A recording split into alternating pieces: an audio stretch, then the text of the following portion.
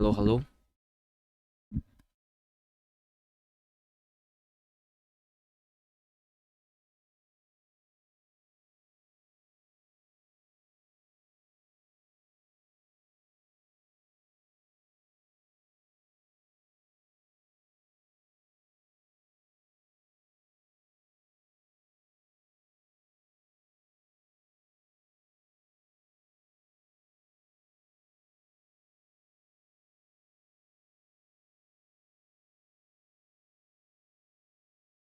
All right,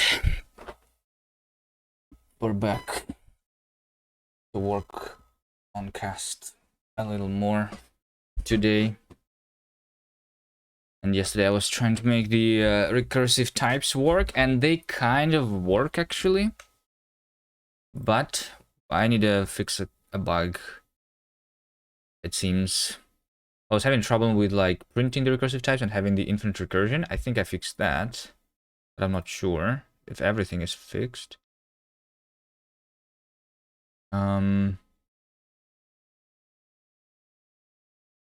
But yeah.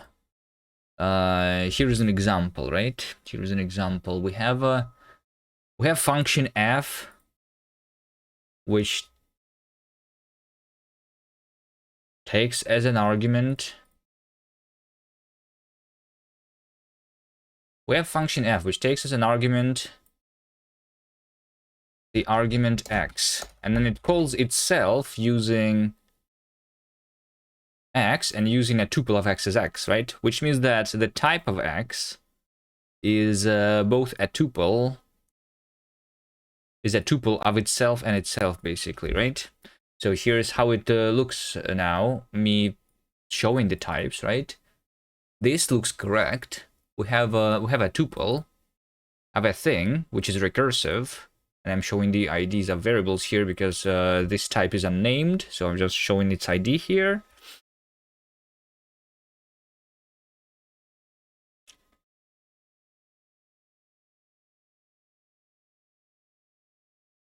Yeah.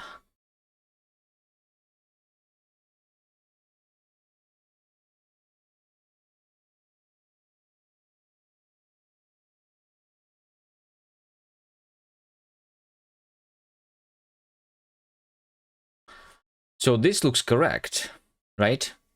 It's just a type which contains recursively itself twice, because that's how we call the function. If I do it 3 times, then the type is going to be that it contains itself 3 times, right?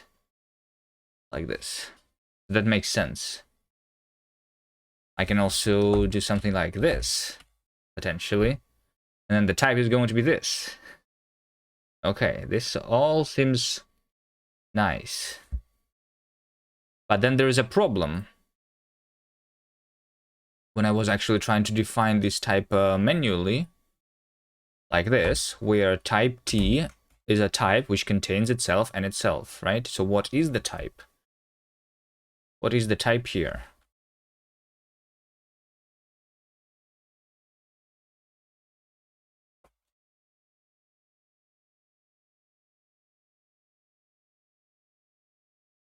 And the type is something like that, which is completely wrong. Well, it's not completely wrong. But what it says is that it is a tuple.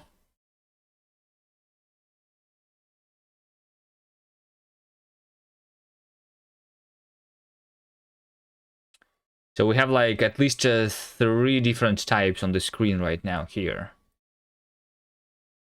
which is very weird. And this is the bug.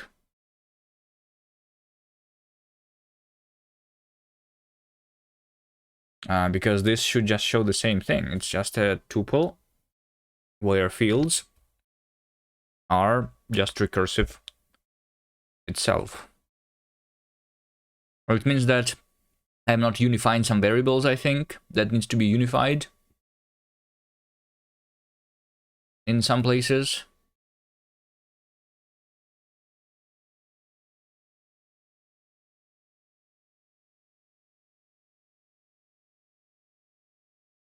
What if I say TT here?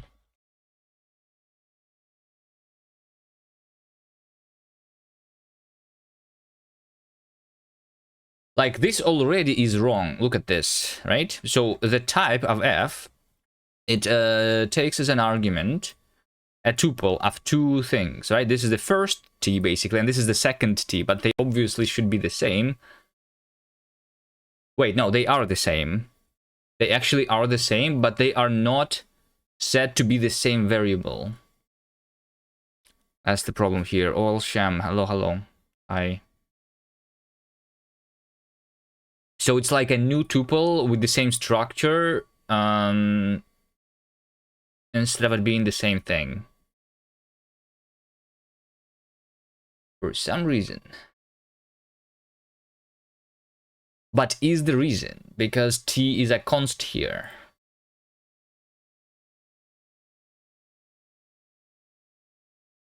Not really.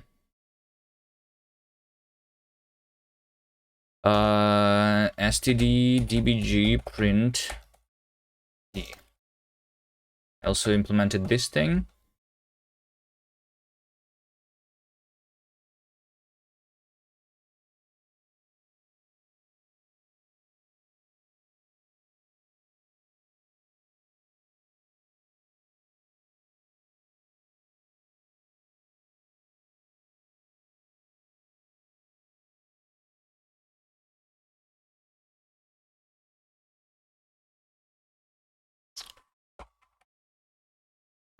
Fixing type inference bug is what is happening right now.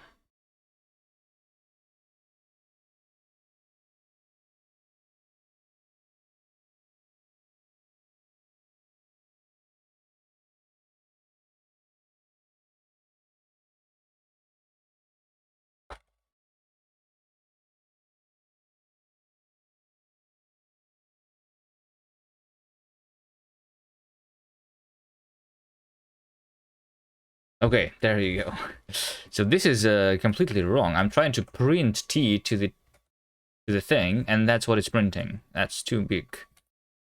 If I comment this out, is it going to have a different thing? No, it's not. Okay. What if this... Let's try something simpler. Let's try to say that t is equal to t. Because then it's going to be just a single uninferred type. That makes sense. Okay. And what if it is a type t, which is a tuple of itself as a single thing, right? Just so that it's shorter. There you go, right? So why it's a tuple of a tuple of a tuple of a tuple, and then only then it recurses, right? Like, this should recurse into the original thing. That's the bug here.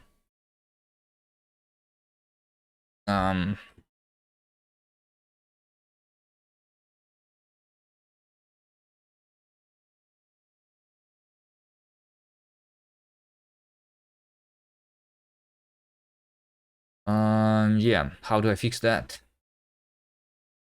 How do I debug this? That's the question. That's the question. How do I debug this? I feel like...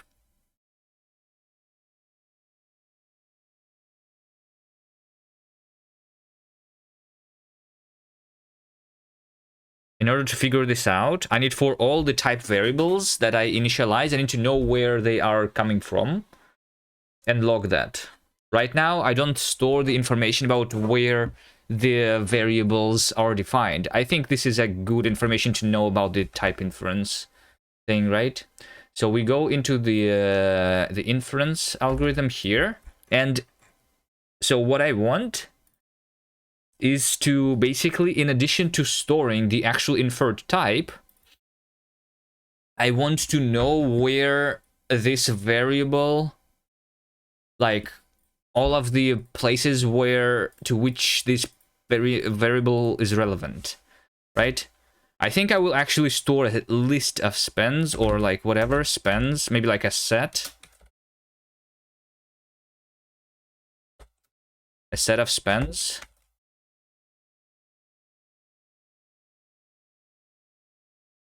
Maybe.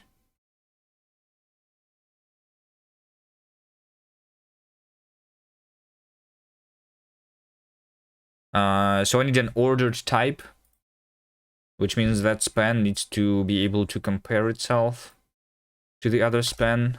Let's compare AB is match position, compare A start, B start with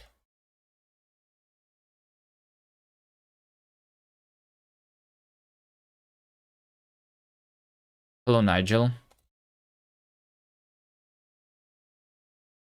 Let C be this. In if C is not 0, then C, else let C be position, compare A finish and B finish.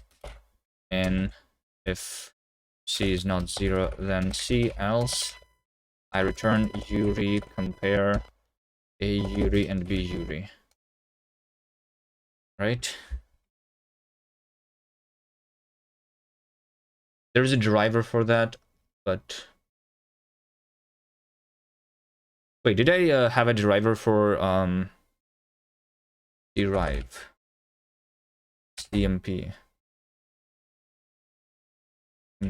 compare?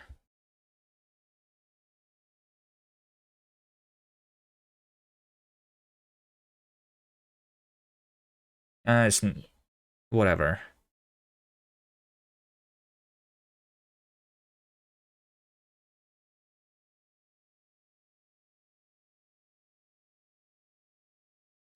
Whatever, I can have it be written manually, the comparison function, whatever. So yeah, when we have a new not inferred variable, now I will always need to provide it a span where we introduce this variable, right? So it's going to have a span as an argument, and then spans is going to be... Maybe I introduce over here the module spans is a set of spans. How about that? So spans is spans empty. No, not empty. Singleton of the span.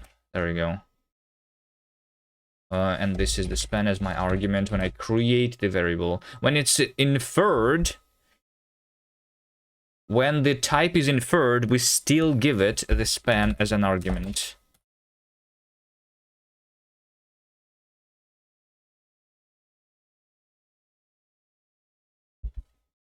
So we have still spans is spans singleton and what's the bug? This is the bug over here on the screen. So I'm just trying to create the recursive type like I did this yesterday, right? I fixed the bug with printing, but then this is what the type is being inferred to be. So as you can see, it's not the type that recursively contains itself like it should be, right? Because that's the definition here. But since instead the tuple that contains a tuple that contains a tuple that contains a tuple that contains a type that contains itself. So these are the 4 outer tuples that for some reason are here, but they should not be here, you know? This is the definition of the type, and these are the 4 extra things that should not be here. Hello, Penguin. Hello, Nerdzel.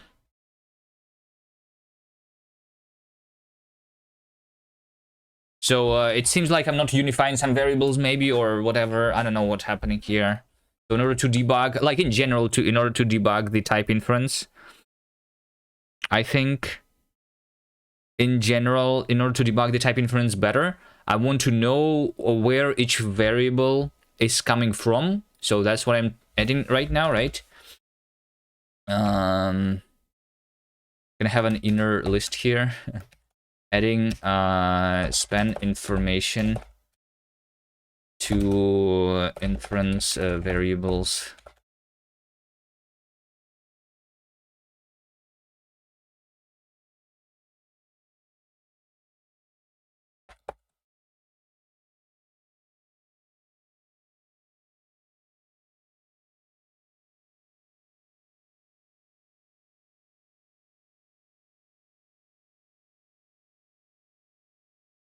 Hello, Major.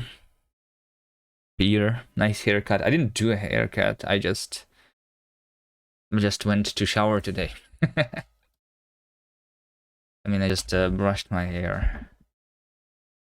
I don't do that very often.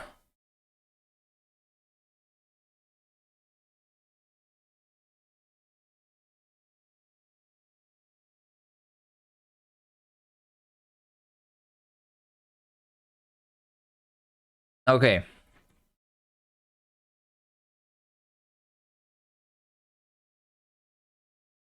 Check. What's check? Check is just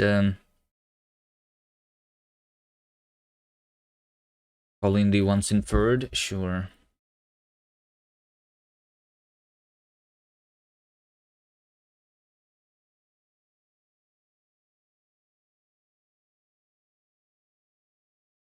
Print a variable. We don't really show the spans here. Recurse ID, we also don't show that.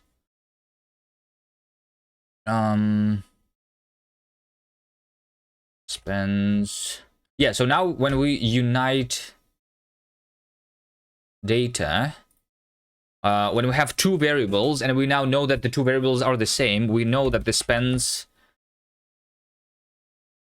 of the first variable and we know the spans of the second variable. Now the united span is the union of the sets, right? So spans is spans merge union of two spans, spans A and spans B. There you go. When we say infer as, unite span, this gives spans is spans singleton span. Maybe over here when I'm creating the thing, it should also be a named variable like that. So for a new inferred and for new not inferred, like this. I make this be a named variable. Okay.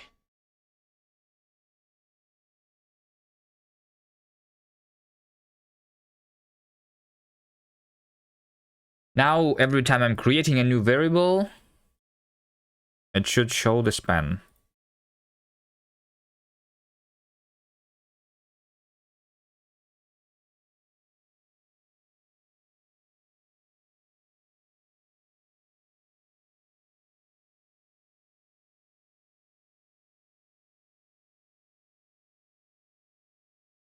When I create a new not inferred, this also needs to have a span. Span. Span. Span.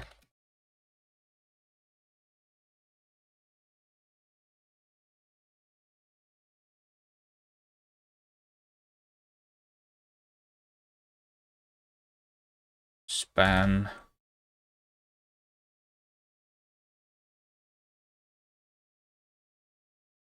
Of list. Span. Inferred span of list span rest.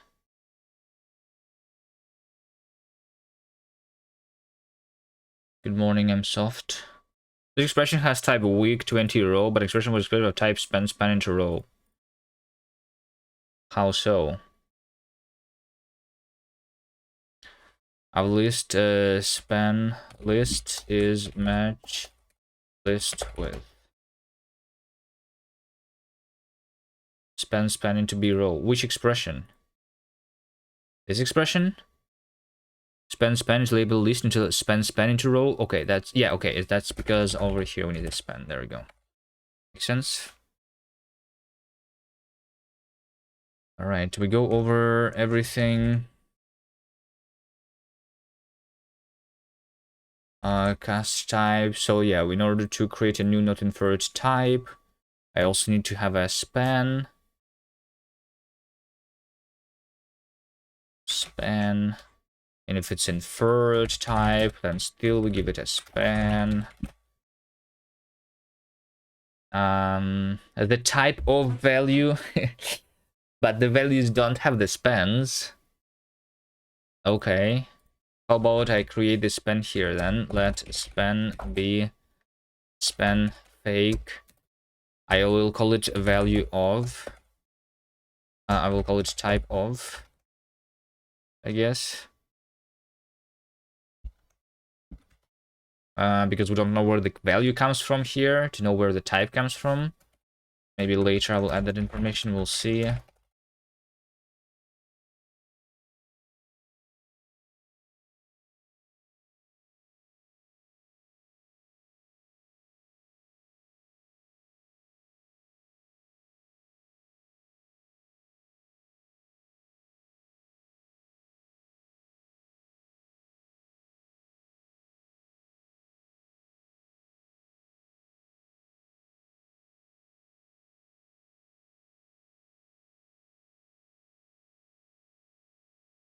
Unused rec flag. Is it actually unused? Let's remove the unused then. Thing. Okay, expect type. Value option. If it's a binding,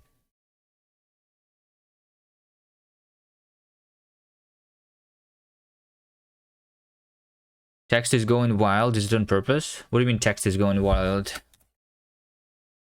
The screen shake? Did you just notice it? Is that what you're talking about? Span is binding. Span.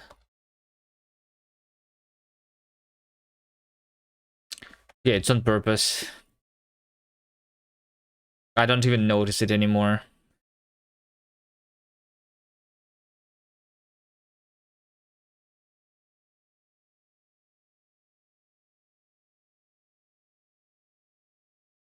Substitute type shape. Type inferred. Oh, and I'm creating like a new variables all the time. Wait, that's what's happening. I think this is what's happening. The substitute binding. I think I found the bug. I think because if I have a tuple here, it's creating a new variable, but it's not saying that that is the same thing. Yeah. But should it be the same thing? Not always. Only if some bindings were actually substituted. I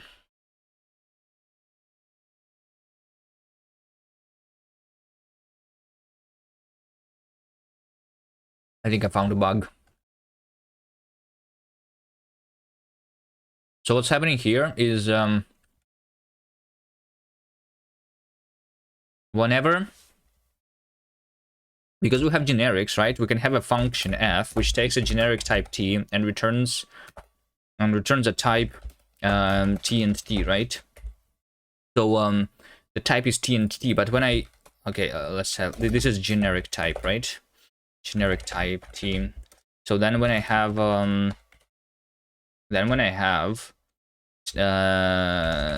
type like concrete type is generic type using the int32 as an argument, for example, right? Then this type we can see it if I do something like that, I guess, right? So the type here is int32 is int32, right? Which is different from t and t. Because when I call this function and I return from this function, I replace t and t with the actual value of t, which was given as an argument here, which is int32. That's what is called substituting the bindings. But I'm doing right now, substituting the bindings literally every time I evaluate any variable, even if it doesn't contain any bindings.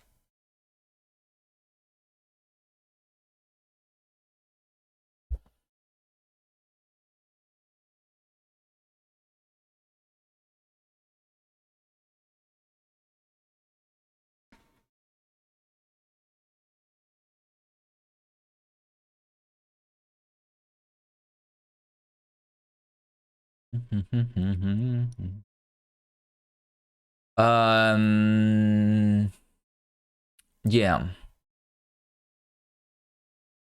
that now makes sense. I may even like undo adding the spend information, or do I add the spend information anyway because it's going to be useful later?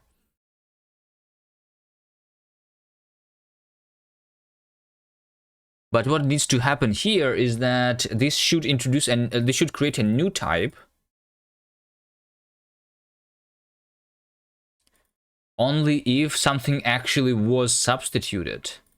So I think substitution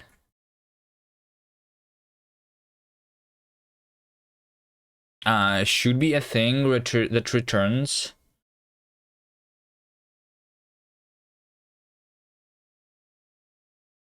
an optional thing. So like, was something substituted? And if something was substituted, then what's the result?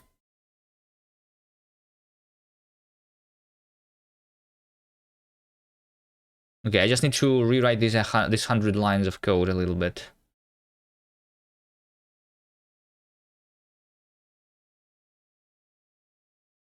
But also, like, substitution is something that I'm not...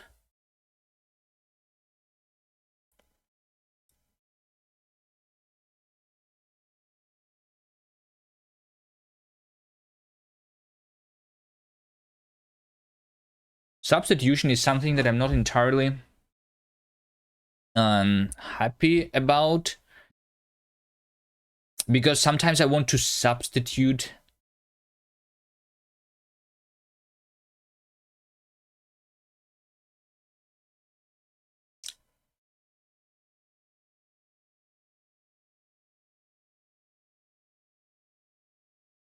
the not inferred variable yet,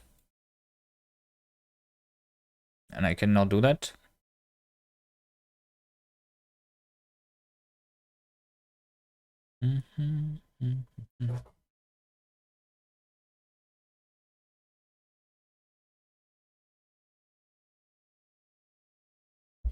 All right, this is a weird thing. I think for now I'll do my current idea of changing the subtype signature of this to return an option, which if it returns none means that nothing was substituted, and then we just return the original type, I guess. Right, so like, for example, over here, right, if my type is a unit or a boolean or an integer or a string, over here I'm creating a new type that I had previously. Actually, you know what, instead of returning an option, what I want to do probably is you know, what if I just add the original type and its shape?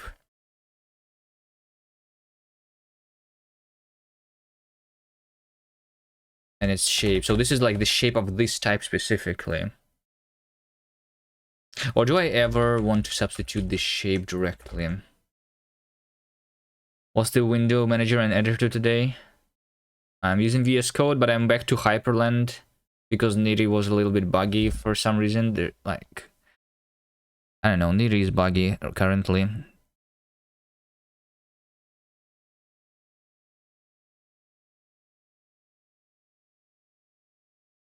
So I'm back to Hyperland. Yeah. I could switch the editor to Vim if you want. Sure, let's switch the editor. Why not? Is Niri written in Rust? Yeah, it is.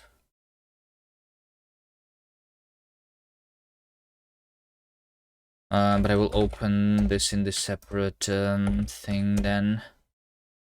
Like that. No, what's important is to get the job done. I don't care about the editor.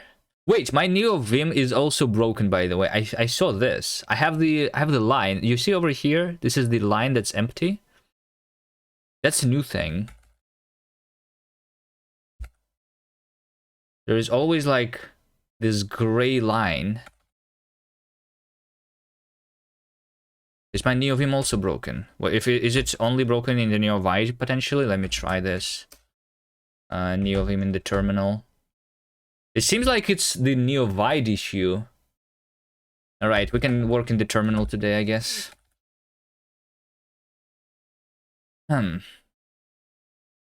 Is Neri written in Rust, and how does it have bugs? I'm not sure if it's like the Neri bug specifically.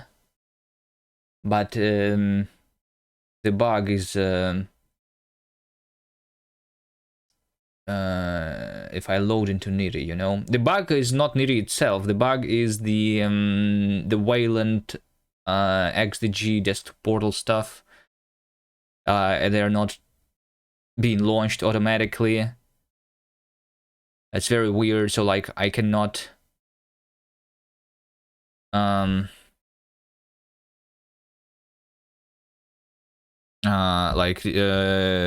capture my screen with OBS in Neri. And the way I get it working is I can boot into GNOME, because I also have GNOME installed on this PC. So I boot into GNOME, then I log out of GNOME, and then I log into Neri. Then I have the thing. But then it's like laggy, and every action takes 10 seconds, like launching a terminal or whatever. I don't know what's happening there. I'm not going to spend time investigating. I'll just wait maybe and try Neri again, like in a year or half a year maybe. First time I tried Hyperland was something similar. Hyperland was really unstable and it was crashing all the time. Like a year ago or 2 years ago, I don't remember when I tried it first time. And there were problems with portals too. No, I blame Wayland. Not Neri itself. Wayland is this new standard which replaces Xorg, and but it replaces it in such a way that makes it difficult for the developers of the window managers, I think. But I don't know. I'm not a developer of the window manager. But it seems like everything is breaking around Wayland all the time.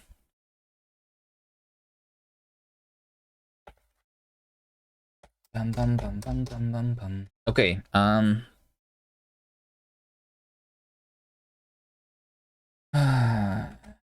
fast run. Substitute bindings. Okay, so I want to initialize the spans here. The protocol is literally stuck in the bike shedding hell. Yeah. Is there going to be a new standard that fixes both Wayland and Xorg soon?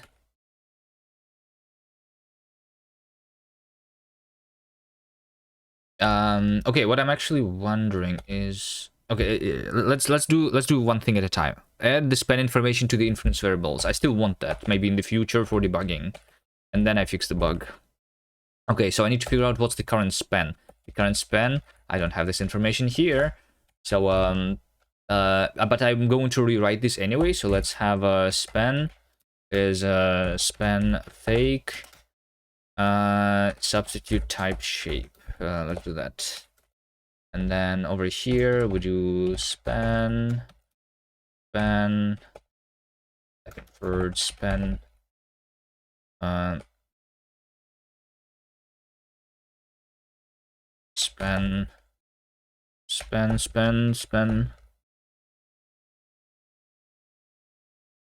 span. That's good. So now when I substitute the row, yeah, when I substitute the row is another thing. What's the spans here?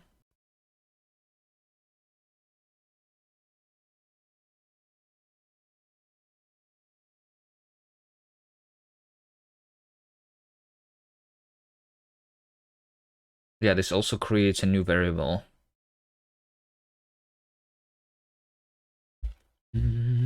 Maybe time to switch to proper Unix OS, like the one from the Fruit Company with their amazing leader, Tim Apple, and the God Jobs.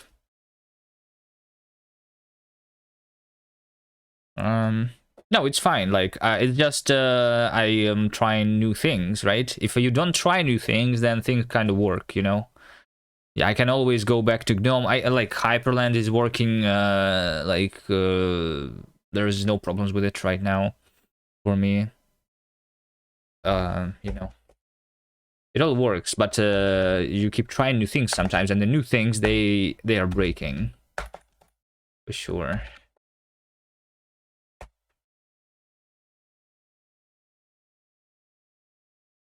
When Mac's newest update is buggy as fuck. Yeah, I don't know. I stopped using Macs 10 years ago. I didn't have a Mac in 10 years.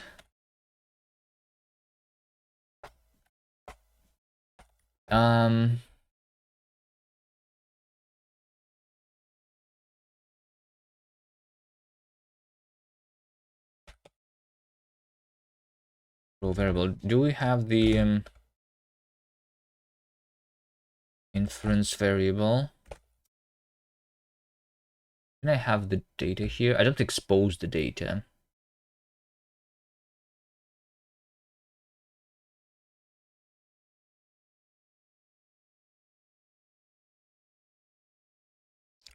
Is it new developers wondering why newer software has always more bugs? I don't think it's because of the new developers, but I mean, they are new developers. As far as I understand, the Hyperlens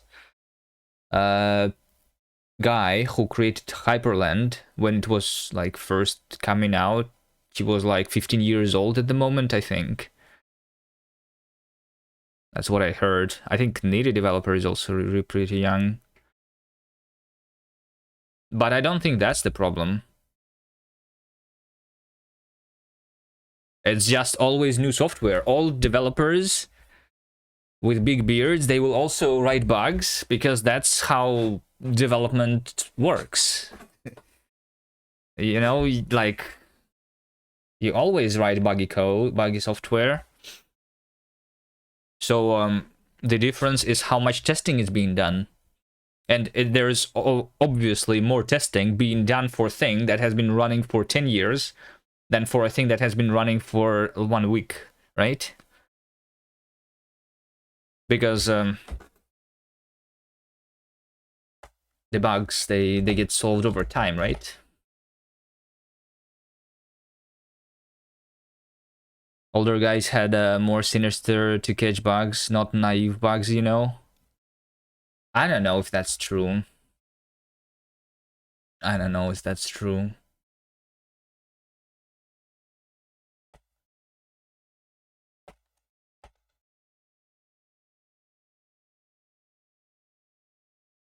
Okay.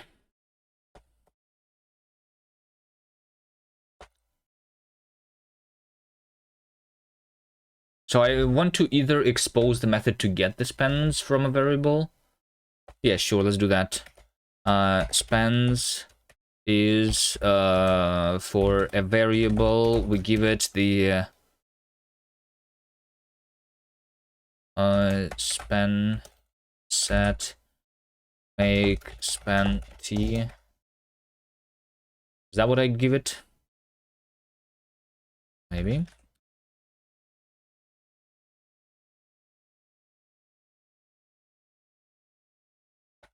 So then I would say that spans of a variable is let data be find root variable in data spans. Right, there we go. And so now here, I know what the span is, right? I can say row variable, inference variable, spans into spans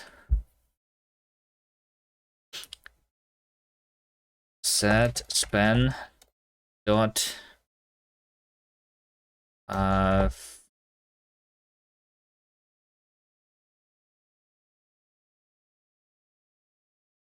set make. What do we have there? Height, val, add. There's a minimum element, I guess. Minimum element, smallest element.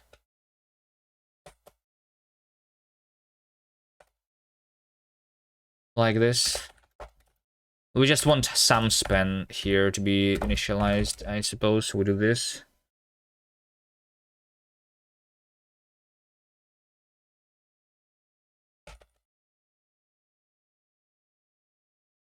Is that not working here?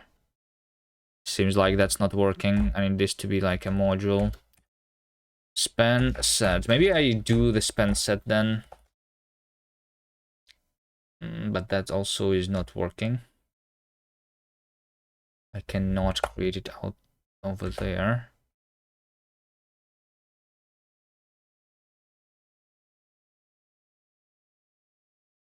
Span set.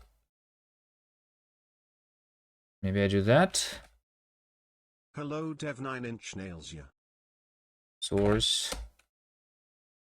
And I have this module. Span set is set make span. Maybe. Module spans. I'm going to just use then over here the span set. Span set. Span set. What if TTS say? Did TTS say anything?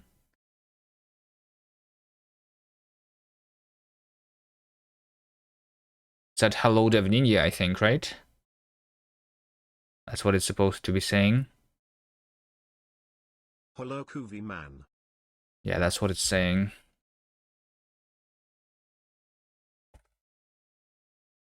But I had my my audio off. Now I should hear it. Hello Dev Ninja.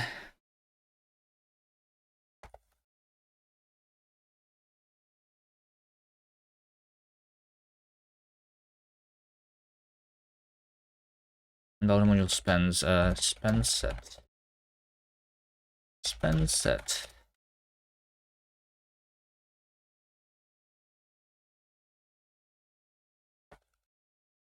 Okay, so now when I do inferred, I do span. Like that. Okay. Is that it? What's wrong with syntax highlighting here? Hello? Is this the NeoVim issue? Or is this the LSP issue? What's happening here? And why in the search window everything is just green? What? That's why I am using VS Code, by the way. That's why I don't use Vim that often. But something went wrong here with syntax highlighting. Looks like misconfigured NeoVim. I don't know. That's probably a buggy plugin.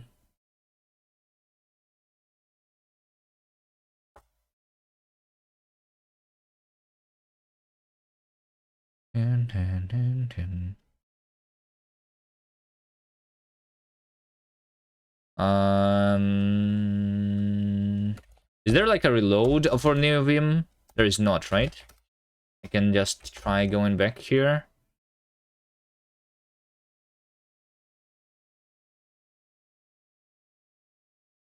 No, I wait. See, this is still wrong. Is it the syntax highlighter that's wrong? It is still broken.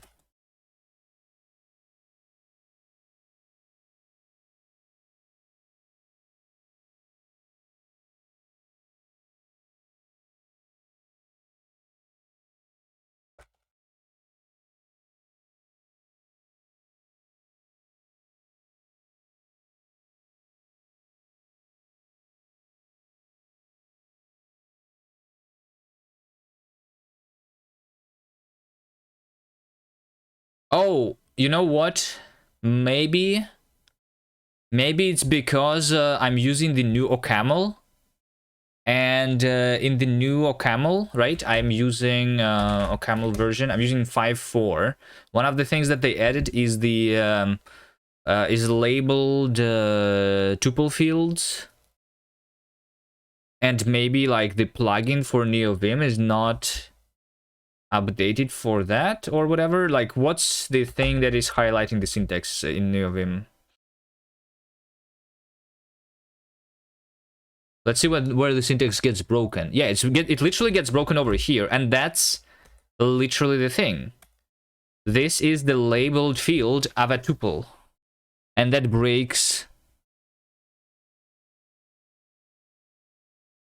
Or is it? Wait, because this over here is also a labeled field of a tuple, and this over here is also a labeled field of a tuple.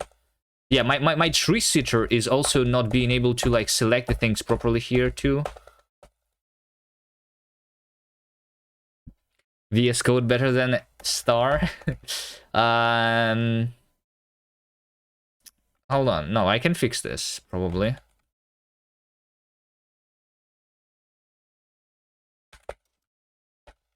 Let me see. NeoVim. OCaml. I'm like for the OCaml, the only thing that I'm doing is I'm setting up the LSP of OCaml. That's it, right?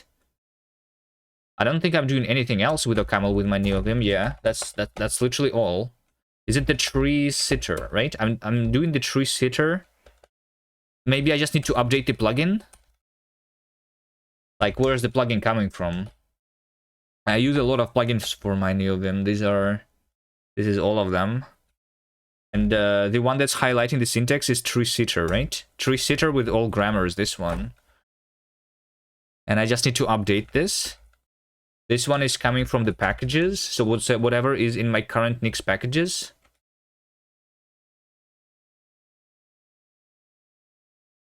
Do they even update it?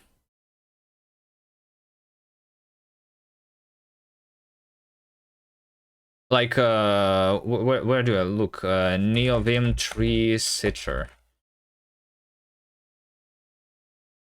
This thing, right? That's what I'm using. The last update is 6 months ago, but the OCaml 5.4 came out later than that, right? Just use VS Code again instead of figuring it out? Yeah. But the reason it works in VS Code is because in the VS Code, the syntax highlighting is handled by the plugin, and the plugin is just being updated automatically for me, right? Yeah, I think this over here in the NeoVim is actually like kind of a problem, that there's a single plugin that's managing all the languages, so it needs to be updated with the new language syntax, and then I need to update that plugin, right? A Raider viewer told me that they spent 150 hours this year to configure NeoVim. They check they use main branch now, but why didn't they like they should change the default then? Like they should change the default branch to be main then. That's a setting in the thing, right? Okay, 4 days ago. So maybe if I look in the comments, I can see OCaml. So they updated OCaml Lex on November 8th, when OCaml 5.4 came out.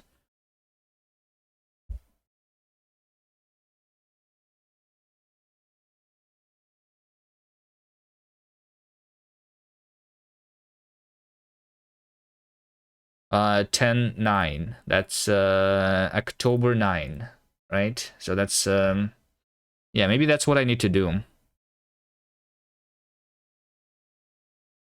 Did they bump the version or whatever? Like how and then NeoVim tree sitter. Vim plugins NeoVim tree sitter. So version is 2025-0430. So that's the old one. I need the newer one, which means that I need to get it from the unstable. But in the unstable, in the Nix packages, it's also the old one. Source. Like, do I need to patch the Nix now to get the newer version of the thing? Because that's how I'm getting the...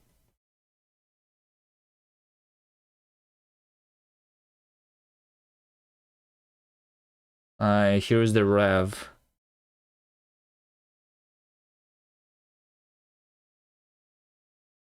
How do I figure out what rev this is?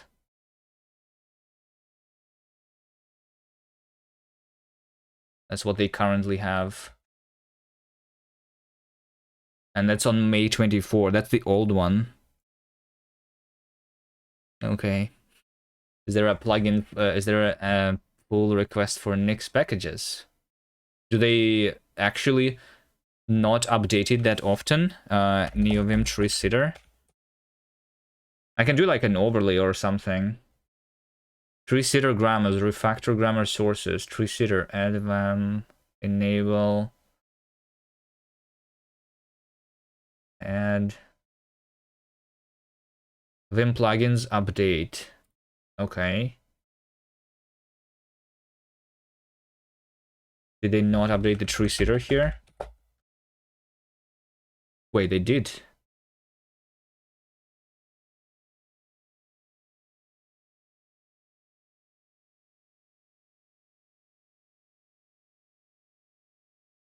They're doing things from scratch here then? Maybe let me try. NixOS having JX having old software but to use Arch. Maybe they use the like the tree sitter grammar is handled like separately in Nix. Yeah, and the tree sitter itself is just like the library or whatever that don't need to be updated or something. Let's see, like I have packages unstable here, right? So I can do NeoVim tree sitter packages unstable, maybe. Use unstable NeoVim tree sitter. Let's see if that works. Actually, I'll just do over here nix run. X files NeoVim. Wait, what?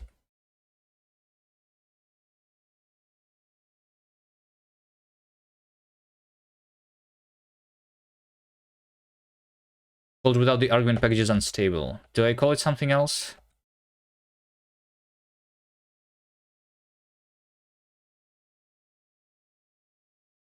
Oh, because in the flake I'm not calling it. I see. Yeah, that makes sense. Inherit packages and packages unstable then.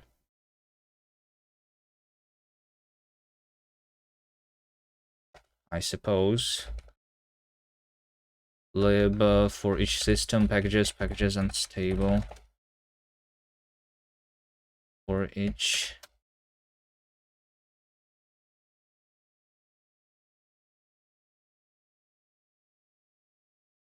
Import lib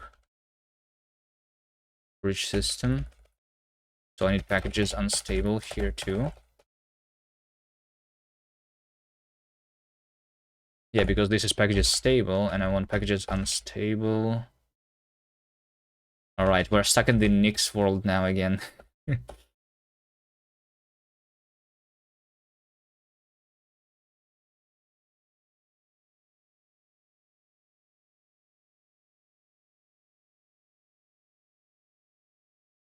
Okay.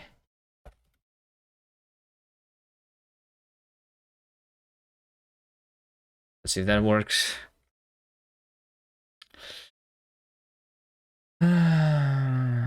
Attribute NeoVim tree sitter is missing. Yeah, that's right, because NeoVim over here, because it's packages unstable dot vim plugins dot NeoVim tree sitter, right?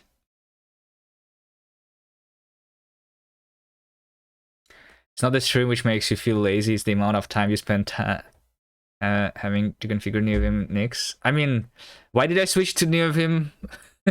Someone asked why. We can blame them. Why was I using VS Code? That's why. That's why you use VS Code. Well, I mean, technically, if I was not on Nix, and then doing this would be easier, I suppose. But yeah. Like if I was on Arch, for example. But then it would break at some point. What do we do?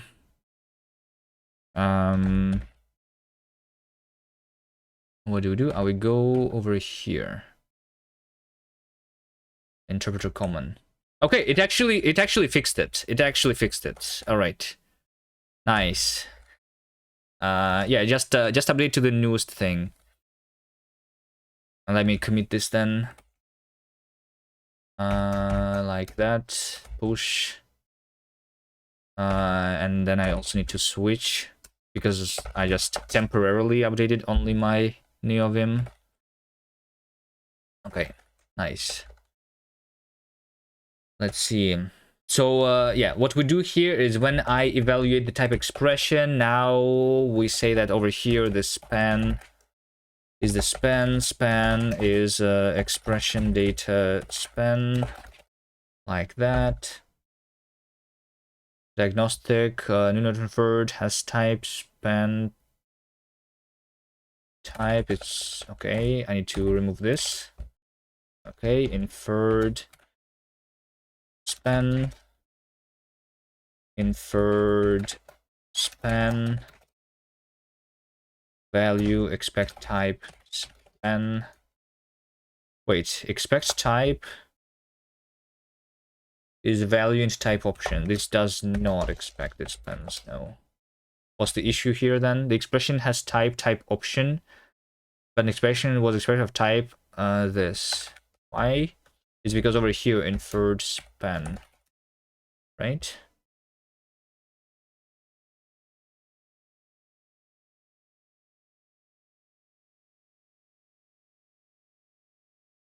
Okay.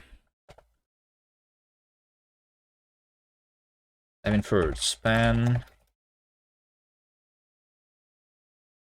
Type inferred span row of list variant span inferred span. Is that it? Unbound module scope. Oh, nice. The LSP is showing me fake errors again. This is the actual issue. Span. Type inferred span. Okay.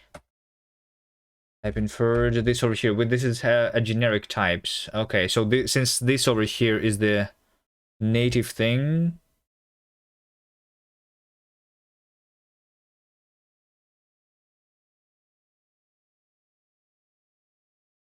So this is going to be span is span avocamel position, right? How do I surround things in NeoVim? I have the is it MS opening brackets? No. Okay, let's learn a little bit of NeoVim. I have the surround, NeoVim surround. Let's see, NeoVim surround. It's different from the Helix bindings, is it? YSIW. And then, yeah, because inside the word, this. So YS is for the surroundings, right? And what's the dollar means? Like the end of line? Delete.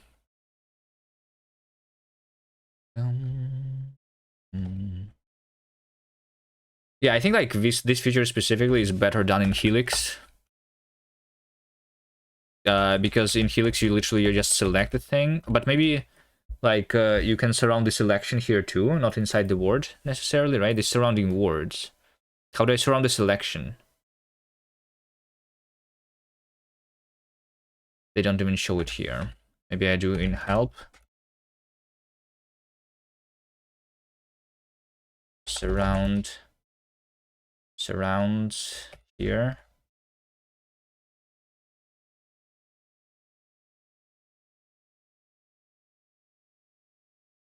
What? This is Lua? On the keybinds. Key maps. The default configuration is as follows. Insert, normal.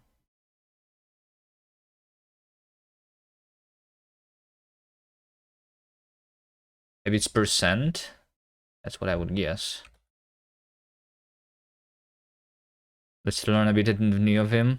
That's still one of the reasons why I switched back to VS Code. I mean, it's nice using the... Yeah, because I don't want to surround the word is the thing, right? So YS...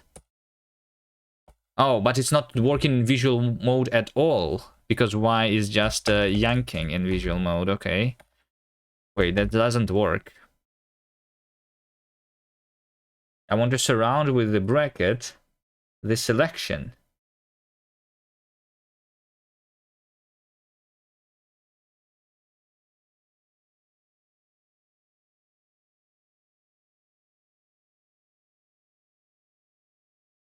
Selection.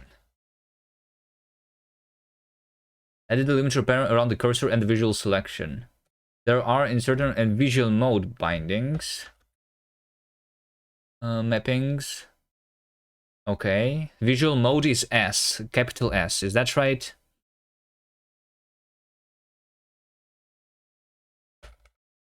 Yeah, so we just do this as that. Yeah, that makes sense. Okay, so I just select this thing.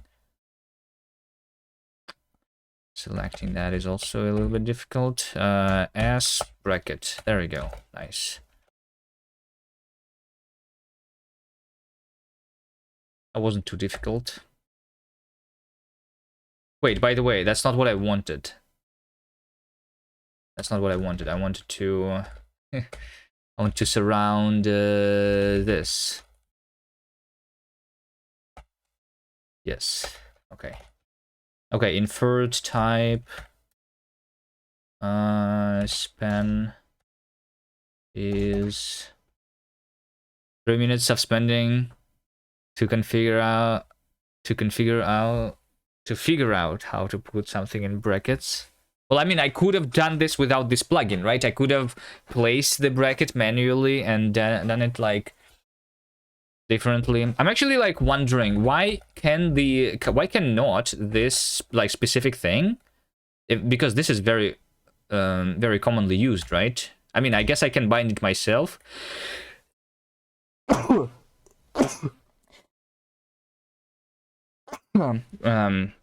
But I think there should be just a binding when I'm in visual mode. If I press the bracket, then it just surrounds it in brackets, right? Just like in VS Code. Because normally the brackets, they do something. They go to the next definition or empty line. That's what it seems like in the normal mode. Okay, span here is going to be span of a camel position. Like in VS Code, why don't you use VS Code then? It's fine. I'm probably going to switch back to VS Code in a second. Let me just do a little more of NeoVim. It's fine. I like NeoVim. Sometimes.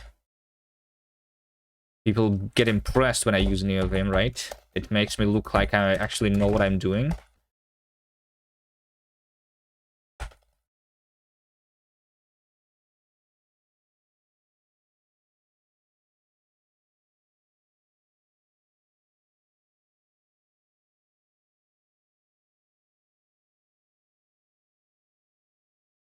Aura farming, yeah. Start using Nano. Is there any person who actually uses Nano? Do you use Nano, Ves? No, you don't. Also, as you can see, I switched back to Hyperland because Neri was bugging out. The desktop portal is not working. And, I don't know. It lags for some reason.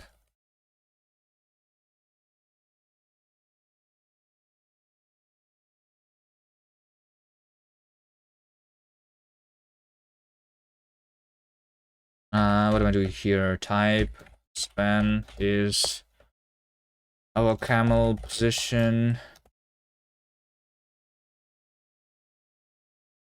Same here. What's that now? I like using NeoVim. This is fine. Yeah. Well, this is fine for sure. Type new, not inferred. Span. Auto camel. Position.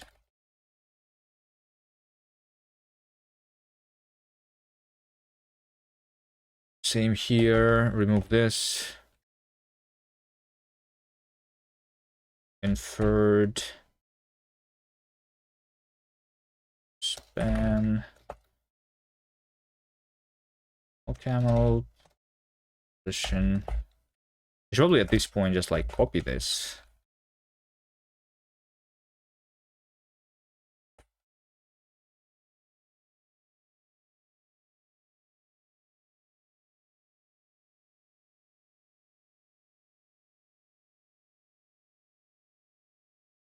What is this saying?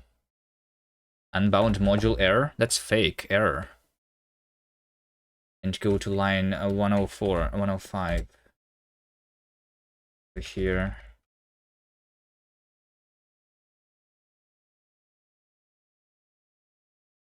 Turn.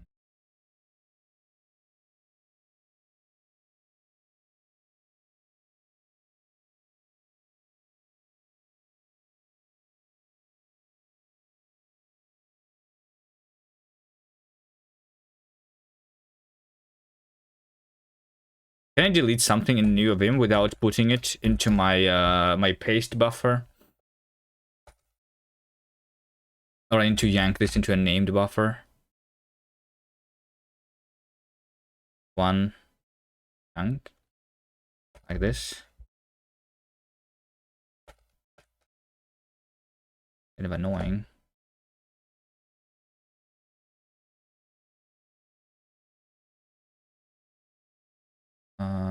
A bunch of other fake errors here and here. Here.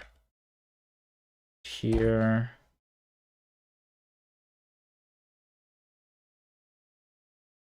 Here and here. Here. And there.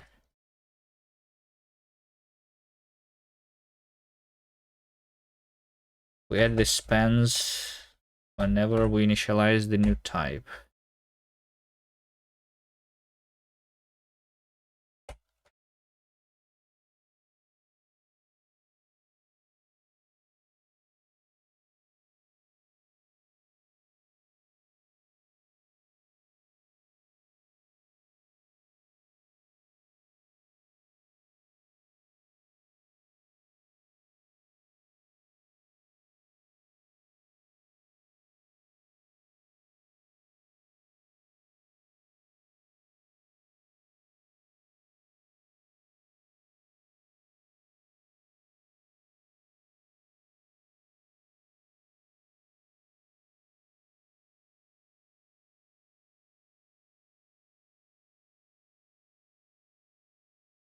How long is this file? This is already line 400.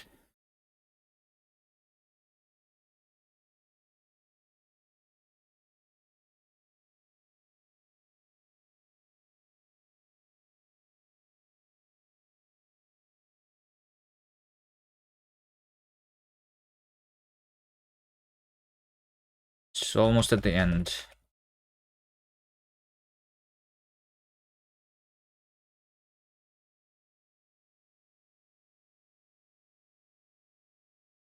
Wait, is this all? Yeah, I think this is all in this file. Okay. How do you restart the LSP? LSP restart. Okay. Now this stops showing me the fake errors. Okay, nice. And we have this. This is the compiler. When we have a binding, type new, not inferred. Span is from. Like that. Then we have this. Initialize expression. I have span here in scope already, so just do span. Type inferred span. inferred span. Type inferred span. Type inferred span. Type value expect type. Some type. Type. What is this? Expect it to be span. Why are you saying that? Inferred type. Inferred type is this. It's because I return over here without calling span, and over here span. Type new not inferred. This is initialize assign. I also have the spanning scope here. Type inferred span.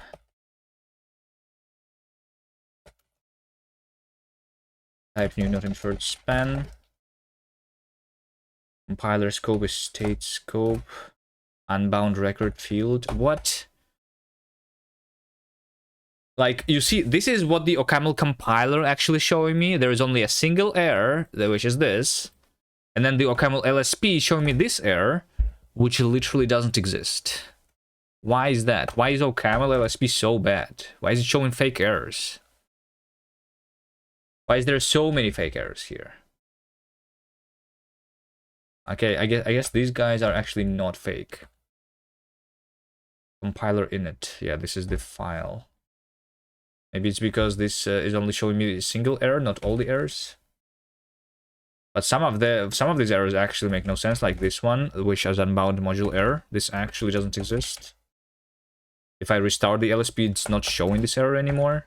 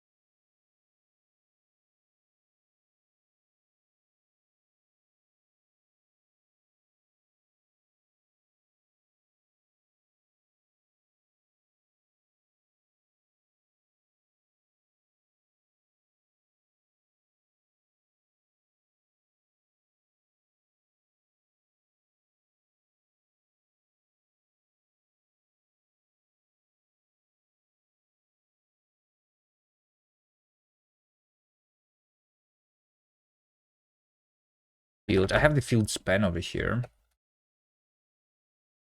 In this case, this is the type of the field.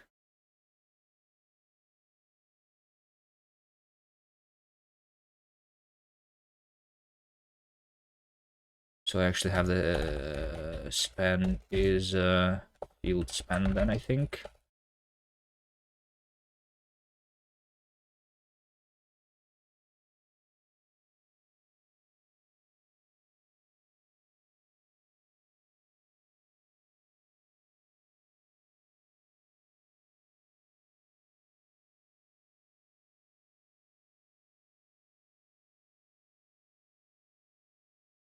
All right, use.star span.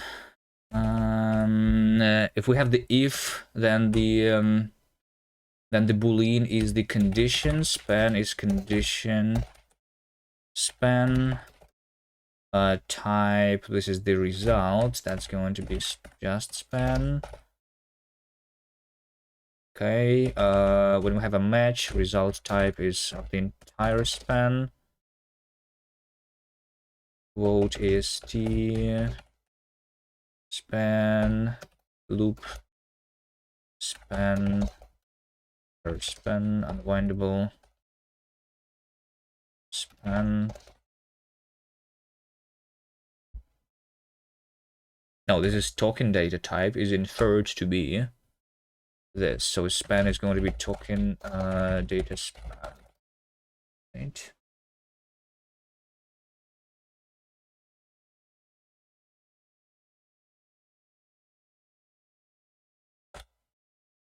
Expect inferred as expect or unite span. Okay, whatever. Target dependent result span type inferred. This is what a boolean. This is the condition. So this is going to be span is condition data span. Inject context. The result is just span. This is unwinding token. Span is token data span.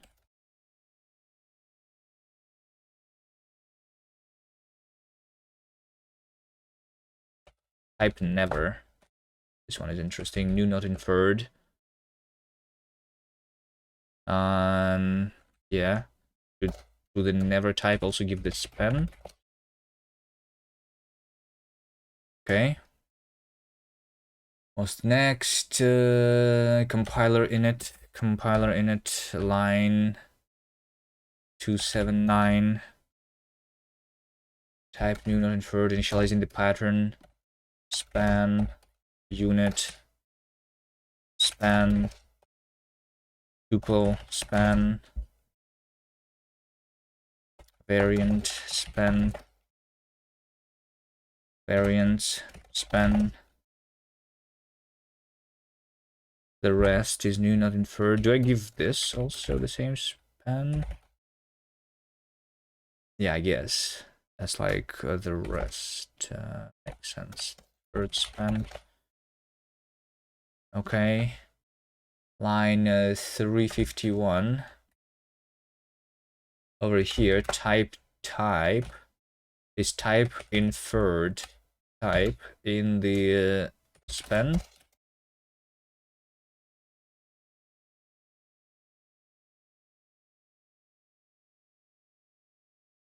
Unbound value span.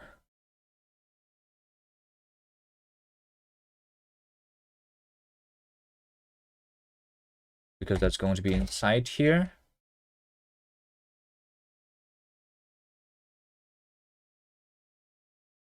Then we go to compiler, line 50. When we evaluate the type expression, we say that this should be inferred as type span, type expression data span, core syntax, placeholder,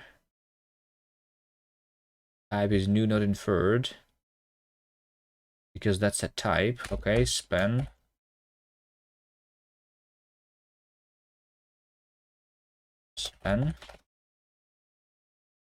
okay.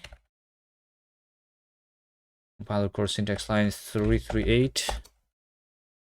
What is this? This is the core syntax function. When I'm defining a function, we know that the argument type is a not inferred originally, with span being argument span. And then the result is span, which is going to be result option map or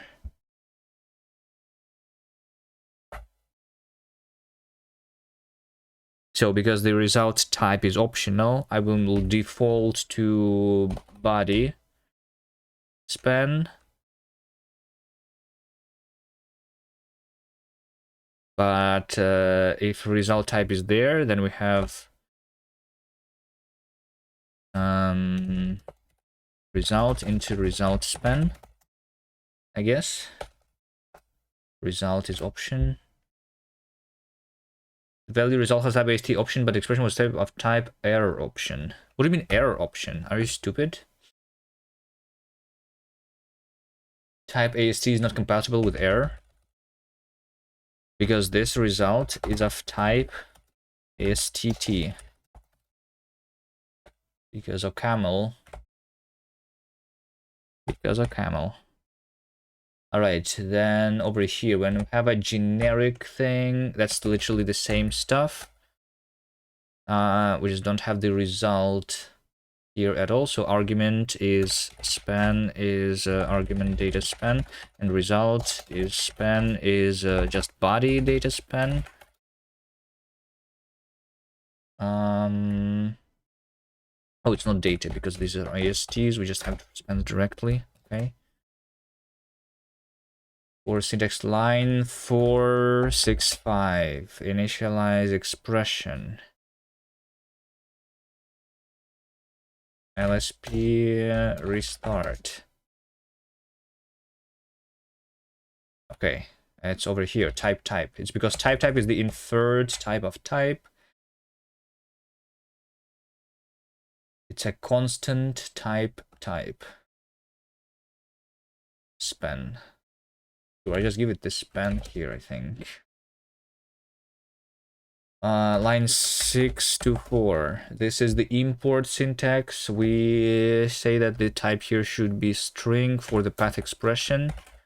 Span is path span. All right. Line 677. That's for the include, same stuff. Span is path span. Line 790, a native thing, similar stuff. Span is expression span. Line 996.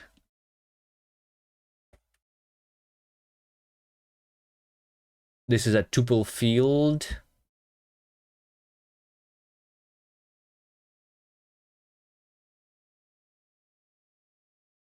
What is this code doing? Hold on, this is a tuple field. Yeah, I saw the type, the value. So in this case, I'm initializing the field of a pattern.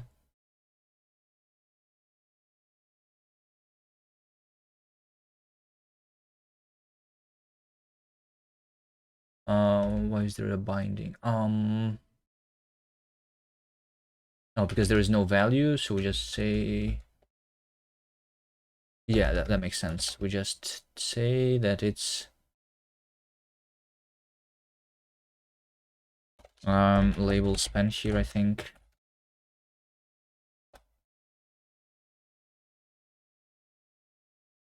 Label EST span then, right? Okay, next line 1151.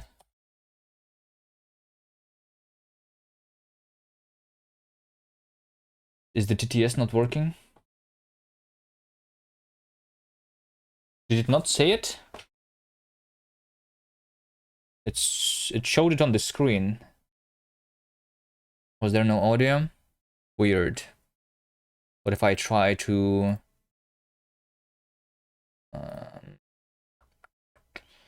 anyway, I'll just read it. I see your development of programming language. You have a repository for it or something? Yeah. The repository, we have a website for it, just like Nigel used the command, and the repository is here.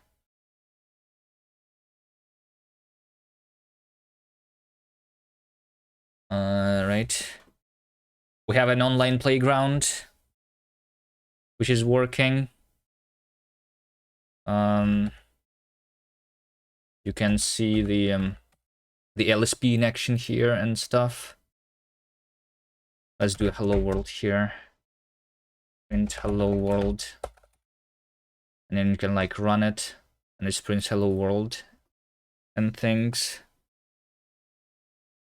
Yeah, the website has some information that is maybe outdated or maybe a little wrong, but if you are interested, you can read a little bit there, or you can just ask questions in chat and I'll tell you the answer to your question, whatever it is.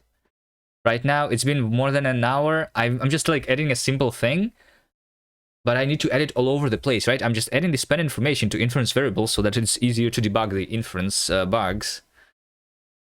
And this takes so long. But maybe it's because I'm switching here editors instead of sticking to my VS Code. All right, that's okay. Span. So this is use.star syntax. I want to say that the expression that I'm using as the not inferred type. Okay, span is used span. Okay, line 1214. This is comp time expression. This can span is expression span. 1299. This is implementing syntax, type function, argument. I don't have arguments here though, right? Span. Let me just do span avocamel position here.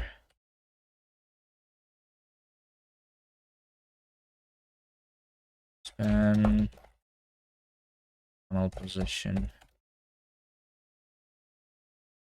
For syntax 1340. Still the same stuff. Evaluate to string the name. Span is name span. Evaluating. Over here I have a to do even. What is this? This is the implementation itself. So I'm evaluating the implementation. Okay, sure. So I guess the span here is implementation span. Uh, 1575. Scope with target. We're injecting a fake binding here, so this must be the one avocamel, I guess.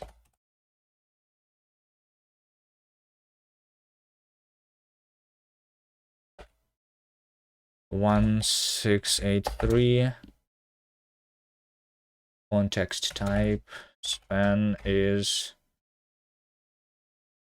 context type span 1720. Current context type span context type span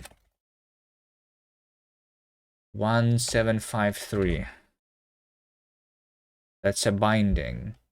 That's just like when we refer to a variable.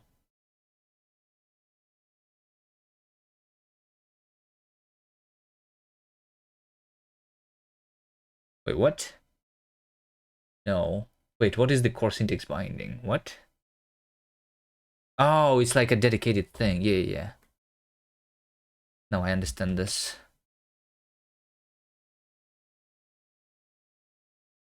Just span.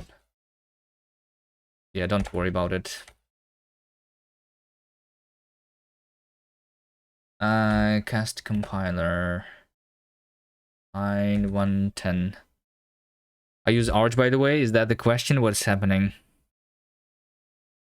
No, I use Nix, by the way. I use Nix BTW. Arch is nice, but I moved past that. Compiler.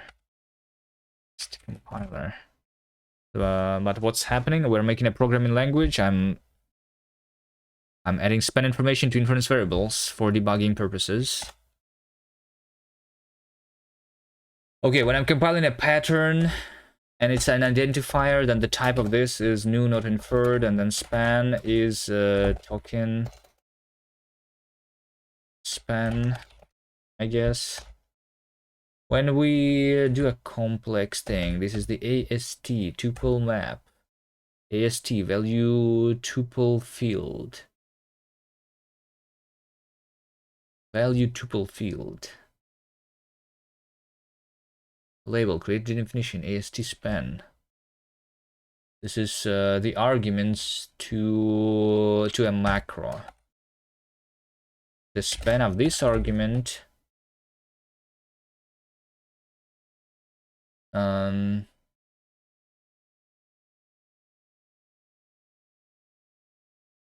oh no, I do have AST, right? It's just yeah, because that's the child, so just AST span here, I think.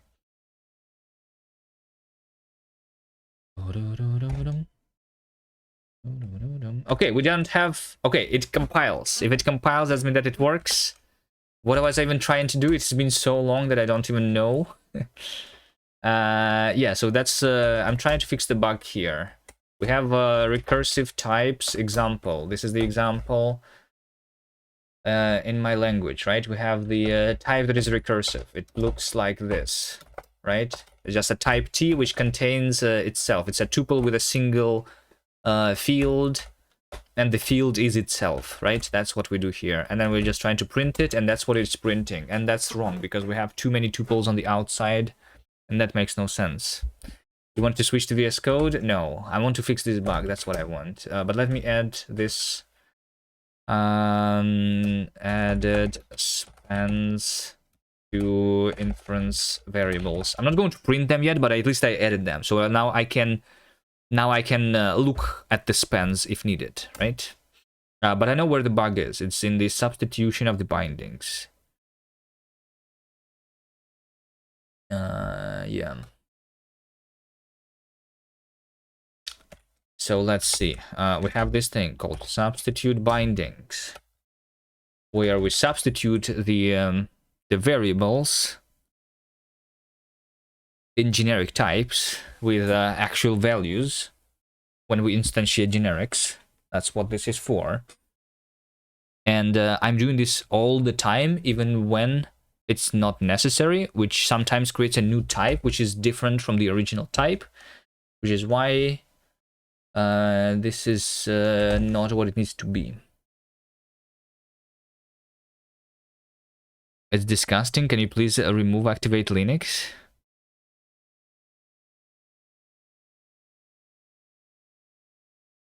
What do you mean? To remove it, I need money, and I don't have money. I'm broke. I cannot afford the license.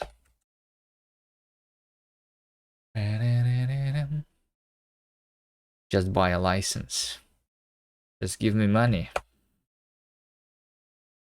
Okay. So yeah, like I said, this over here, substitution, it needs to happen only if there is actually something to substitute. Touchstone Gold, thank you for the Prime. Is that you giving me money to buy a license? I'm not sure if that's going to be enough. But thank you. I know, but now Helix.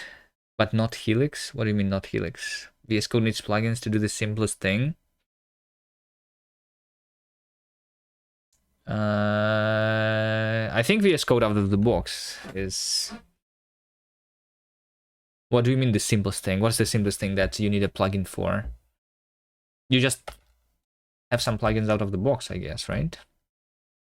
Or do you mean the LSP? Like for every language that you're using to install a plugin in VS Code? And in Helix, it's already kind of configured.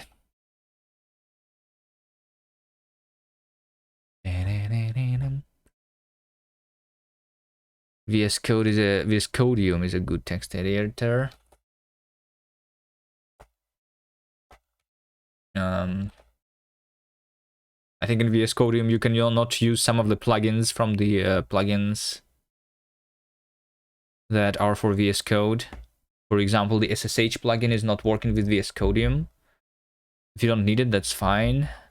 I'm using it sometimes though. I like being able to SSH with my VS Code and work on a remote server.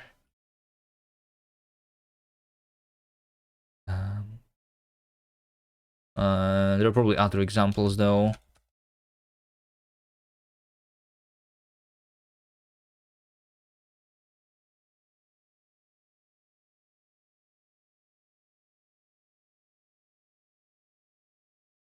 All right, yeah, so here's what we need to do. We need to substitute the things only, yeah, so we have something like this, right?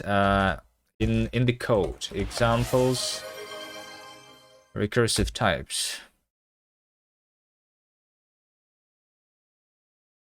How was the Hive train started?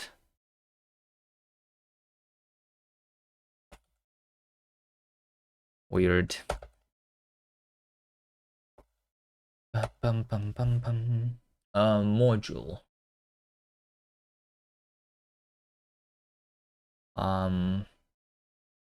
Yeah, so what's happening right now, every time I evaluate an expression, and this over here is a type expression, I'm trying to substitute the bindings to see if there is anything to like replace with an sexual value. But it needs to happen.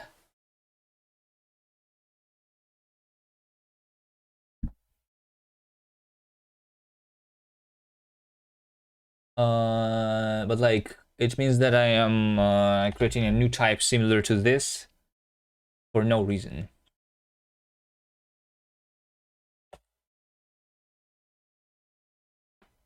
So for that reason, I will still be doing substitution every time, but the substitution will return potentially the original type. Right? So when I'm substituting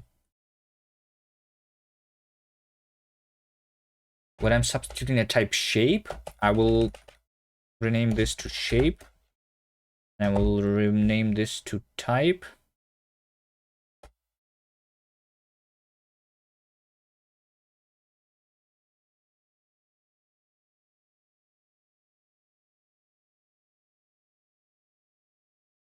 So I'll add the original type here. When I'm substituting the type shape, I will give it the original type. And then that is the type that I'm going to return if nothing is changing. So for example, if we have a unit type, then I don't need to create a new type. We already have existing one. We just return that. If we have a tuple,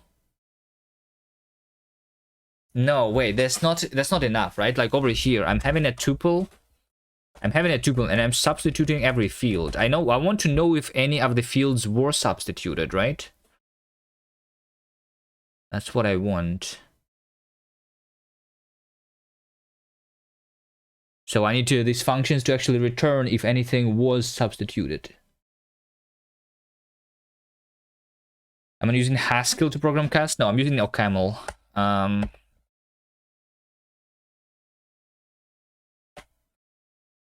Currently. This on the screen is OCaml.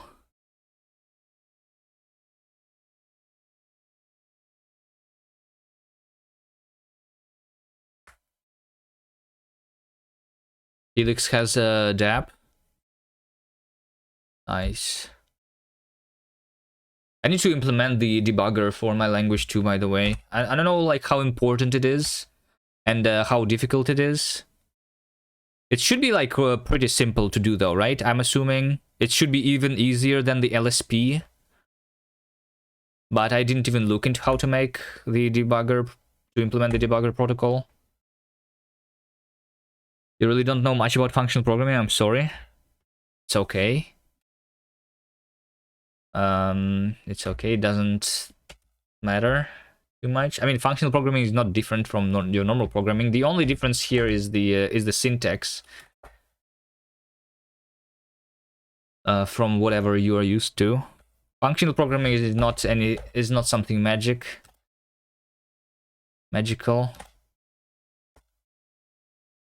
It's just this over here is a function. This over here is pattern matching. Pattern matching exists in other languages which are not considered functional.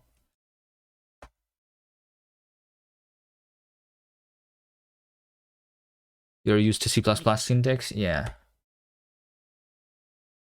Syntax-wise, it's really different, but semantically, it's...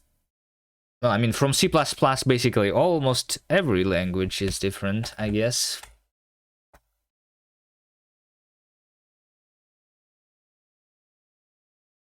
But still... I guess you don't really do pattern matching in C++. But yeah, this would be something similar to std variant if you use that. So you have a variable which can be one of the multiple options, and then you see what option is it here.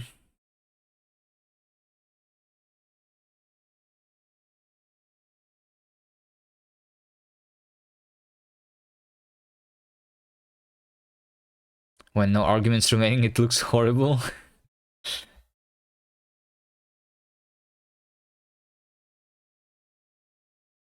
The argument against the vims and helixes. Coding RAM. Hi, welcome. So, okay, so I think what I want then is to actually return an option. So we return an option, and if we return none, it means that nothing was substituted, right? That's what I do. So when I substitute the type, this will also return a type option. And in the case that this is the type variable, so this is a type variable that is not inferred, we just return none. There is nothing that I can substitute. If we do this, then if the type shape, if this was substituted with something, I'm going to match the result of the substitution, or not match. I'm just going to do this, and then into option map. This is the wait, not even option map. That's literally what I return, right? Because substituting the type shape gives me an option whether something was or not.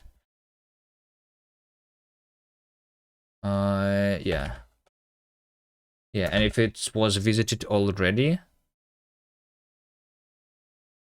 this thing,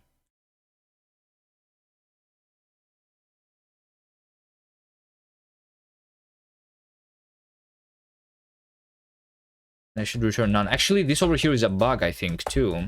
To do use previous substitution.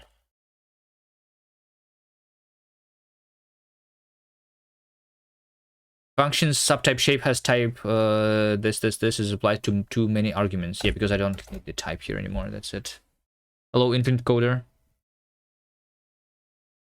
Am I working on tuples today? No, I'm not working on tuples. I'm working on making typing. I'm trying to fix an inference bug that I have right now, which is with recursive types. And with the way I'm doing this substitution,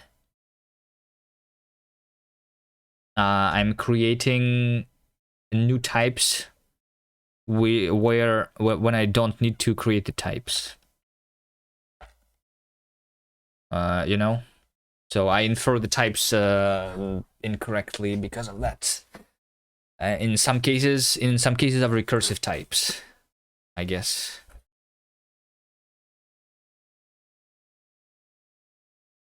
So it's not specifically about tuples, but tuple is how we can, is how I'm like seeing it right now. By using a tuple with the field being the type itself.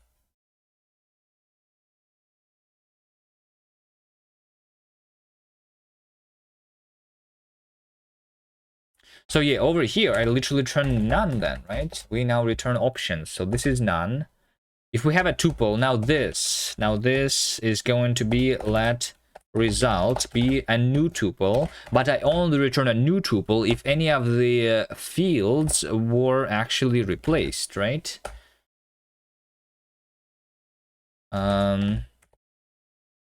Okay, so I will actually use like what? I will use mutability here. So like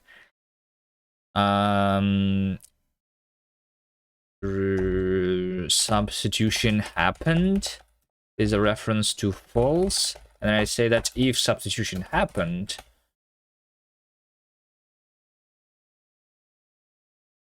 If substitution happened, then I actually return the substituted result. Otherwise, I return none, and this is going to be some. Right? That's what we want.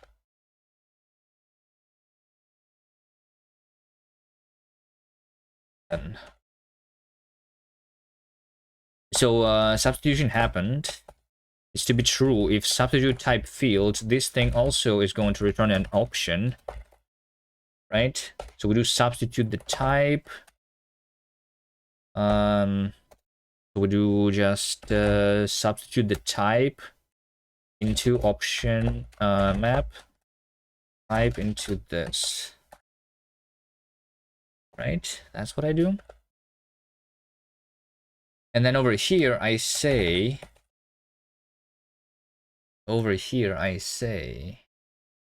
tuple map function field into match this with some substituted field. Then we return substituted field. If it's none, then I return the original field. But when I return the original field here,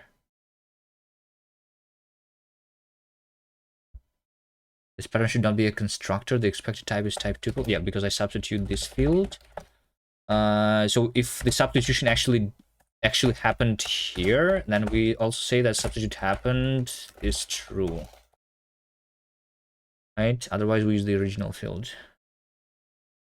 How long have I been programming in OCaml for? Not very long, a little over a year. I started writing in OCaml because when I started making this project, it was originally just a way of me to learn the language. So yeah, just a little bit over a year.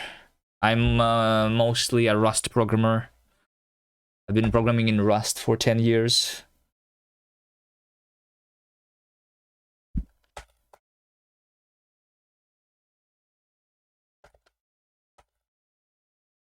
The only reason I'm using OCaml here is because of Rust compilation times. They are too slow and OCaml is compiling instantly. Otherwise, I don't really like this language that much. Rust is better.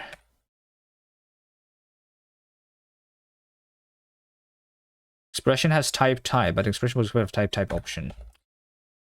Okay, so we have a variant, right? We substitute the row, and when I substitute the row, this also will return an optional thing. Substitute type function. This returns an option. Everything returns an option.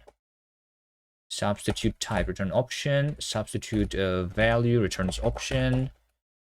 Option.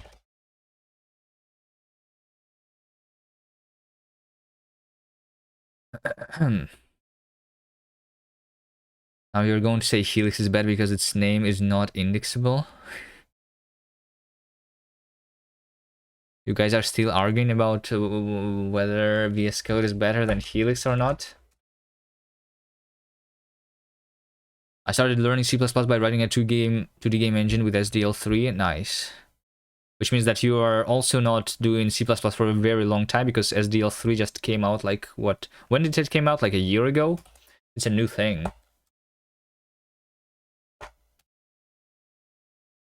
Right? Are you using the SDL3 GPU things with their own like shading language or whatever? Yeah, it came out actually this year, yeah.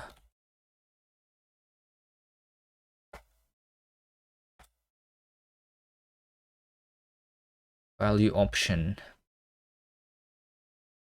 Okay, actually, in this case, I return none, by the way. In this case, it is very similar. We say that let substitute happened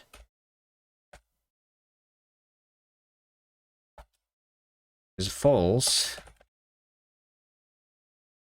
Then I say that let result be this. In if substitute happened, I always do this. I do a semicolon instead of in. If substitute happened, then result otherwise none. then some result like this. Okay, and then over here we tuple field. Let value is substitute value type field, substitute type field.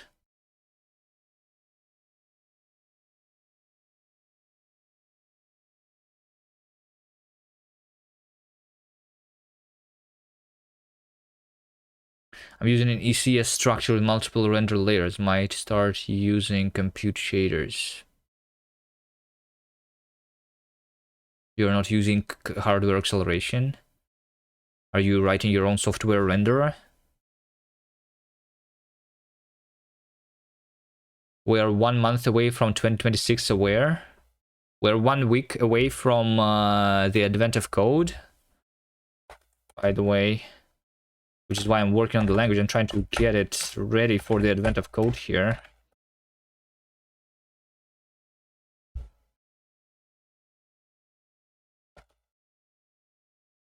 Let value, sub value, state value. I'm going to match this with some new value, then sub happened is true, and new value, and if none, then old value. And then so yeah, this is the value type field.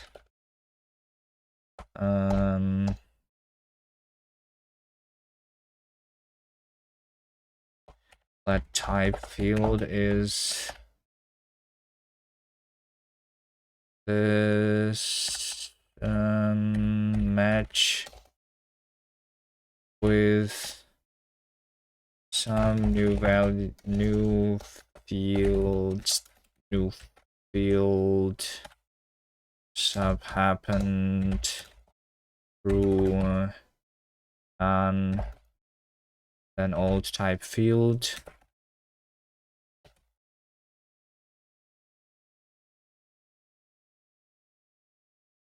Is there a syntax error here? Oh, I removed this in.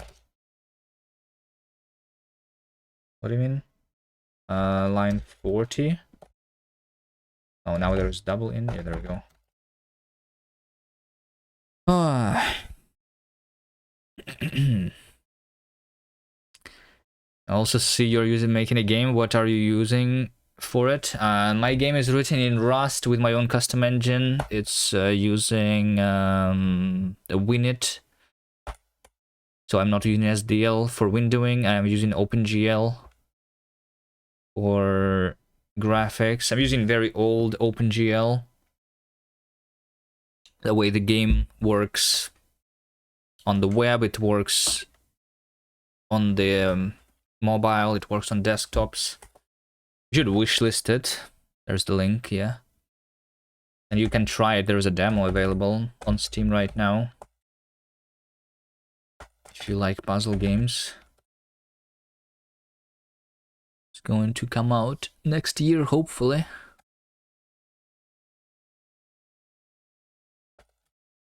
But I'm too busy making the language right now instead of working on the game.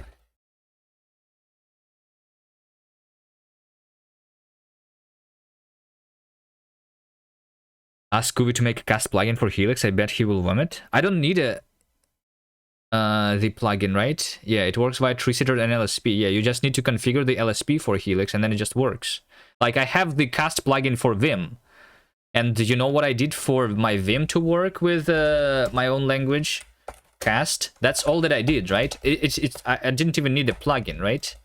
I just literally just registered the extension KS to be for cast language, and then this is my LSP, right? That's all. And in Helix, this would be something similar.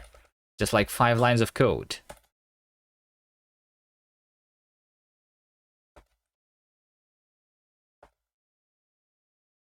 It's actually more work to make your own language work in VS Code than it is for Vim or Helix. Setting up your own language for Vim and Helix is a lot easier than VS Code.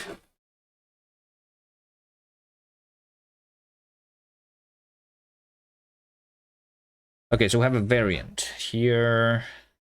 Data, something similar. Let sub happened.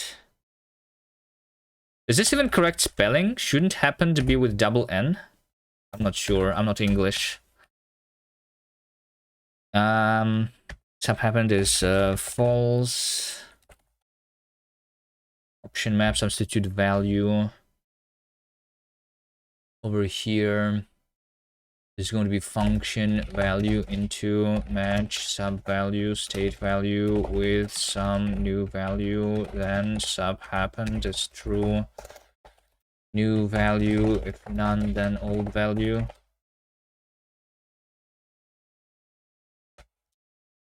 Substitute type is match this with some new type, then sub happened is true, new type, none, then type. Okay, that's the result. If substitute happened, Text to speech. text to speech seems to work this time. Hello, Natsu.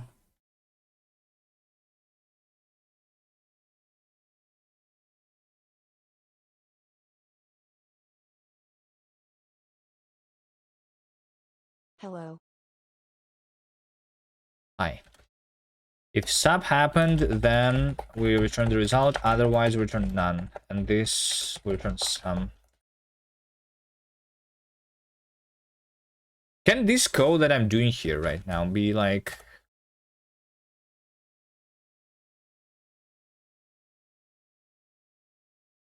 somehow written simpler? So like every time I substitute something, I need to see if it actually happened or not, right? And do that. Say that it happened. And then return either the old value and the new value. I don't know. I feel like there is a way to make this easier. Match sub type state type with some new type, then some type which is new type shaped, and if none, then I return none. No, actually this is just a map here, right? Option map, new type into this.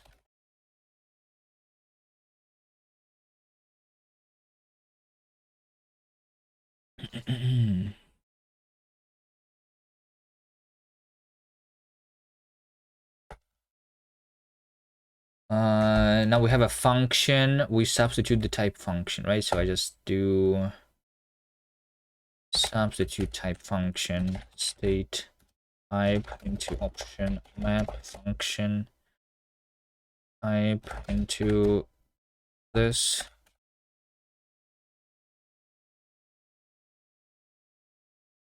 Okay, we have a generic that just returns the original one, so none. We never substitute the generics. Okay, sure. Have a native function there. We substitute the type. Okay. Substitute type function type into option map type into this. That is just type. Unwind token. Result type. Substitute type state. Function map. Function result type to this. Target does not get substituted. More newbies use VS Code. That's why corporate funds more work on VS Code, like web editors, AI support, and forks. But that also is why VS Code is better. Because there's more work put into it, right?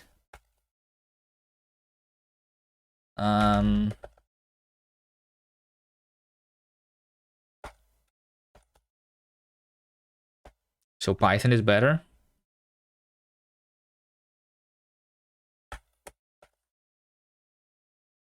I don't know if there is more work put into Python compared to like some other languages. I think that's not... I mean, there's a lot of work put into making it work. Python definitely works, right?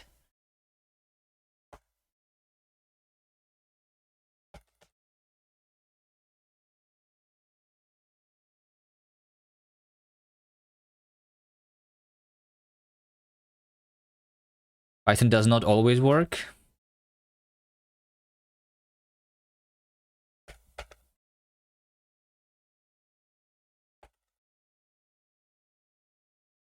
Context type, ID. I need to substitute the type. Substitute type. Function map. Function type into this. Binding. Binding. So I am trying to find the local binding.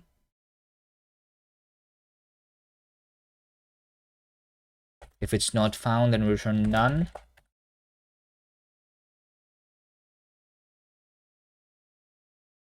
Local value. This needs to return.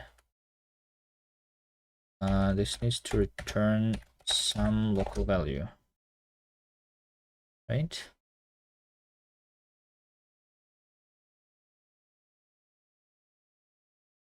Boom, boom.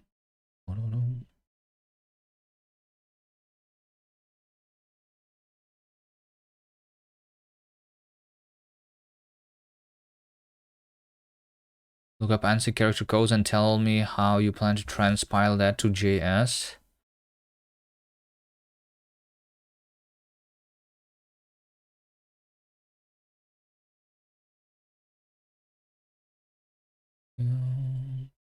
You can have a discussion if you don't have no idea what you're talking about.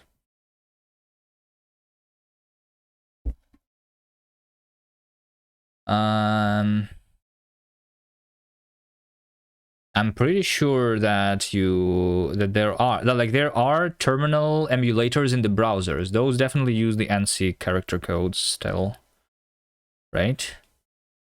Like, isn't there like bash in browser or whatever? I don't know, like browser shell, a Linux command line in the browser or whatever, and then you like just run normal. Like there is like the full emulators in the browsers, right? They just run normal Linux. They use the ANSI character codes, don't they?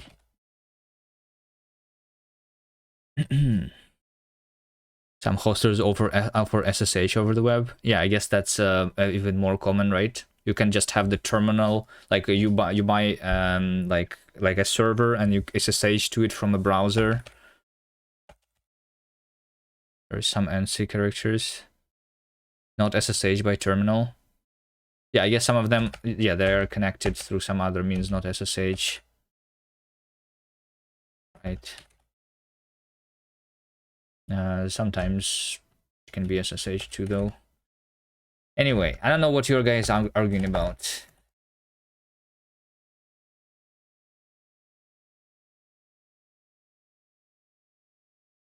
The fact that you cannot do Vim in the browser. What if I try searching this? Vim in browser. What if it just exists? Vim online editor. Vim editor in the browser. It's literally here. Look at this. It already exists. Right? Isn't this just transpiled Vim for JavaScript? Or is that like a rewrite from scratch? Because I don't think it's a rewrite from scratch, right?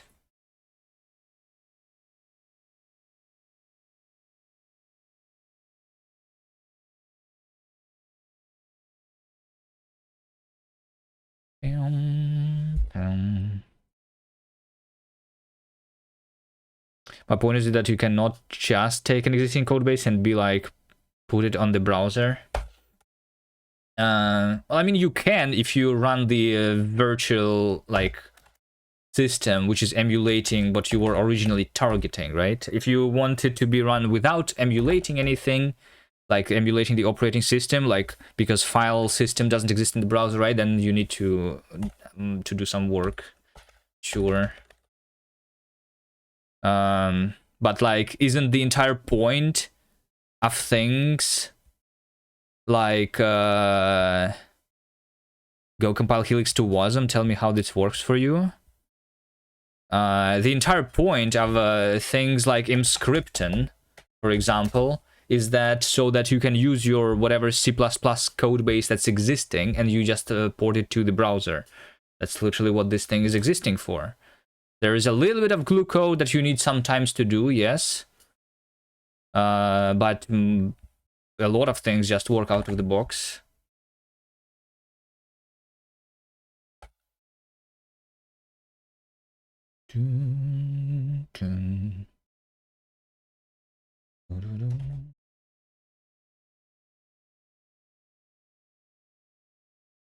Compile Helix to WASM.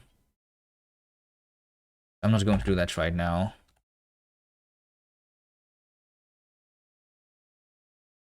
Let's see how easy it is.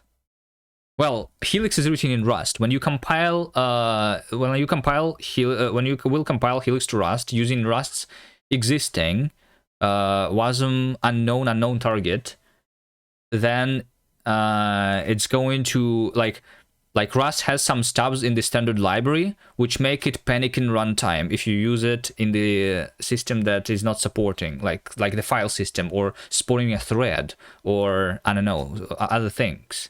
They don't work because there are stubs for that. I'm wondering how much work will be required to make the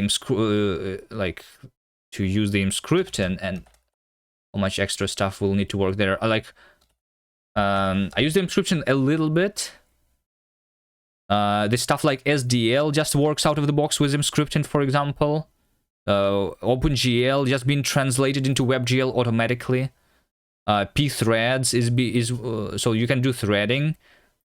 That's working. I'm not sure like if how much work Emscripten has put into making the terminal stuff work, because I didn't try it. I'm not going to try it right now, but I don't know. So you need code specific to the browser, like a whole platform. That's your point. But that's my point. I don't know if there is something that is already like that's the point of Emscripten. Emscripten is the basically the runtime that is providing the code-specific things. So it's translating OpenGL for WebGL for you, right? So maybe Emscripten has done that for your like whatever things are needed for the WebAssembly too, for Helix to work. But like Rust's default WebAssembly target does not do that. That's very different from Emscripten, yes.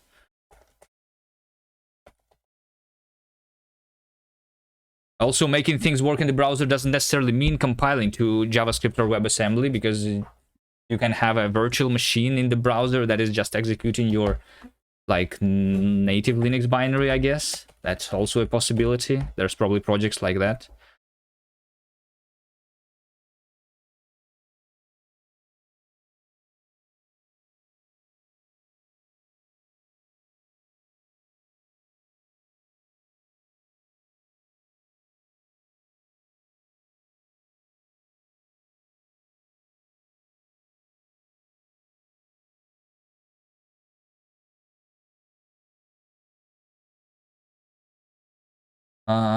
This expression has type, but the expression was about type option. Okay, so we have a variant. We do the same thing. Substitute happened is false, and then we do this. This is let result. This in if substitute happened, then some result. Otherwise none. Over here we do data is option, and then variance. What is variance? Variant. Oh, I'm substituting the row. Right. So I'm going to match, substituting the row. Wait, this one is easier, not? Not exactly. Yeah. So I'm going to do match.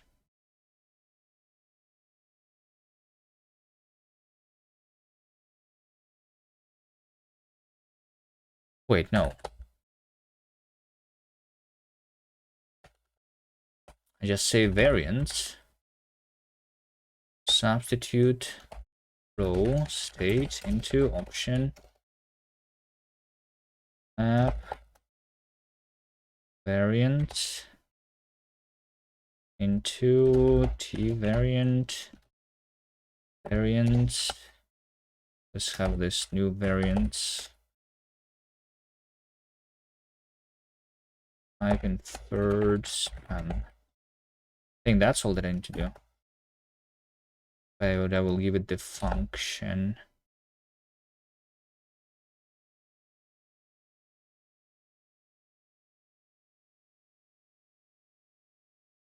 Here. That work? This is new variance. Yeah, and this function sub row, this should take the argument which returns a option. That's correct.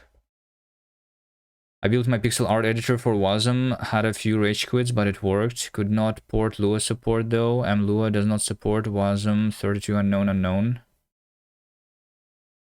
Neovide dev actually opened a discussion on Helix to consider making GUI for Helix, so we would one day have screen shake in Helix. Yeah, I'm pretty sure that I'm subscribed to that issue.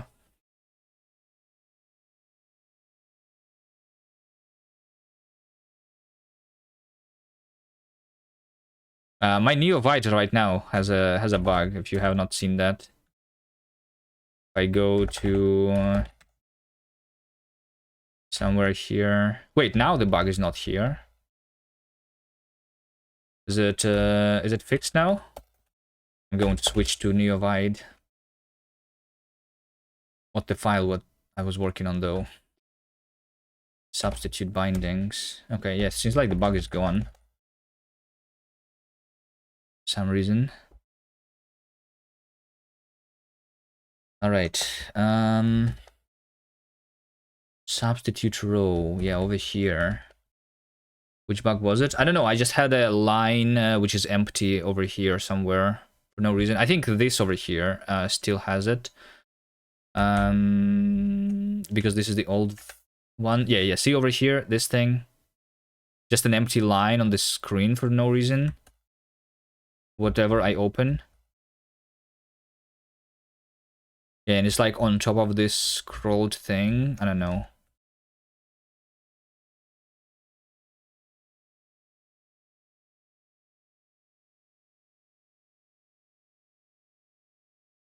But I guess I updated my new Vim today, so maybe that's what's fixed it. But I only updated the single plugin, which is the tree seater. Updating tree seater made this bug go away? Weird.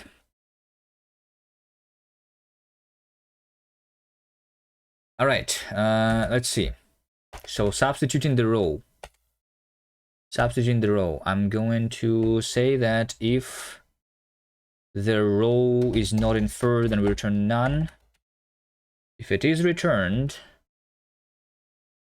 but if it's empty, then we return none. And if it is, then I'm going to say over here, sub happened is false. Result is this. In if sub happened, then result, else none. And then somewhere here, Wait, where's the syntax error? Line 175 over here. What's the problem?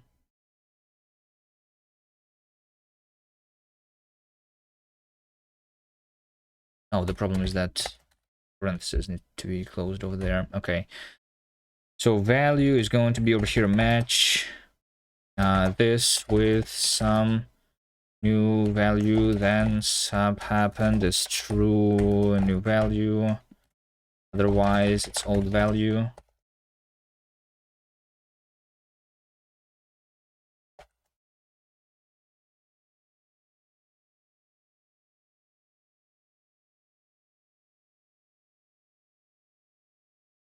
And as the rest is going to be match this with some new rest, then sub happened is true new rest. Otherwise, it's just the old rest. Okay. Ooh. Line 129. When I have a variant type, I just need to substitute this on option over here, map.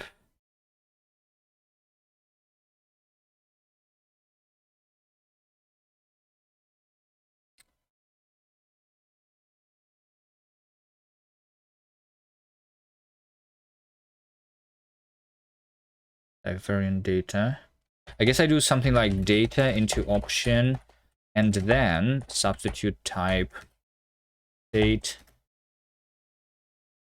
Then we do map data into data. Is that what I do? Expression has type option, but expression of type option. Wait, what? And then data here.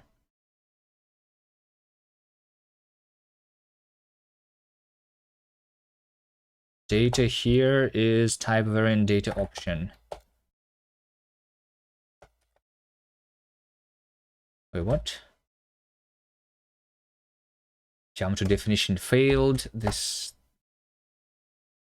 is not type variant data, is it?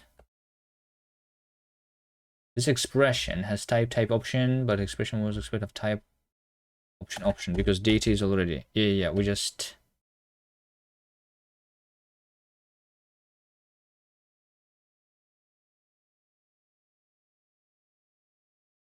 Data is an optional type. Go to option and then. That's not what I want to hover. Type variant data. Can I go to the definition here? I cannot. This stupid language. Type variant data is. Yeah, data is an optional type. Okay, so this is an optional type.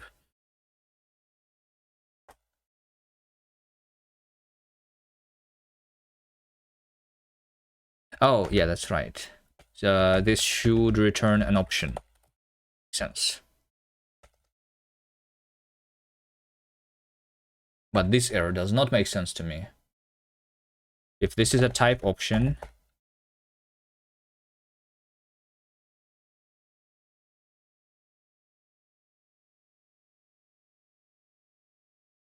this expression has type option, but expected of type option.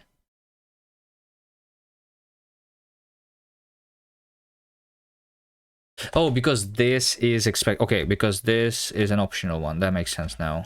It's determined by this function. Data is some data, I guess, right? That's what we do here. Okay, next when we have a type function, we substitute type function state type into option map function type into type function, type inferred span. Okay, that's done. If you have a generic don't get substituted at all. If we have unwind token, then we substitute type state result into option map function result into this stuff. If we have a binding, then we try to find the local binding. If it's not found, then we return the original one, so we return none. If the local value is a type, then I need to return some type. And in this case, I return some error, because we found the substitution, but it's not a type. Okay. Makes sense. When we substitute the type function, we are just going to say that let sub happened is false. If sub happened, then we do this. Otherwise, we do none. This is a result. Let a result be that.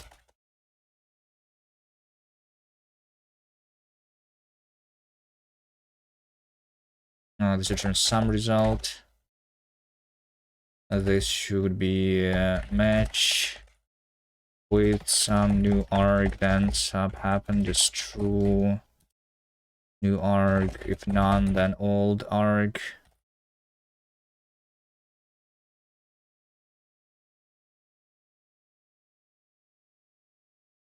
If we have a result, then I'm going to match this with some new result. Then sub happened is true, new result.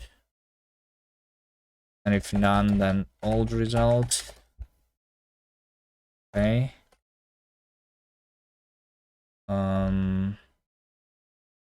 What's this? The value new arg has type but expression was expected of type expression. Wait, what? Why would it be type expression? Because OCaml is stupid and cannot infer my types, because this should be a type function. It infers this to be a different type. Okay, thank you for not helping me, OCaml. Okay, and then this over here. So substitute value is actually potentially not substituting the value here, right? So when I'm evaluating, I do this, and then I do option, unwrap, option, value, default being the original result, I guess, right? And then over here, when I substitute the type, when I'm doing the type expression, there's also option, value, default being current result. Okay, and this is a success. Okay, nice. Let's try running the code now. What if I actually fixed it? I actually fixed it. All right, nice. I fixed the thing. The language is going to work now. Now here's the question. How do I actually restart the LSP in Vim? That's the problem. How do you restart an LSP in Vim?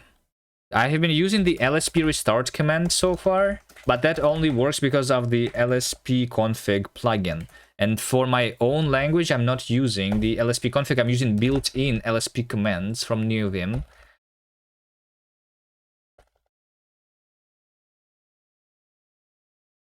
So if I do something like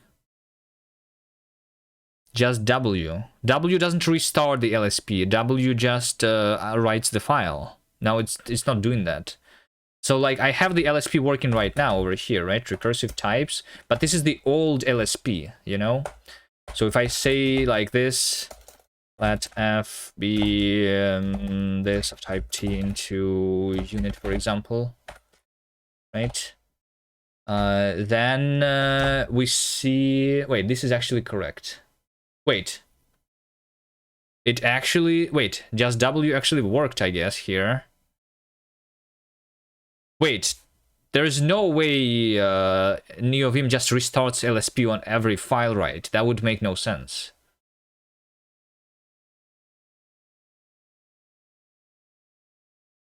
Or maybe, oh wait, it's because I just opened it for the first time, that's why. That's why. That's why it works here, because I reopened my Vim in the NeoVide and I did not open the cast file before. Cast LSP is so broken it crashes on write. No. It didn't crash, it was not open before. So this actually works properly right now.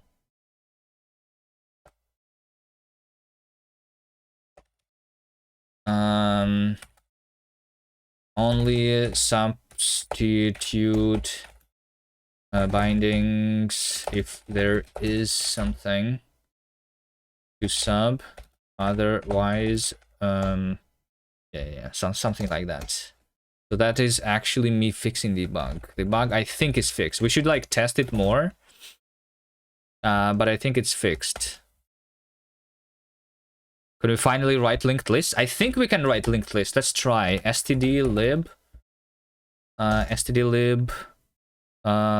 list, right? This is what we were trying to do. No, that's std list.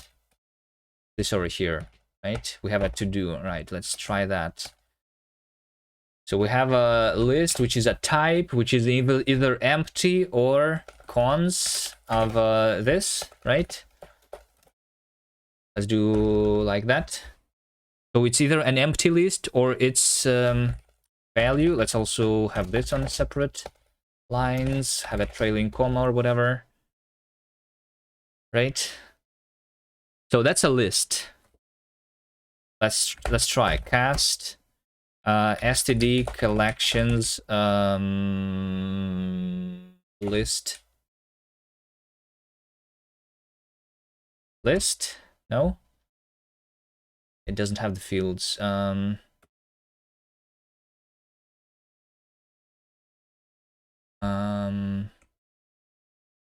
on, is it not collections list?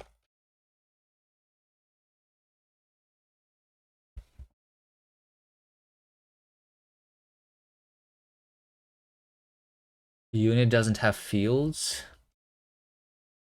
What do you mean? Let's see what std is. We have a collections is actually a unit. Wait, what? It's because this must be a module. That's right. That makes sense. Okay, so std collections. We have a list, which is a type, and this type is recursive. As you can see, we have the ID, and this is recursing into itself. Okay, nice. You don't know why it's called cons? Can someone explain? I always wondered about that. I don't know, actually. Why is it called cons? That's like some functional programmers come up with this name. Like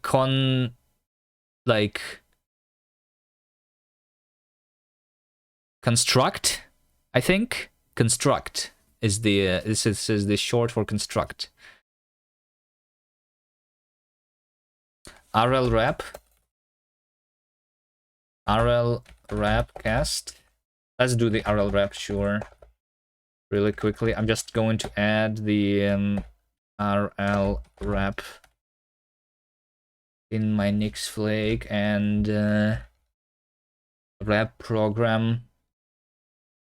Can you do the wrap program like actually, since this is this here packages RL wrap, can I just do that?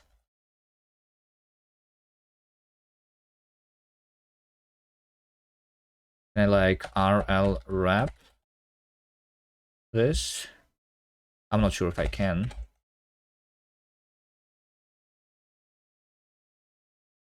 The terms cons when creating a list in functional programming languages is abbreviation for construct. Yeah, like I said, it originates from the Lisp programming language, which is one of the oldest functional programming languages. In Lisp and many other functional languages like Haskell, ML, and Scheme, lists are fundamentally implemented as singly linked lists composed of pairs.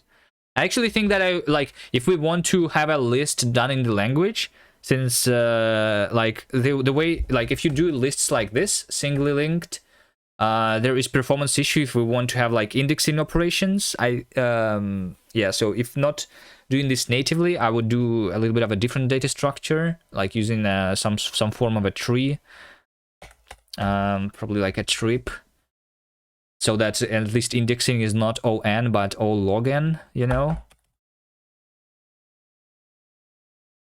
But it doesn't really matter. Eventually we'll have it as a native type, I guess.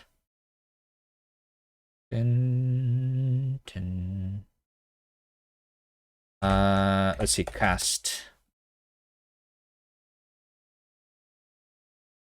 It doesn't work. Which cast? Bat, which cast? Dune exec. Wait, that's wrong. Oh, because this is a package, I see. That's different. That's not what I want. That's Nix run.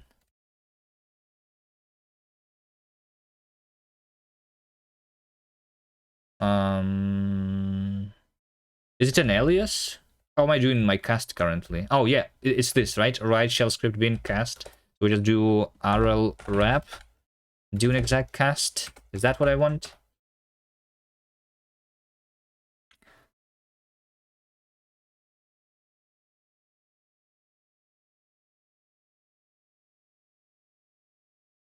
I don't use the REPL right now a lot because we have the LSP though. The actually working in the editor is right now more enjoyable than in the REPL. Because there is no highlighting on or stuff in the REPL, I guess, right? RL wrap is not found. I did a typo.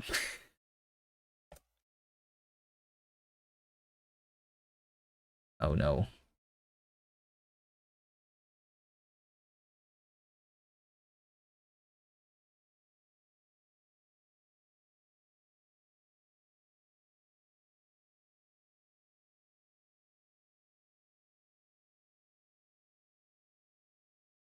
And why is it so slow? Okay, RL wrap. Warning, environmental term is not set. I'm assuming VT100.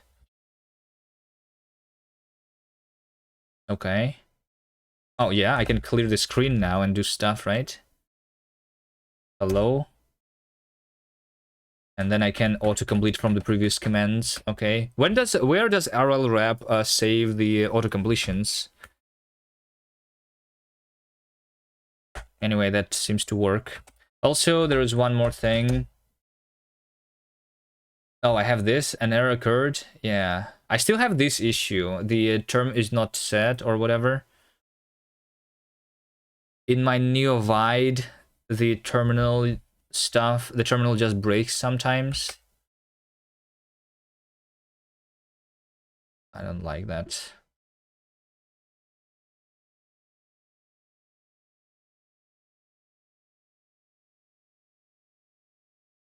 Lazy git.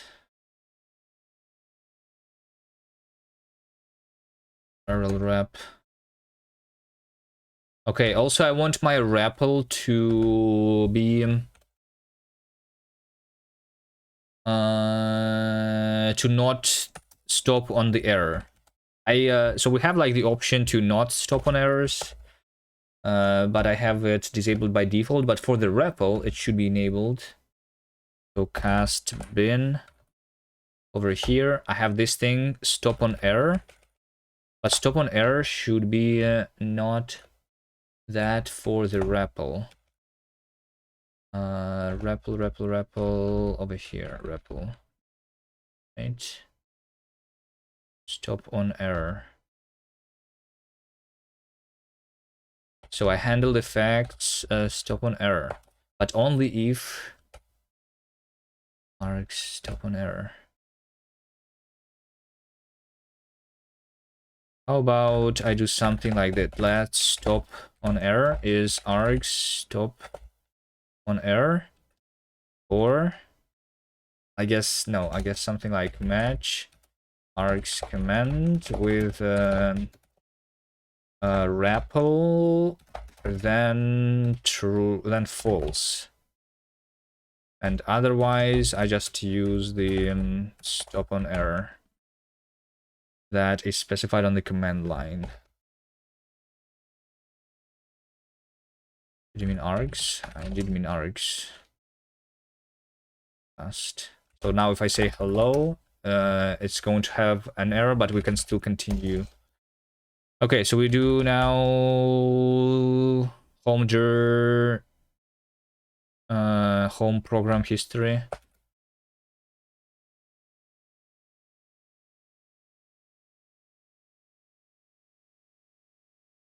Is it history?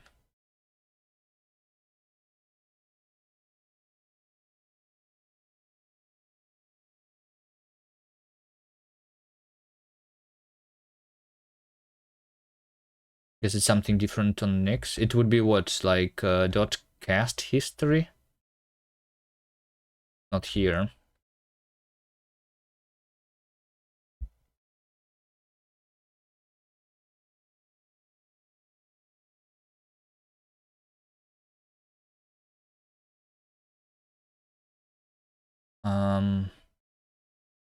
Well, it would be Dune actually. Wait, it's Dune history. Yes, that's what it is, right? Because I'm running Dune.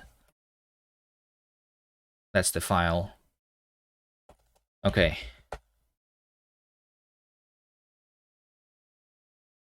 So what we want here is we have std collections list. This is the module which has the list as a type right now. Which probably I do. How do I do this? List. Do I do this like in a camel, like const t is equal to list then, right? And then I will be able to say std collections list t, and that's the type, right? So can I say like list is this, right? Well, I'll probably just export the list from the prelude like this. Then, right? So then we say that let x, which is a list, is equal to cons value is 1, rest is empty. That's how I would do it. So x is that. There you go. That is working. Okay. How do we try this? How do we try this? Let's. I don't think I should be doing this in the REPL though. Doing this in the REPL is going to be annoying. Also, this is a list that is not generic. How about I try generic lists, right? That's what we were starting with originally. One thing that is not configured in the NeoVim is that the comment string for my language is not set up. Help comment string. Maybe I can like update my Vim. How do you set your own comment string for your own language? How do you configure that? It's probably actually faster if I actually ask AI, right? How to configure comment string for my own language in NeoVim. TTS did not work this time either. Yeah, I don't know, it's weird. Vim API NeoVim set option comment string. This scope is local buff is 0. Attach it automatically. That's a lot of. It's weird. Is that correct? I don't have a tree-sitter grammar. I just have the LSP. If your language has block comments, then something like this. But it's not always block comment, right? If you have both line and block comments, NeoVim doesn't care. Plugins decide which to use.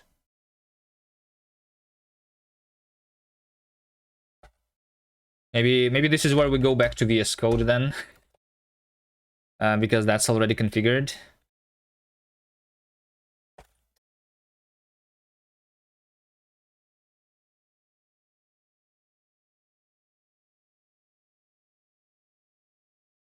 Dun, dun, dun, dun, dun. Response 1 was better. this. So I need to like do it dynamically, create an auto command, and then if my language is cast, then I set the comment string, because this depends on the current buffer's file type. Yeah, I mean, I guess this kind of makes sense. Yes.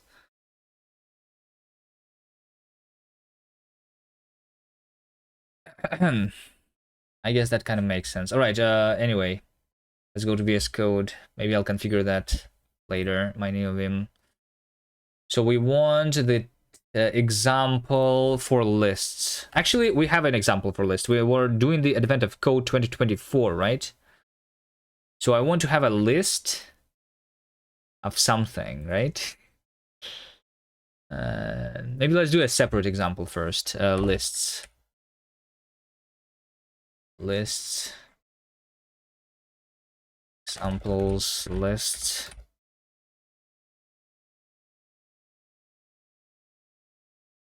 So what would I do here? Use std prelude star. It seems like the cast language server is broken. Handle might provide a content length properly. Go to output. I think I'm sometimes like printing something to the std out. So when the server timed out, and then it like breaks things.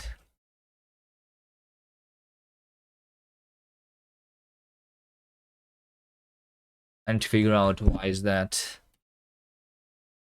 So I guess in the prelude, what I want is to say use collections dot list then, right? As an example.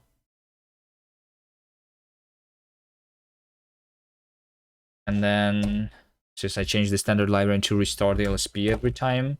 So now we have list in scope. And we just say list.t then. Yes. List is this thing. T. List.t. Right. So we want to list list. What do we want? We want some like simple things, right? We want to just implement adding things, right? So list create should be a function, right? Let a is list create. Let's start with that, right? And then we do like list push, list like add to a the value 1, and then like list add value 2 and 3, right? And then we do std dbg print list dbg print a. How about that, right? Do I export the dbg? I don't. Use dbg. Let's do that. Okay, so now this is going to say that list create is not there, right? dbg print. This is a generic, so I need to do underscore here for now because I don't have the onto instantiation yet. So yeah, let's create the function create. Create is a function that takes a unit and returns a list. Oh, by the way, is my list generic right now? Expect that generic. Like I should. We did not try generic lists yet, right? How about I change this to list 2 for now? I mean, I will just comment that and then say t is list. So we only have generic lists, right? This seems t time. Okay, sure. So create is also a generic function that works for all t's. It takes a unit, returns a list of t's, which is empty, right? That's what we want. Is this incorrect syntax? Trying to compile error node. What's wrong there? Past run examples lists. Wait, I have the infinite loop right now.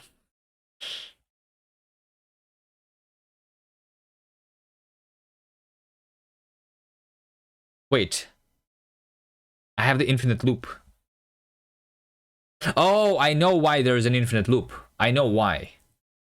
Because this is a generic one. So right now, when we call... so generics are working literally just like functions right now. But I don't have the memoization currently. Which means that when I call a generic function, it always like tries to evaluate this from scratch. So and since this is recursive, this is just recursively trying to call itself, right? So I need to add actually like proper generics, which like evaluate only once, instantiate only once. Okay. Do I do that right now, or do I try with the non-generics first? Maybe let's do this. Adding generics instantiation should only happen once. You know? Like right now I'm like treating them literally just as normal functions. That's the problem. That should be easy though, because I have the instantiate generic over here, right? This is the function, and this is a generic, which is a value. So like right now, in order to instantiate a generic, the only thing that I'm doing, I'm literally just calling the function, right? But what I should be doing is I should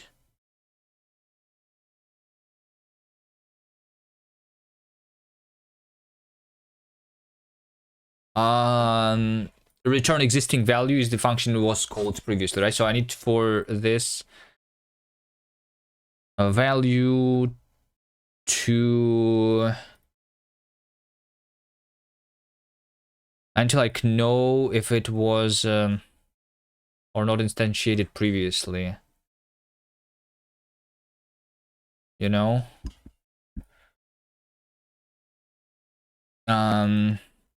Does mean that like for every generic, I need to maybe I store an ID here, and then we will have like an ID map somewhere, you know? But generic instantiation, like it depends on the argument, right? It depends on the argument right now. Can I even know that the arguments are the same? Not really.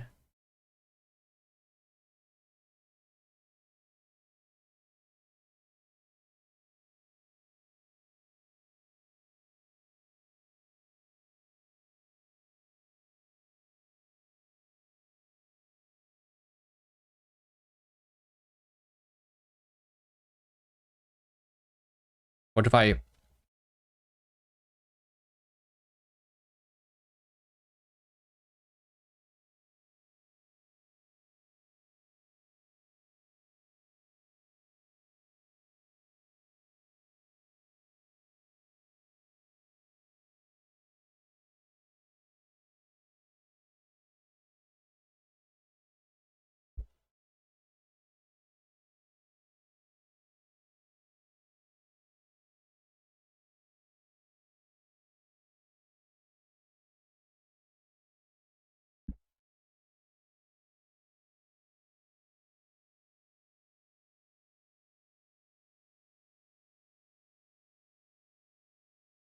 I don't know, generic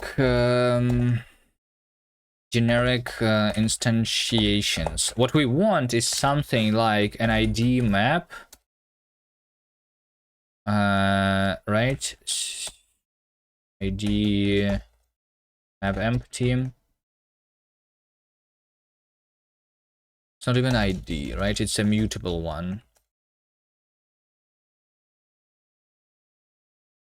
It's actually part of the interpreter state, I think.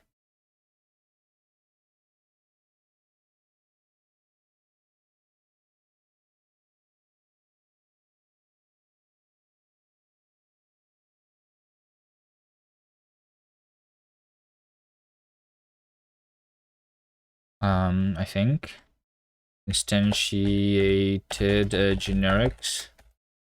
instantiated generics and instantiated generics map id map t. This is going to be mutable. A map from id. Like I need to actually have a value.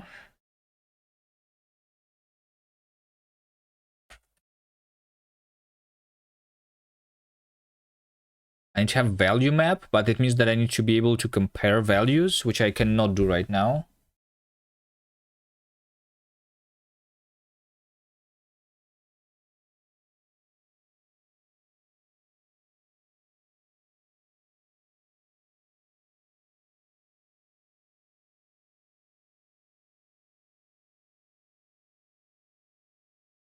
But I should implement it, right?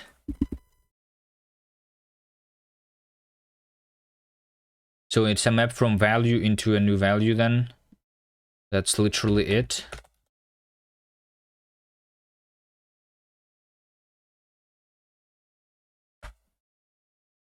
Value map.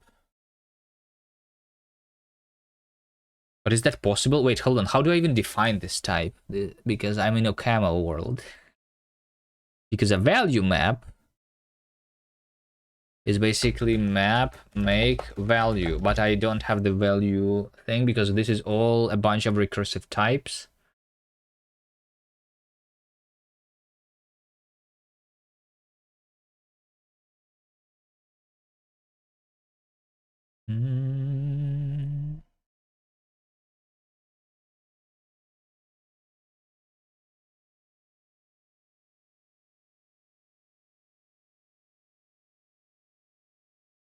But I can do an inline module here, right? Can I not do an inline module? Maybe I'm not. Maybe I cannot. I don't think I can even do a map make here.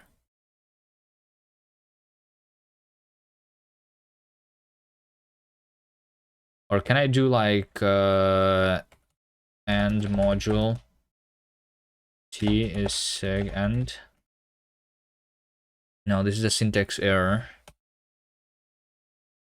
Is this impossible to do in OCaml?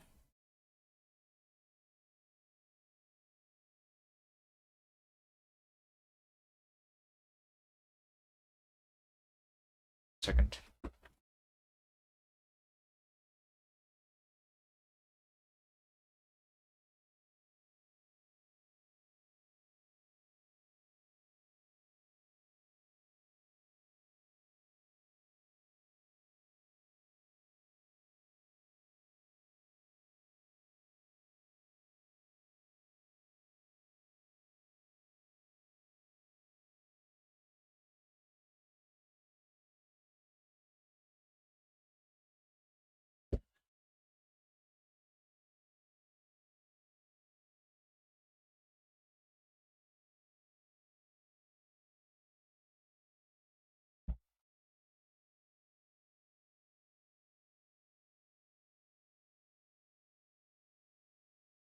So ID map, because this is the ID of the actual generic value, and then there is the argument that we give, which is why I want a value map. But I cannot construct the type value map here because of the way OCaml works. Because I cannot create a module and the same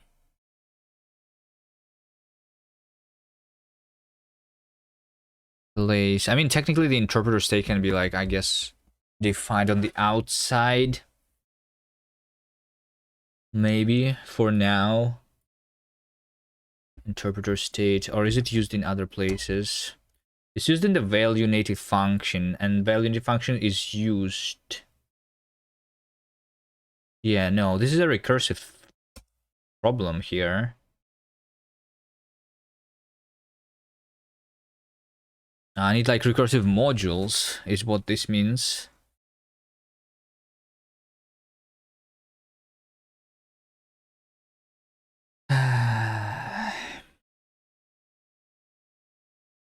And recursive modules requires like duplicating these types, and I cannot even write this type then though. Wait, what? That makes no sense.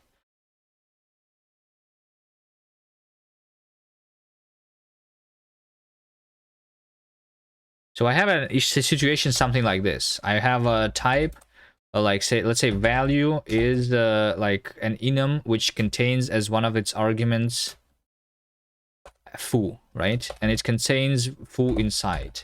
And we have foo, which also contains values inside, right? So these are two recursive types, right? And then I want to have, in addition, in the foo, I want to have the map, which is a map from a value into, like, I don't know, an integer, right? So in order to have that, I need to make a new map type using the value module. But the value module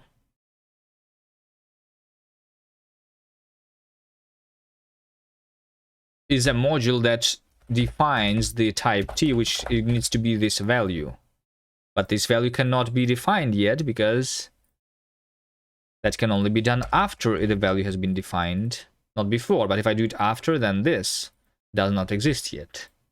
So this means that we need the module recursive types. Is this and value be that? That way it is recursive. But when we do recursive modules, we need to specify the types. So what's the type of the types here, right? The type of the types here is going to be this. The type of value is that. I mean, the type of value is actually what I want here is ordered. Map ordered type, I guess. That's what I want. So this will be from types.value then. But then types needs to contain type value. Right? This kind of works. But then I lose the definition of the value when I actually use this module. So I need to still repeat this here. I still need to repeat this here. Like that. Does that even work? I guess this works. Okay. This stupid OCaml strikes again. I need to like literally copy paste my module twice. Only then it is going to work. Wait, is this even going to work? Modules do not match. Which modules? Oh, compare. Yeah, it's actually, yeah, this over here doesn't match because I need to compare. AB is, let's just say 0 for now. Does the module signature have to specify the type T? This over here, yeah. Because the ordered type is the thing which has type T and compare. That's like the interface stuff. That's how OCaml works. Right?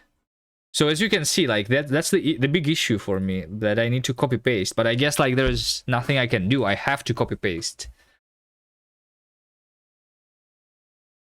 If I don't copy paste, and if I just like erase the information about what a type value actually is, because that's the signature, I don't have to specify this. Then when I actually try to use the types, right? So types dot value, we don't know what variance it has anymore. Like it has to be duplicated. Compare probably needs explicit argument types that they aren't inferred from the usage. No, they are. I mean, in this case, I guess they are inferred because I have specified the signature here, right? That's why. I mean, right now they are inferred. This works. I just, like, this is the part that I was trying to write later. It's a yellow squiggly because the argument is not used, right? I actually want to like implement the comparison function here properly. Okay, well, here goes the copy pasta. Okay, let's do this. So literally, I just say that module rec types is this entire file.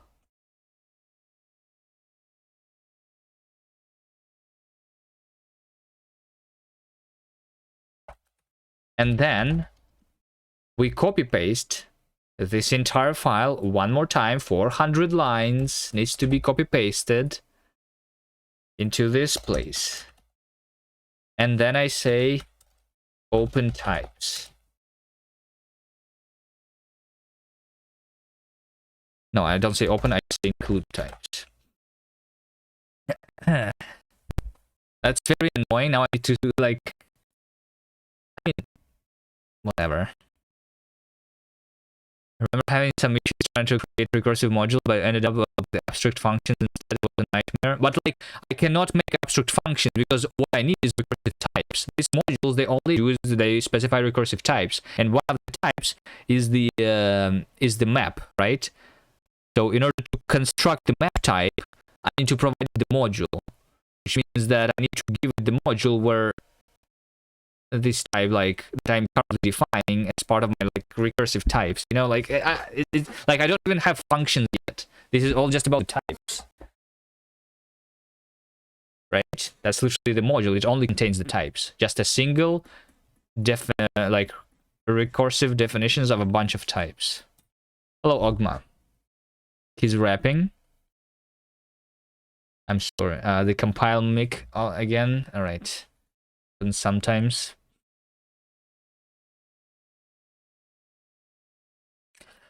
Yeah.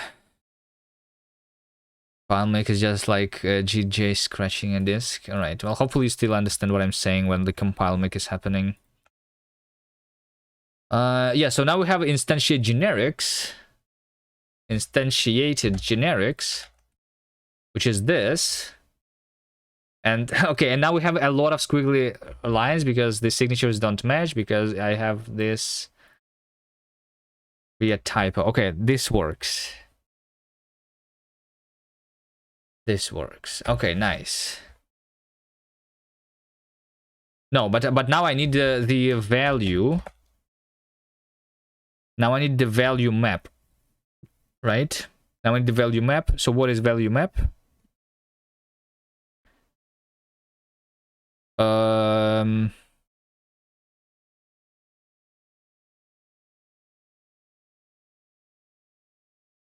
T. Wait, by the way, if this is a recursive module, can I just specify over here? Can I refer to the module itself here? You know? Can I just say types dot? Like, is this in scope? It seems like it is, right?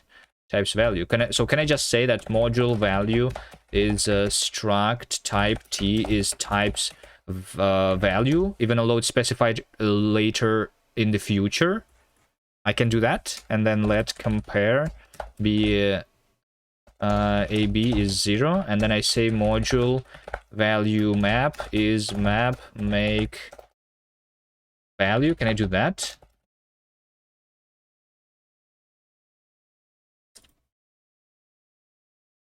But I cannot do that because I need that to also happen in the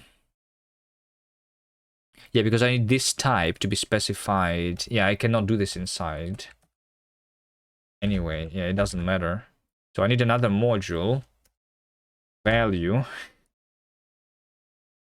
I guess for now all I need is just map ordered type, but then later I might need to like have another thing here.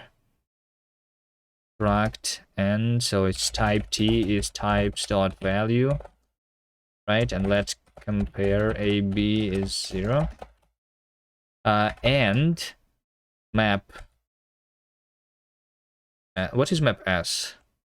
Map S is just the signature of the result of the functor, right? So we do something like value map is of type map S is equal to map make value. Is that what I want? Seems like it. And then this over here is going to be value map t, right? That's okay. This seems like it's going to work. Very annoying because of copy pasta, but okay. And then over here I can actually specify the comparison function of the values, right? Okay. Can I define the compare function?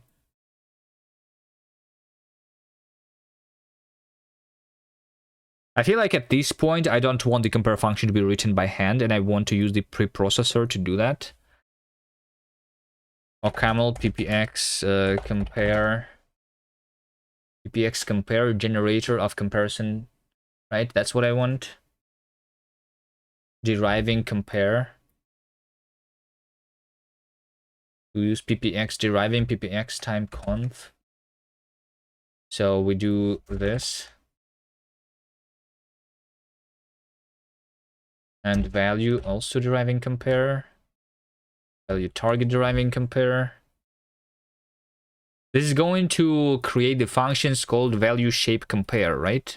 If I understand correctly. Also, I need to enable the thing itself here. So how do I configure it? Soon.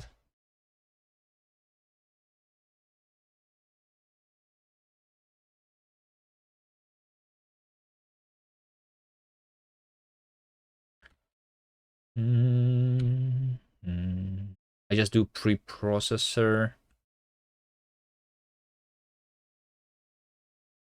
and the types here. Preprocess ppx compare. 1 second.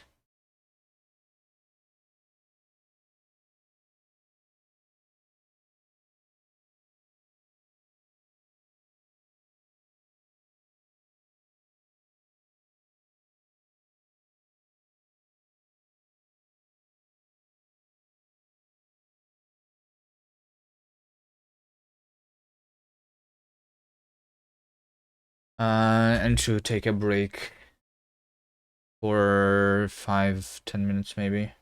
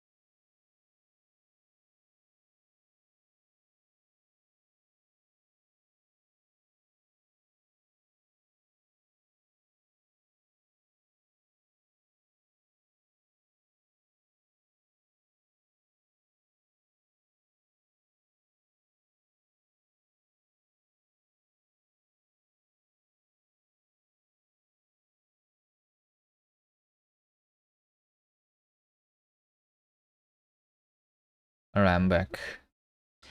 No longer breaking the bathroom. Okay, how do I do the ppx library ppx compare? I just need to add it to my dependencies or something, right? I need like ppx compare. Is there like ppx equal also, by the way? Or something? Camel ppx equal preprocessors. Does this give me like the list of useful ones? It's just saying how. PPXX, Camel refers to a specific plugin within the PPX deriving framework. ACK plugin. Within PPX deriving, the ACK plugin specifically generates the function that's doing that. So yeah, I already have that, I guess. Is PPX deriving not doing the comparison? That's like different? No, wait, I can also already do that. Just deriving ACK and ORD, right? So I only need to add ppx deriving. No ppx driver was found. Ppx deriving. And to add something else, right? Oh, ppx deriving dot ACK and ppx deriving dot org. Ord, I guess. These two things. And then we can do in types. Which means that I already did that before, right? ppx deriving. I guess, yeah, I already did it for the parser.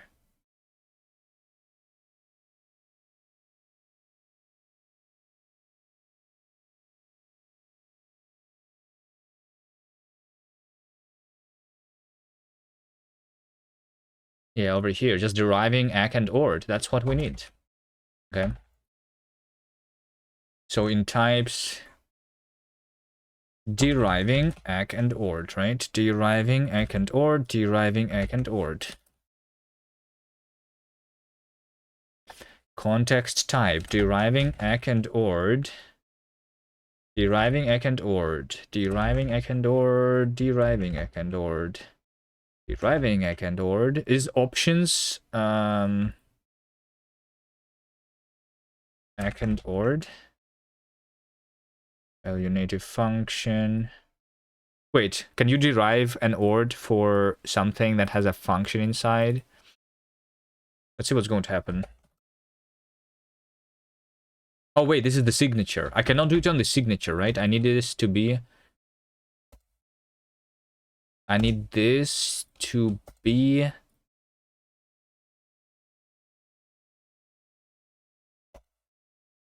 But can I like derive and generate things in the signature? Or can I not?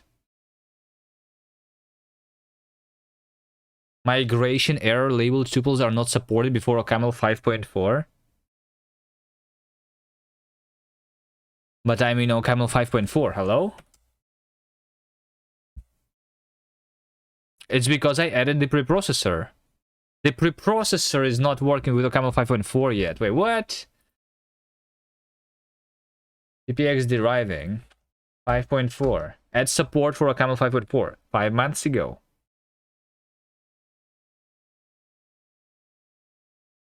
The release was on July 18th. Add OCaml 5.4 support. That's what was changed. How can I know what version do I have currently? Installed. I'm not sure what version I have installed currently.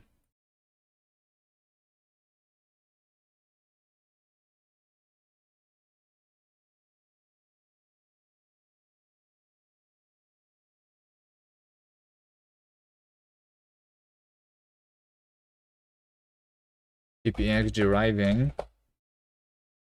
Like I don't specify the versions, right? So it's using whatever is in the OPAM, supposedly. Of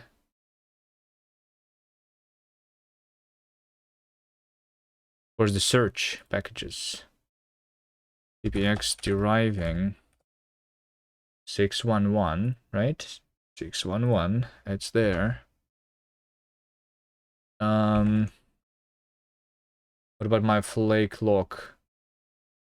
5 months ago.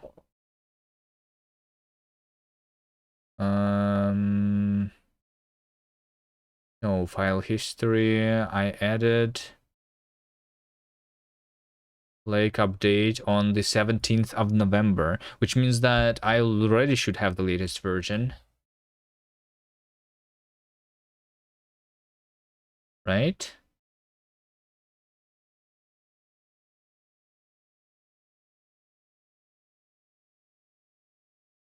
Can I go to the definition of this? No.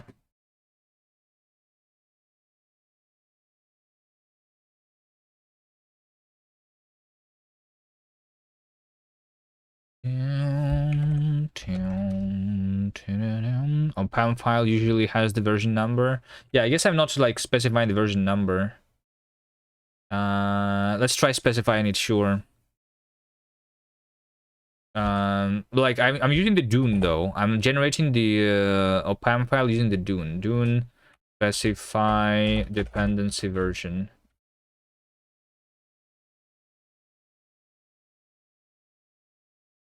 You can say depends package name and then equal version. So we just do package name and then more than or equal 611, right? That's what I want.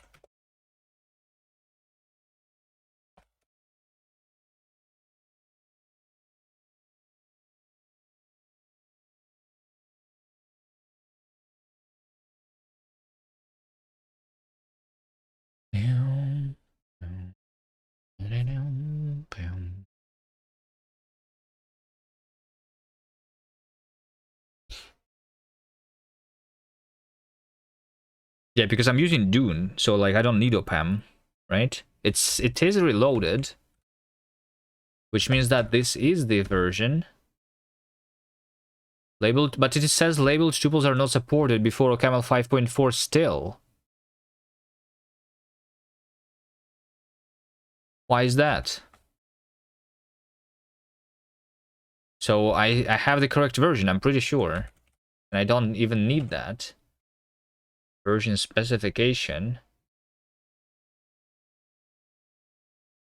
Dune uses OPAM, it has to. OPAM is only official package management. Dune has the option to generate the OPAM file. So that's why you don't need OPAM directly. I specify my dependencies in Dune, and that generates the OPAM file with the dependencies. So I don't need to support two things at once. Right? It's called Dune. Whatever. Whatever was it?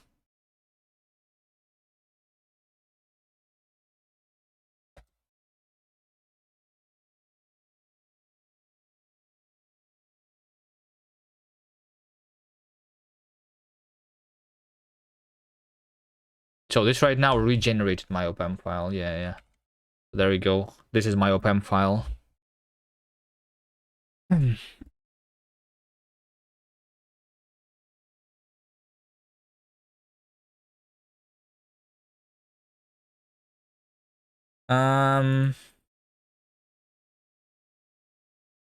Labeled tuples are not supported.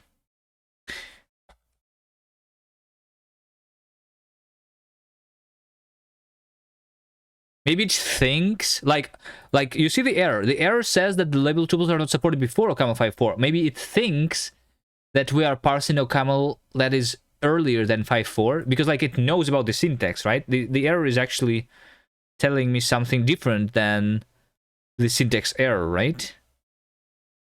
It has migration error. How do I solve that?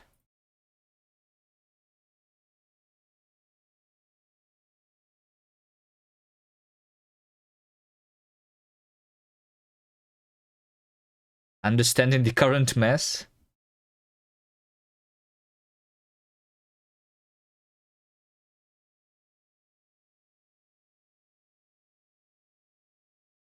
Let's see. I'm using ppx deriving.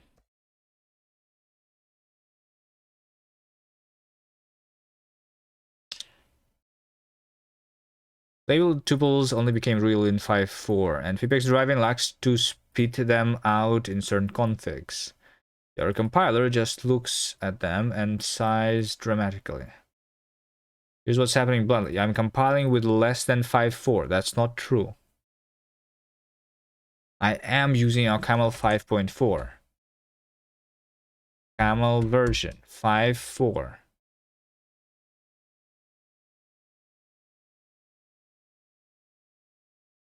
Right? In a version that doesn't emit labeled tuples. Oh, it's because it's emitting labeled tuples. Is that what they're saying? But it doesn't matter. I'm using the version 5.4. Stop the generator from using labeled tuples.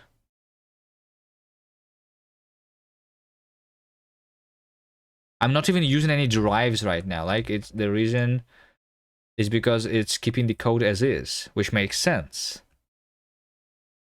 Okay. But I am using OCaml 5.4.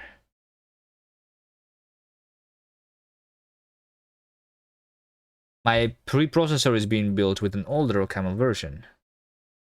This is the most common betrayal. Your project compiles with 5.4, but the preprocessor itself was compiled with an earlier compiler. Preprocessors embed typed AST definition, so if the preprocessor library was built with a camel that didn't know labeled tuples, it will explode the moment it sees them. What?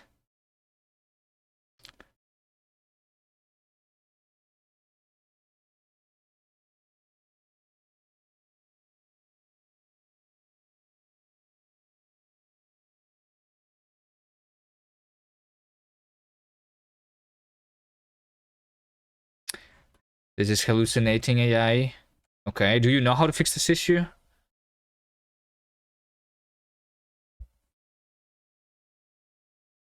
I mean, one way to do it is to not use the preprocessor, right? But then I will need to write the things manually by hand,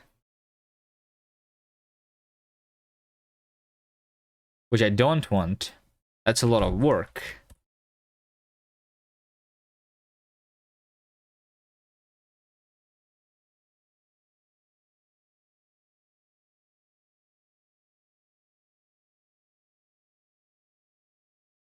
And to figure out why is that the issue.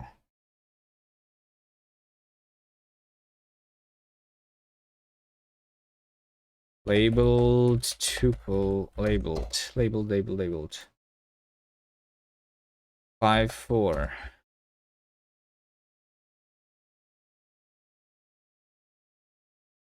What am I even?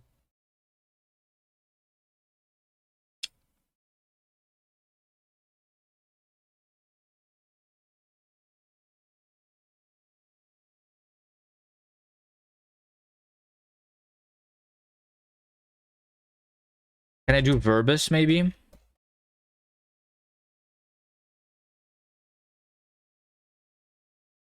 So here's what's happening, right? Here's what's happening. I'm trying to use the preprocessor ppx.exe, right? I'm running ppx.exe on this file.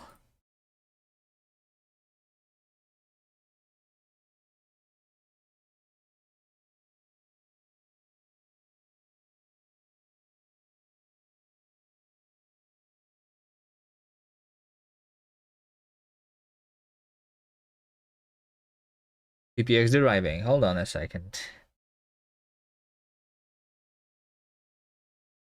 Checks are failing in their CI, by the way.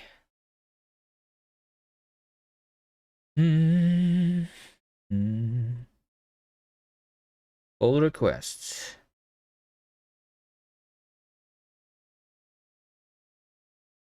At support. My checks are failing? Are they?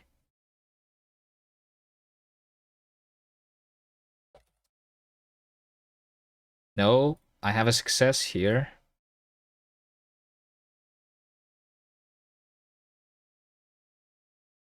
The add support commit is +3 -3, by the way. Yeah, it just does this. Just uses the ASTlib instead of OCaml common.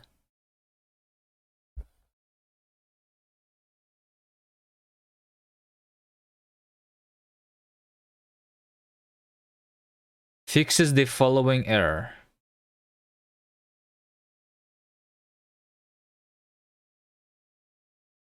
And then there is a in ppx import. That's a different one. Solved by OPAM repository. What? Just a new release.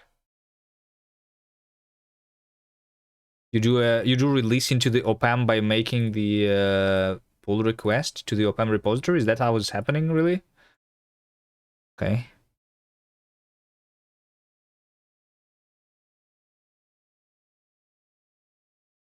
It's called OCaml because you're always hitting speed bumps.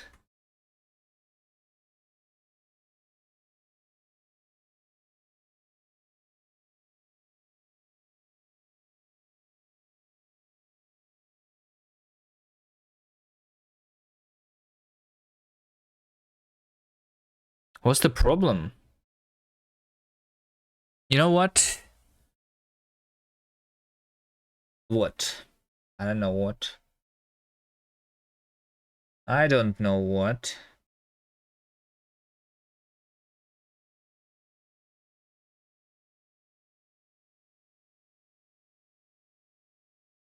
Bum bum bum bum bum.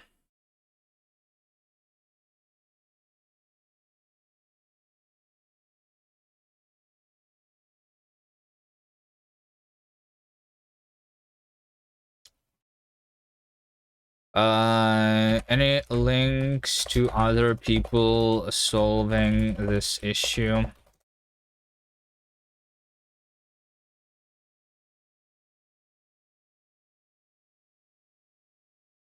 Add manual act for the labels, tuple, and ppx for the rest. But the problem is, I'm not even using any derivers right now. I only edited it as a library. So what's happening right now is the preprocessor just reads the file and then outputs the file as is. And that doesn't work.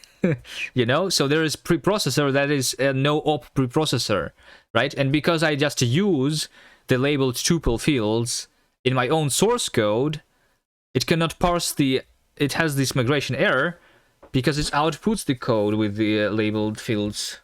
That's what's happening, right? I have removed all of the preprocessors.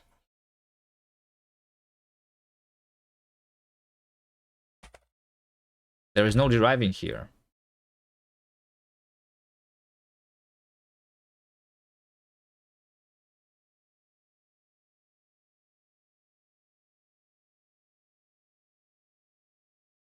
I just literally just added this as a dependency, that's all. As the preprocessor, right?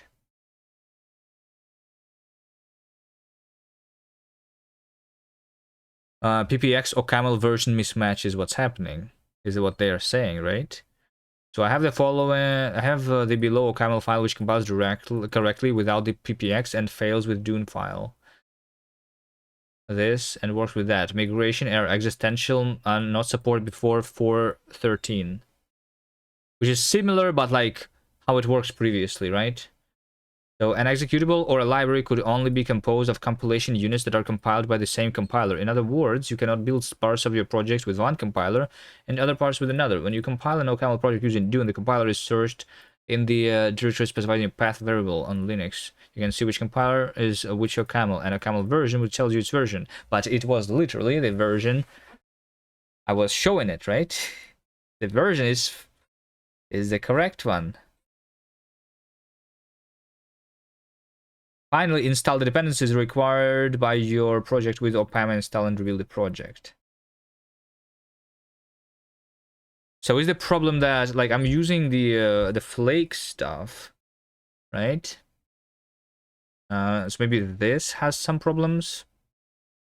Maybe the problem is because I'm using Nix, like always.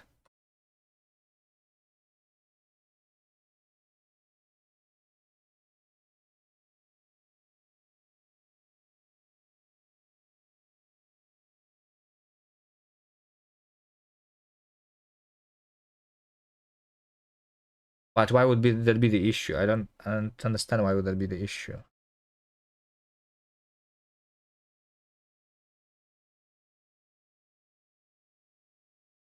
Let's try just updating everything, maybe. Like, I'm pretty sure that, like, yeah, this does not need to be specified. Just do that, and then just do Nix Flake update. Maybe something is going to be fixed because of that.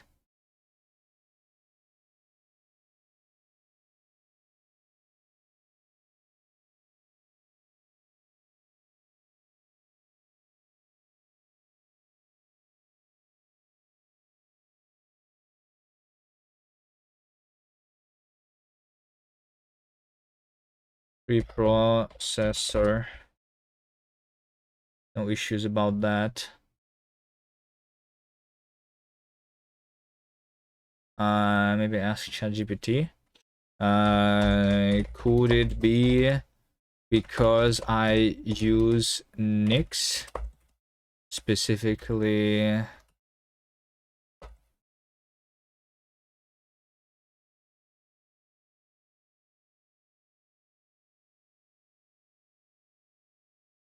Twig Opam Nix.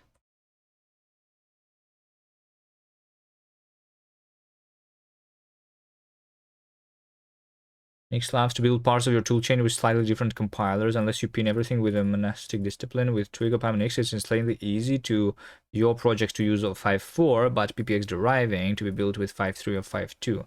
Or worse, some PPX coming from Nix packages of Opam Nix world. Result PPX is linked against an AST that doesn't know labeled tuples. Compiler, yeah. Okay, how to confirm? LDD which PPX deriving? I don't think I can see this stuff, can I?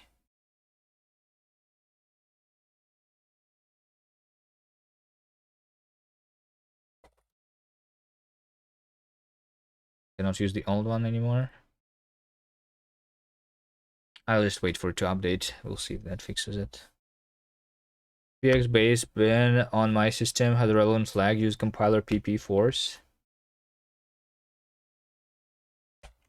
Dune build. So this is still the issue. Okay. So which PPX deriving? PPX deriving is not found. Makes sense. It's a library. That's the force all camel packages through Opam Nix. Camel packages Opam Nix build Opam project. That's how it's working already. Pin 5.4 OCaml version. Maybe I need to pin OCaml version. Let's see. I have OCaml base compiler which using a star. So maybe like you can first version of the compiler here. Can I use like 5.4? Opam, like it's supposed to just use the latest one though. I don't know. It's weird. Packages, base compiler, 5.4.0, like this. Is that going to do anything different? I don't think so, because like it's supposed to be the same.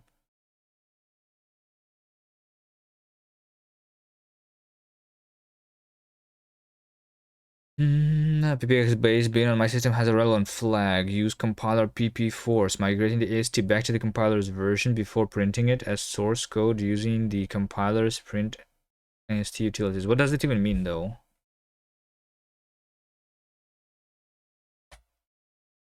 This doesn't make a difference.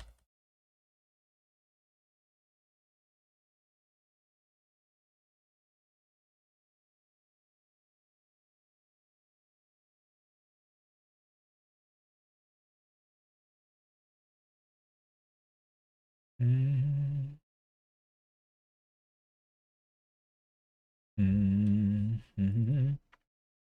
Oh, wait. No, never mind. I'm not like we are using the libraries in already built mode, right? I don't need to like clean my build folder, right? I don't think I need to clean my build folder.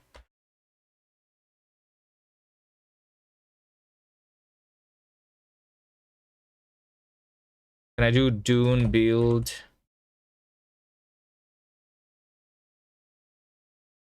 Rebuild? How do I do build from scratch? Just remove the entire build folder. Dune build. No, this is still the same.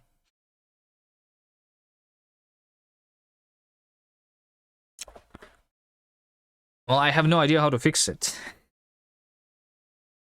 We're going to be stuck now.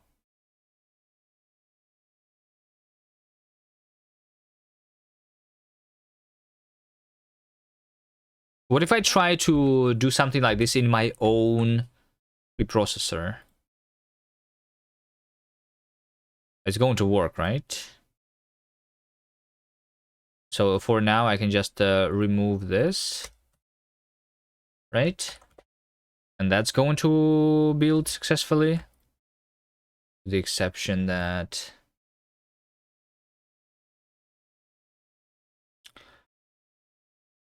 I need to have IDs here now.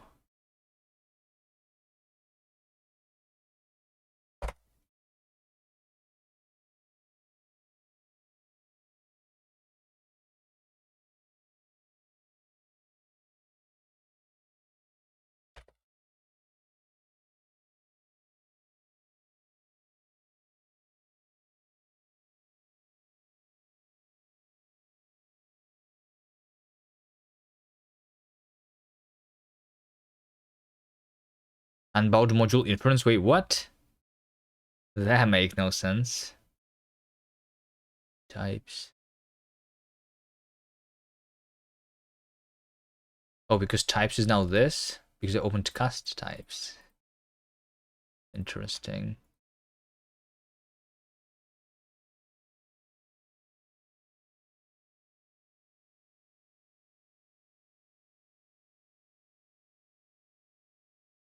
Can I rename this to types impl?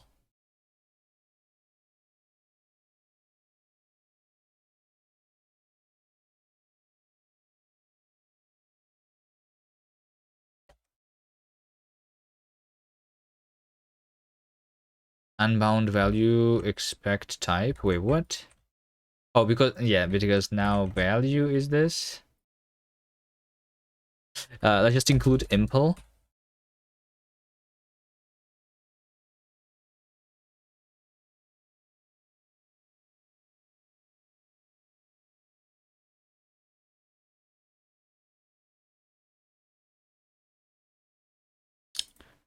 Like this needs to be. I know. I guess this needs to be value impl. Value map.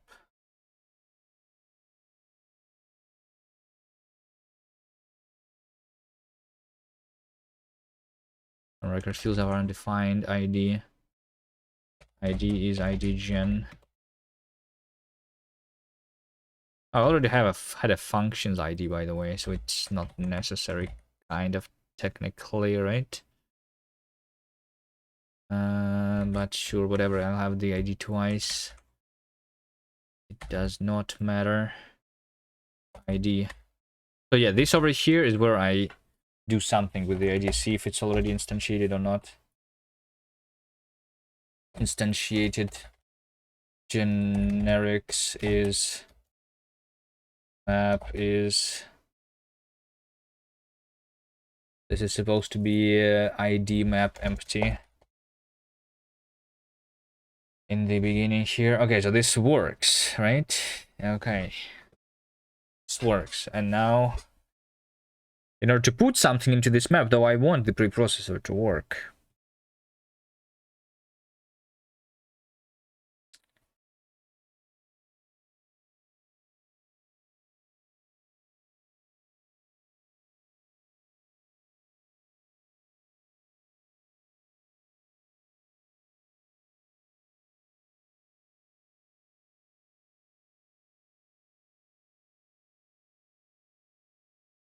Let's do the small commits. Don't stop on error in REPL.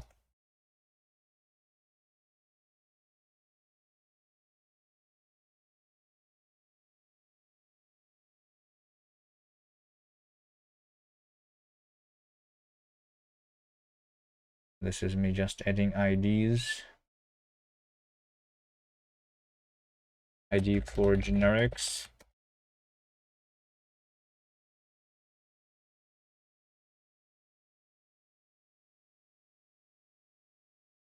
Like update, sure. Okay. So what do? Like try to see what happens. Like I have my own preprocessor over here, for example, right? So how about I try to generate? I don't know how to do that though.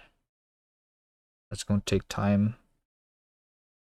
And then I'm probably not going to have the error.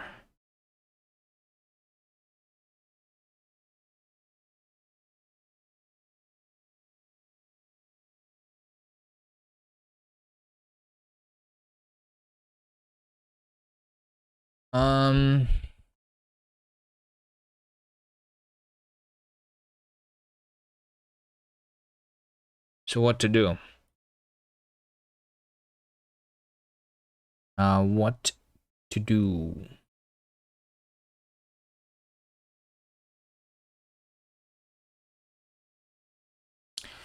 OCaml deriving. What's the error again?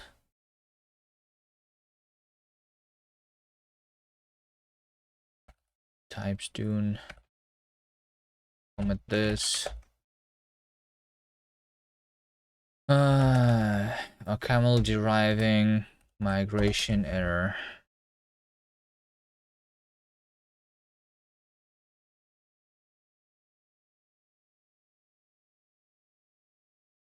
Mod deriving error.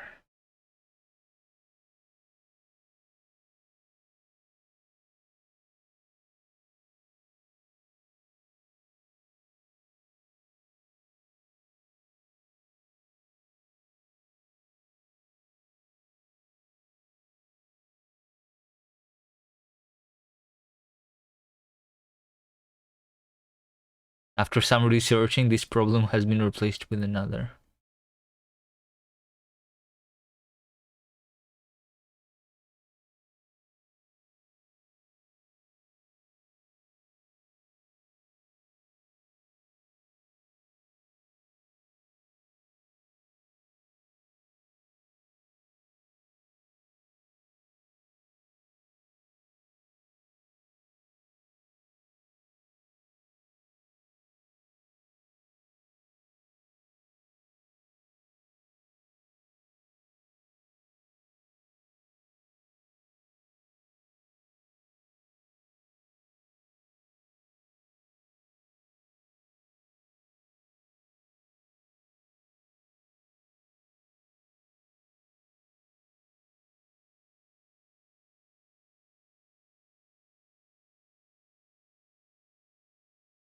What if I just try to clone the PPX deriving thing and see if it works inside here?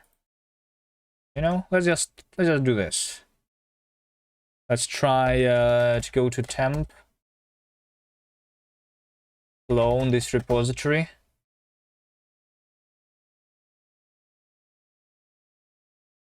Right? Dune build.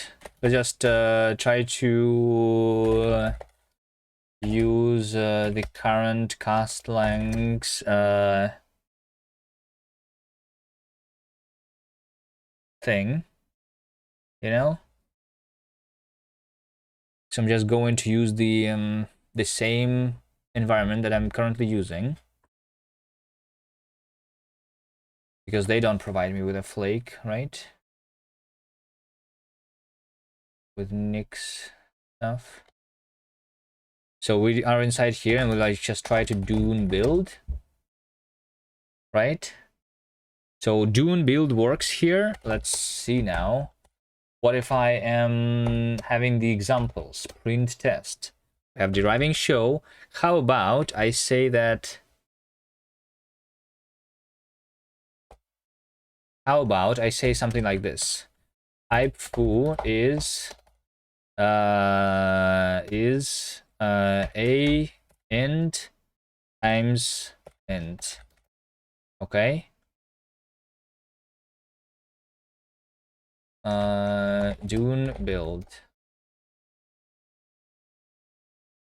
Dune build.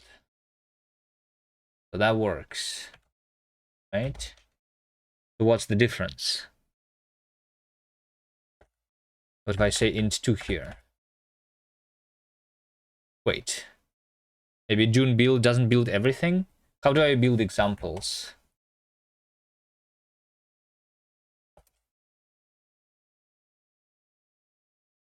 Do I need to do something else? Like, if I make the error here, right? Like this. And I Dune build. Maybe I need to do Dune test. Yeah, there's like some libraries that I need to do. Oh, unit.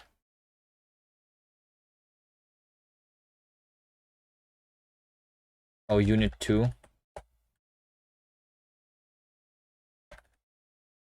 Okay. I install O unit 2. Maybe.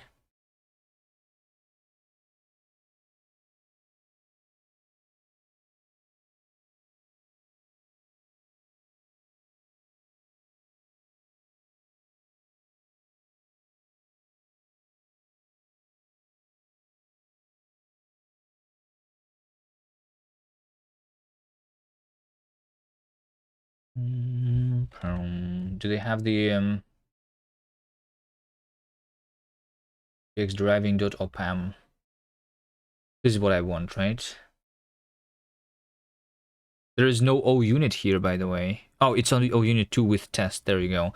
Actually, I can just quickly probably do test. Yeah, I guess this works. Wait, actually, wait, hold on. What?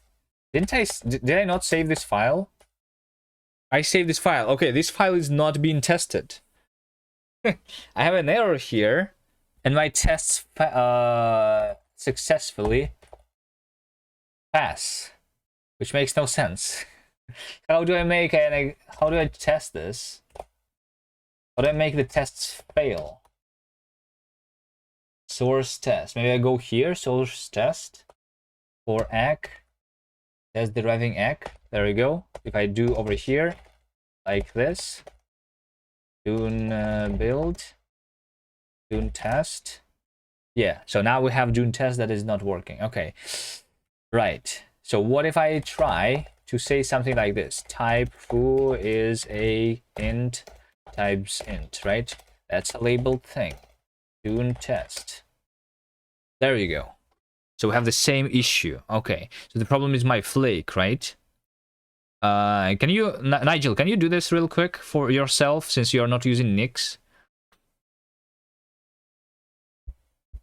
They don't like test the OCaml 5.4.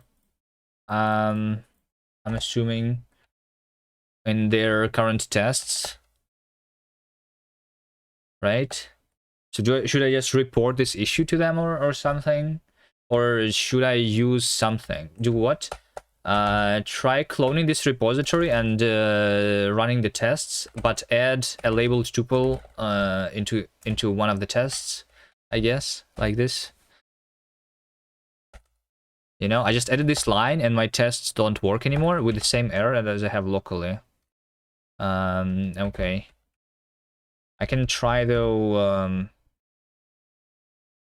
like, because I'm not using like OPAM and like whatever, I'm doing it the Nix way. Maybe that's the issue actually.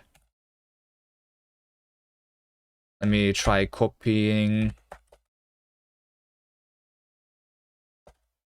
Your account is 5.3, you can manage, if you can manage to update to 5.4, you'll try. Okay. CP projects, cast language, cast flake, Nix into temp px deriving.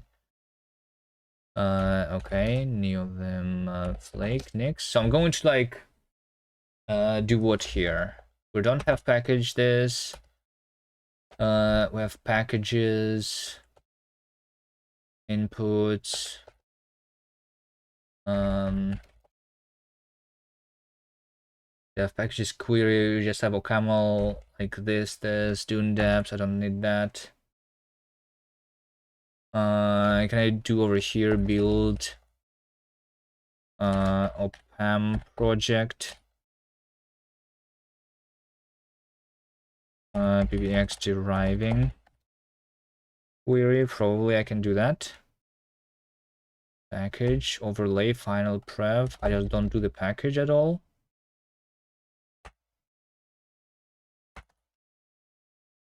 Don't have the main package. Dev packages. Go, whatever. Packages, I don't need this.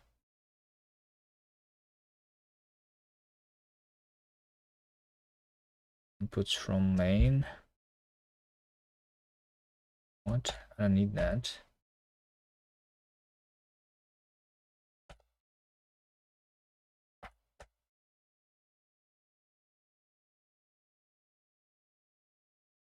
Opam upgrade, 1 to install, 88 to recompile, 40 to upgrade.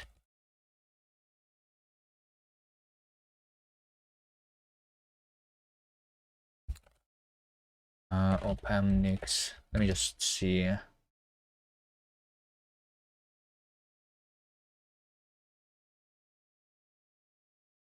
Just need the dev environment, right? Or maybe maybe I still do this thing like before. Packages cast. Just going to call the package ppx deriving, I guess. ppx deriving. And I build not the Dune package, but I build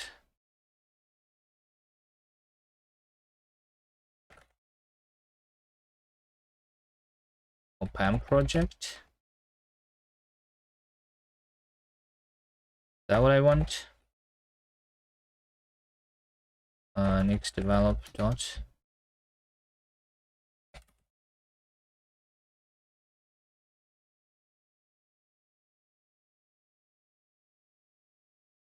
And mel8, hello, hello.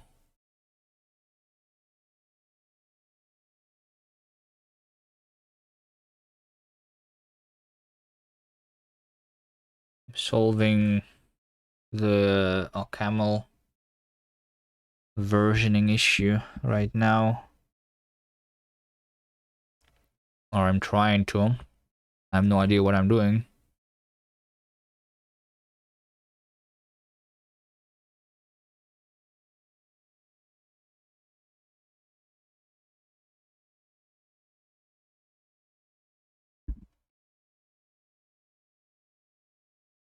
Okay, so we are here doing test.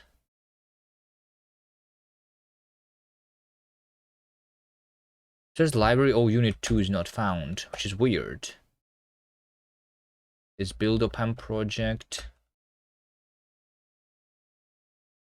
Next develop command Dune test is what I want. Why is unit 2 not installed? Because since this is build opam project, should look at the opam nix here, right? At the opam. Wait, where is the opam file? The ppx deriving opam, right? That's what we want.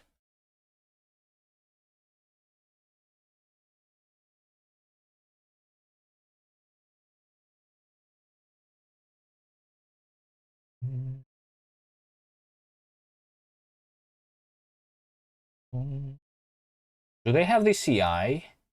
Not here. Here. They do. But they only build the pages. They don't run the tests, right? Maybe it's easier if I fork it and try to run it in CI or whatever. Or I can... I don't know how to do this. How do I temporarily try stuff with opam? while I am on Nix. I'm using I can use the Docker, right? I can use Docker easily. Okay. Maybe we do that then. Okay, let's try this. Docker run. What do we run? OCaml? Is there a OCaml image?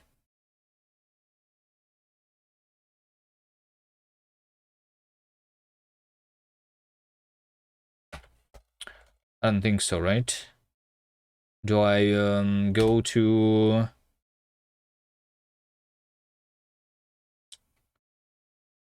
Do I go to something like...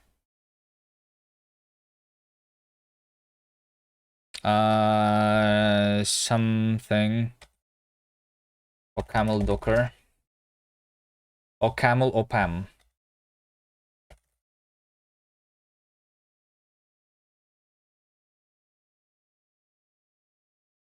Alright, let's download 5 gigabytes of Docker images.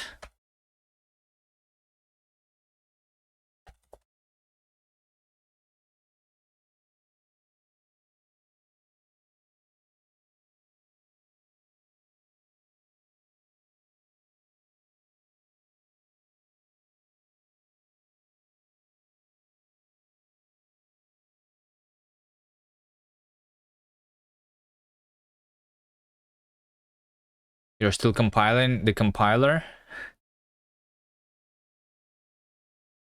Why can they just not give you the pre-compiled compiler? Why do you need to compile the compiler yourself when doing this stuff?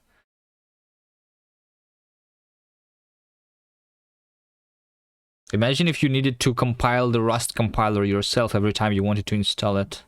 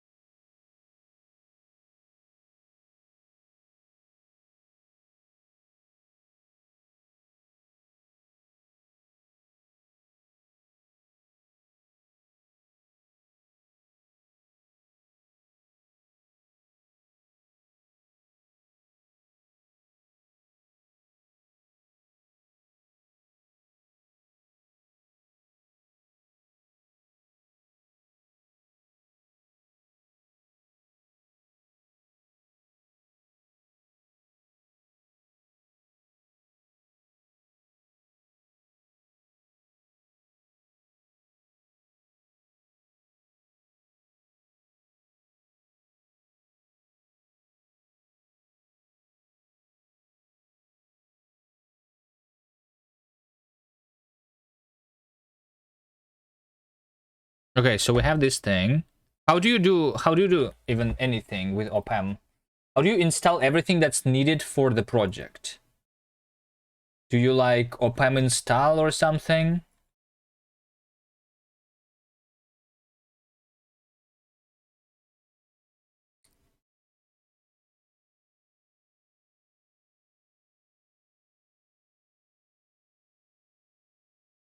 Hello Fafu. How do you use opam, Nigel? Do I just do opam install? Like npm install? Is that the same thing? Opam requires packages. Like I need to install everything that is in you know, ppx deriving opam here, right? I need to go to source, right? So here's the opam file. How do I install the dependencies here? Opam install. Opam install. ppx deriving .opam.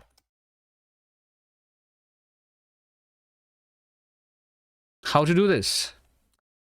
Opam install project dependencies.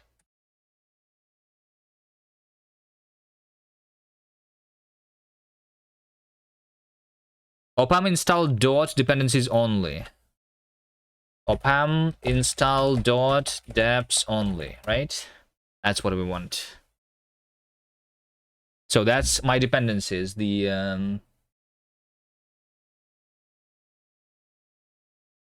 why? Oh, hold on. I also need to install the ones with the test, and with doc, right? with test and with doc, so that I can run tests and I can generate documentation, right? So that's going to also do the O unit 2 and like whatever. Okay, let's see what happens.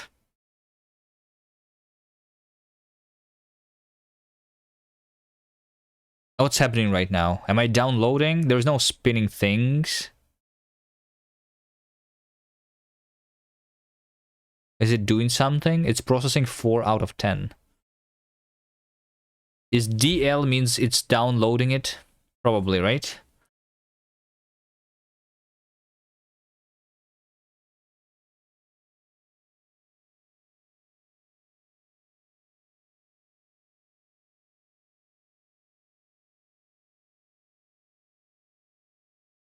Is it actually downloading anything?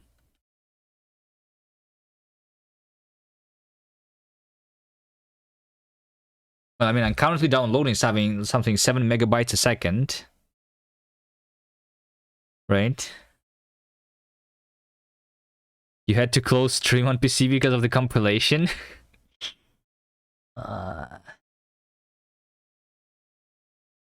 Yeah, I guess it's downloading. I wish it showed me like the progress of downloading. Hacking.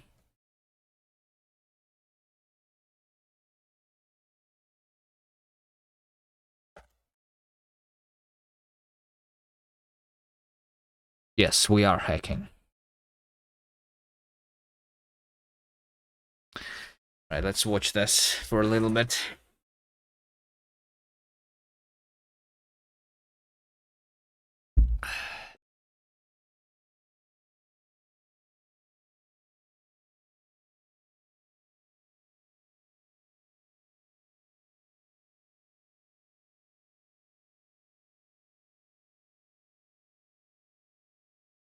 Hacking equals ASCII. Yeah.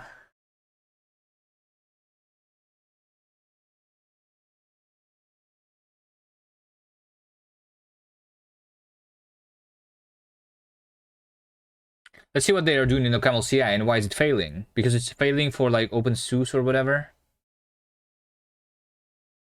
View more dependencies in OCaml CI. Is this not actions? Actions is just doing the pages build. Okay. And this is the OCaml CI, which is a different CI system or something. OCaml CI dev. Analysis.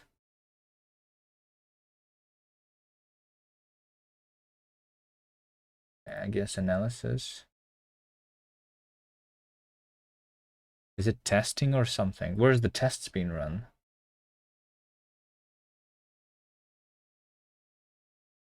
Unix matrix can do different. Unimatrix. Unimatrix seems to be slower than the C matrix. Can do different colors. I mean, the symbol itself like is white. I can change the speed. There is some invalid escape sequences. Seems like this is not packaged properly. What is Animatrix? Is that a thing? Unimatrix. Keyboard control plus to increase the speed. Total asynchronous scrolling. Cycle through bold character options. Toggle flashing characters. Toggle on-screen status. Oh. Status on.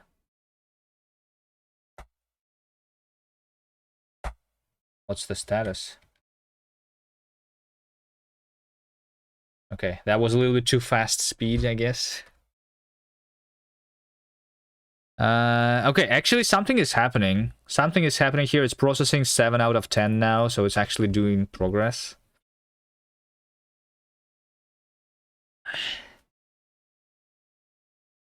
Why is OCaml? Like, I think literally any Rust library I would already be able to build and test at this point.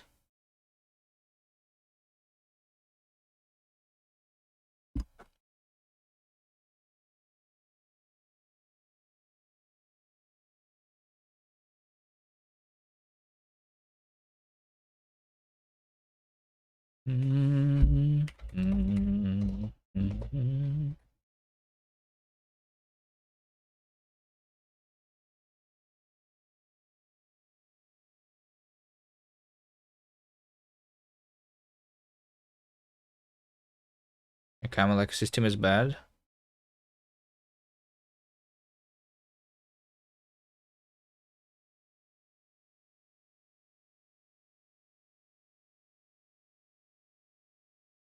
Sad, not bad. Is that different?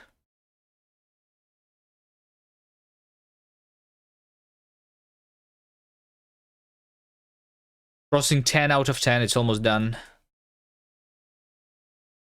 Can I ask how old you are? I'm 33, I think. I'm not sure. I stopped counting.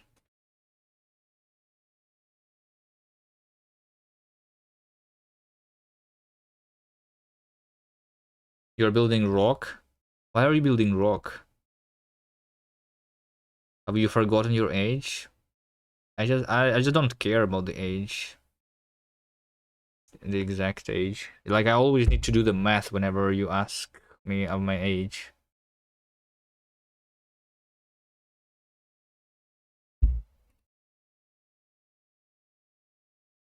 A young fella. Who, me?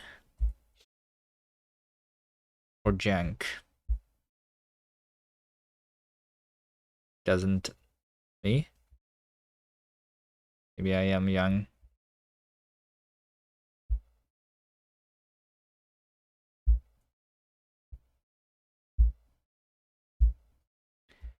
It's a young age to be writing a programming language yet. Yeah, are you saying that I should wait before I'm older?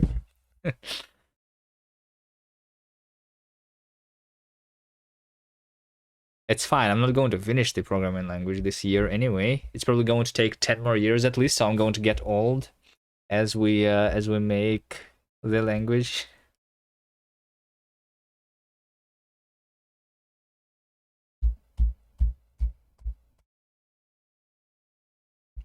Downloaded from Jane Street. Sex was downloaded over here. Sex lib.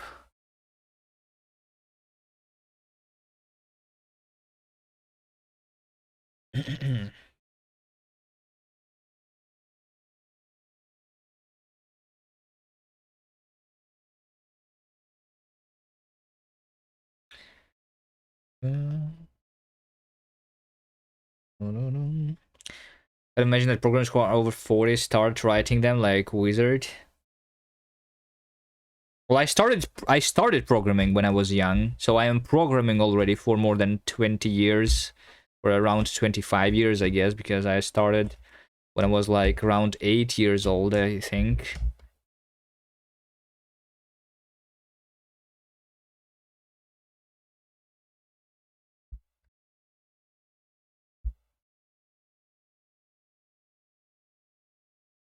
Where in this is cast at? Show me all of the pop-ups. You are here. Something happening in the web. Left pad.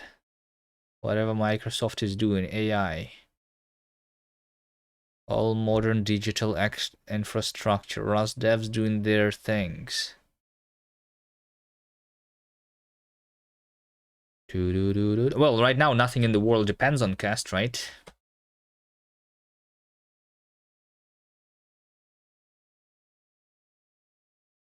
You're Edo Camel 5.4. Okay.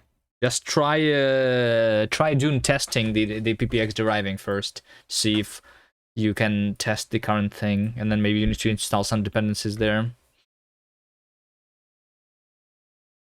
And I'm still downloading this stuff here in the Docker. Everything depends on JavaScript and Haskell. How does everything depend on Haskell? I mean, Haskell... Is Haskell used a lot on the things that we depend on? The most famous Haskell thing is the Pandoc, as far as I'm understanding. The latex stuff. But other than that, I'm not sure if Haskell is used a lot, but maybe it is.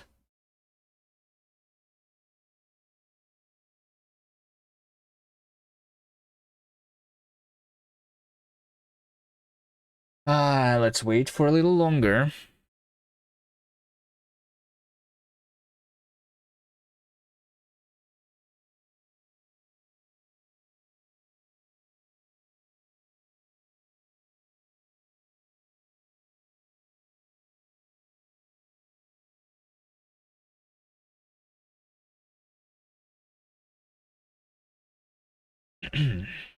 Let's wait a little longer.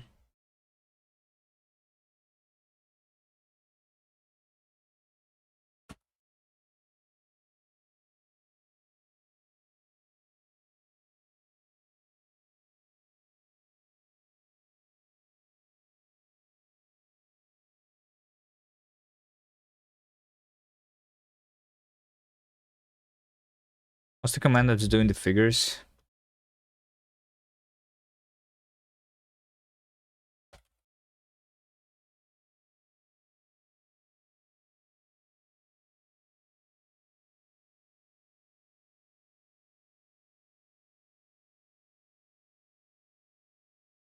Oh, unit 2 not found. Yeah, just install it.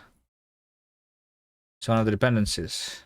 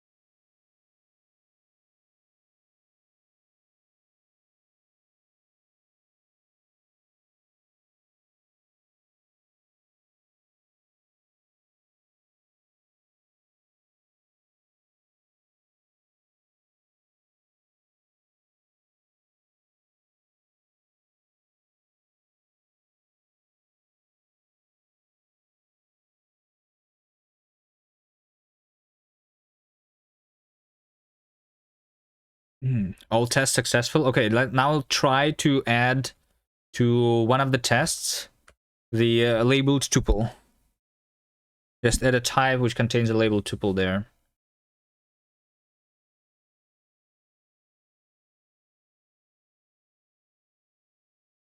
Wait, my Rust code misaligned pointer dereference addressed must be at multiple of 0.0x8. I'm trying to run my old OCaml, my old Rust project. We have a panic in rand core. Or is this yeah, this is actually a panic. Interesting. Misaligned pointer, some unsafe code. Whatever. Weird. Can I do cargo update? Maybe I need to just update the things.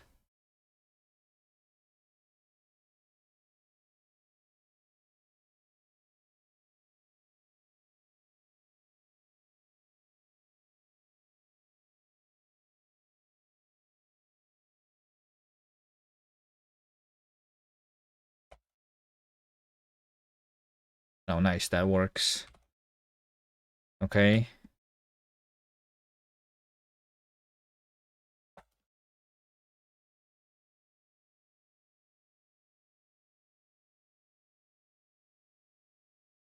What do we have?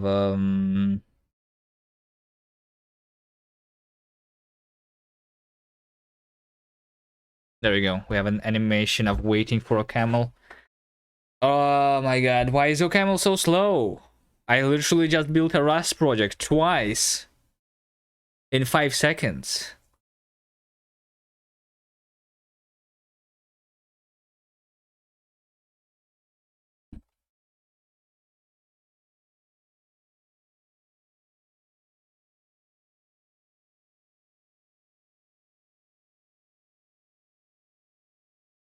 Rust compiler is fast. Well, I mean, OCaml compiler is fast, but installing OCaml compiler is slow. What's label tuple syntax? Okay, let me just give it to you. Will you just do this? Temp ppx deriving. You add to the source test like ec. This is the test that's testing the equality. Just use this. Just add this to the file and run Dune test and see if it works for you. S in OCaml stands for speed.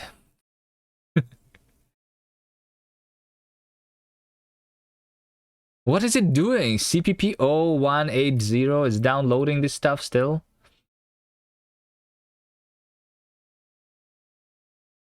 Is it just like trying to download 1 GB of things or whatever? Error, migration error. Okay, so if it is the error for you too, it means that it's not a Nix issue, right?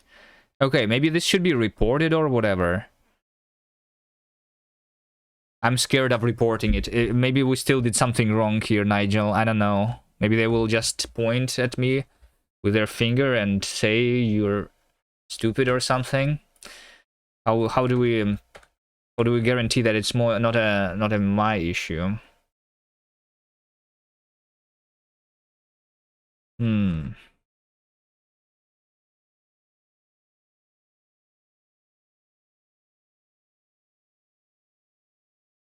Maybe you installed something wrong still. Like, I don't know.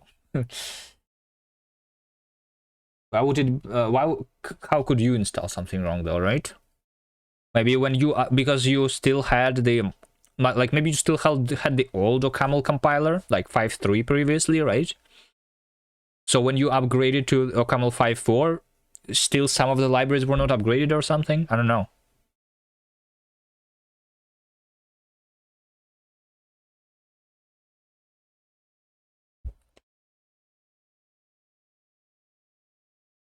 Do I fork this?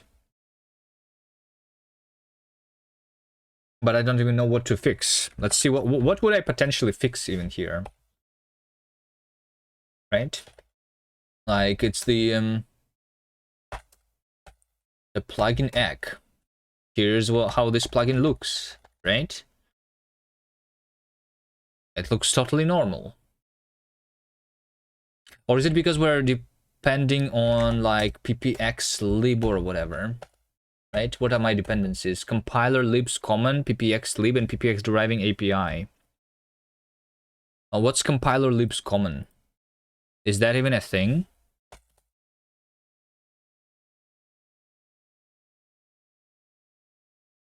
Compiler libs? OCaml compiler libs? Is that the thing?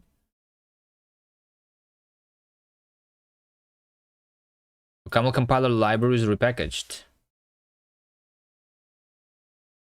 Oh, this, by the way, this works. This works. Dune test. Okay. Okay, yeah, and as you can see, so over here, I'm pretty sure that I did everything correctly. So I launched a Docker. I installed everything just like is specified in their opam file. And still it has labeled tuples are not supported before OCaml 5.4 error. All right, so it is not a me issue. Okay, my hands are not, did not do anything wrong, right?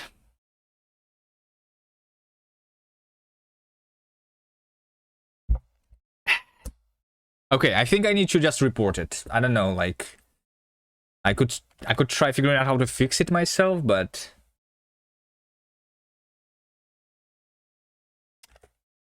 GitHub issue time. Like, but if I am hitting this issue, why can I not find the existing issue then? Because no one uses OCaml, or is there some other reason? Because no one is using the labeled tuples yet? Because OCaml 5.4 just got released?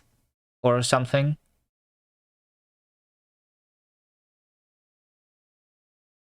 Right? Maybe people who use OCaml don't even know that they were introduced and they don't use it yet? I don't know. But I think it's okay to open an issue here, right? Let's see.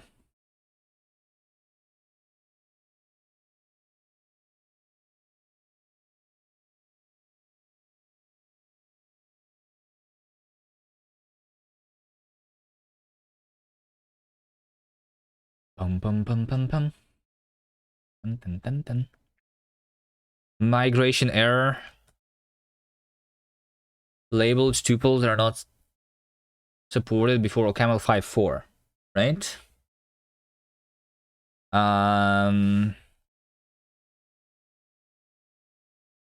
OCaml even closed a pull request to add dwarf support. Was that like a bad thing? I don't know. Maybe they had reasons. Why would you need a dwarf support? What do you mean by dwarf support? Dwarf support? Dwarf is the file, executable file on Linux, right? I think. I'm not sure. I don't work with that stuff. Dwarf.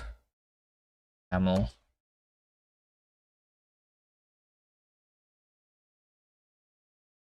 There's OCaml libraries to work with dwarf formats.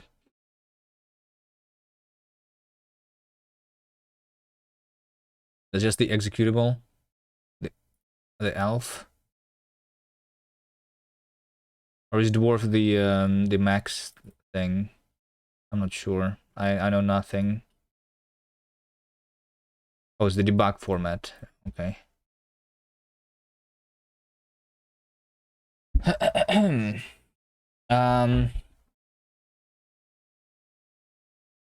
So what do I say? Just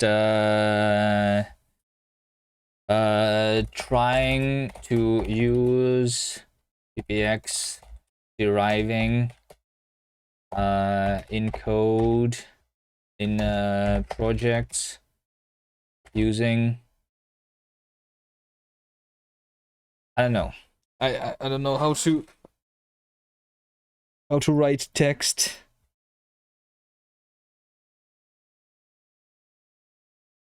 Dwarf v5 debugging support.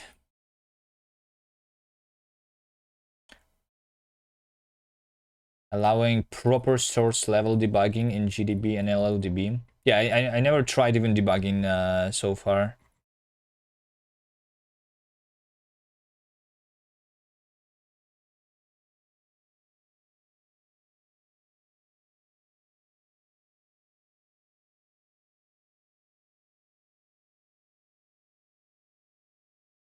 It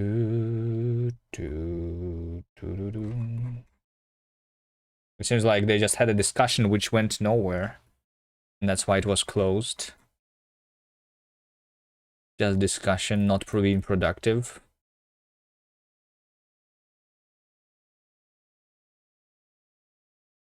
Should this be on issue on PPX deriving or PPX? I have no idea where it should be the issue. You think it should be on the PPX? Maybe. What's PPX? PPX. Is it just also in the same thing? Like, I have no idea how these things work. Is just the PPX lib, maybe? The base library and tools? And then examples. Simple deriver. This is the deriver itself. Simple extension rewriter. They're like an example where you use these things. Maybe there's an issue here existing. Let's see. Labeled. Incomplete expression on PPX extension. Labeled arguments. No, that's something different. 5.4. Internal PPX lib migration attributes are sometimes left in the AST. A bug. What does this mean?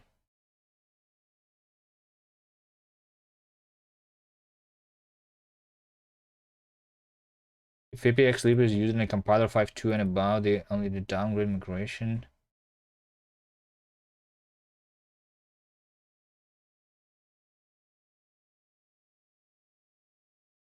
There was an issue about migration.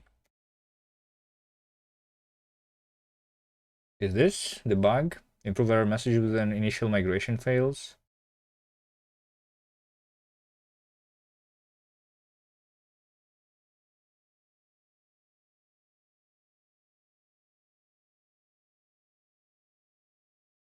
Migration error. Effect pattern is not supported before a camel 503. That's the similar issue. This is unfortunately expected behavior at the moment. The latest release is compatible with 5.3 compiler, but not with 5.3 language features. So is that is there something similar about 5.4 compiler now? To clarify, you can compile and preprocess with 5.3 if your project builds with 5.2. If you start using 5.3 language features, we can migrate them from our internal AST, updating our internal AST for 5.3, and therefore supporting effects will happen in subsequent released. So like that, in OCaml 5.3 they introduced the effect syntax, right? So there was the same stuff, the same issue.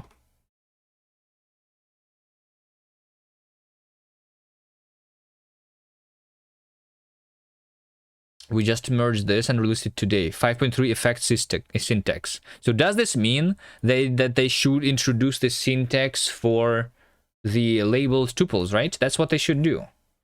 Pull requests.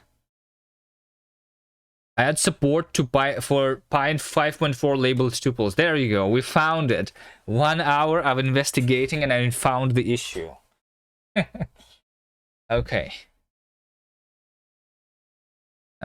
Sure. So this pull request was open on October 23. And before this is merged, we cannot do anything. Can I like merge this request locally and like use the patched things? I need to like figure out how to do that. Maybe if I continue to use OCaml. Right.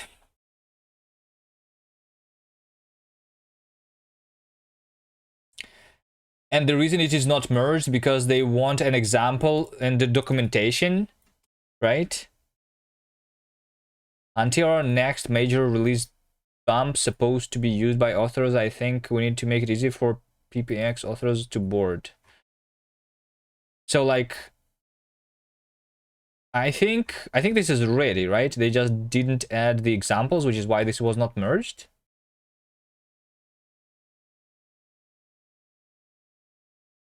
But that means more OCaml building. Yeah, but it would be nice to like understand. Like I was using a lot of patched libraries when I was doing with like in Rust. Like sometimes you do hit the issues and you want to like patch the library yourself or whatever.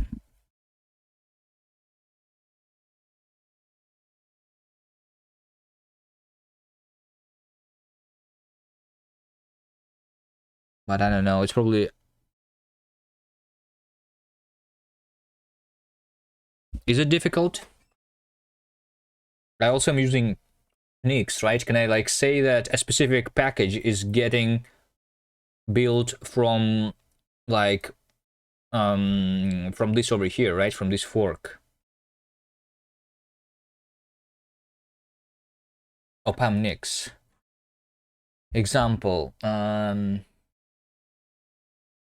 building a version of a package from the OPAM, from Nix packages. Building a package from a multi-package GitHub, from a custom GitHub repository. So we just build OPAM project.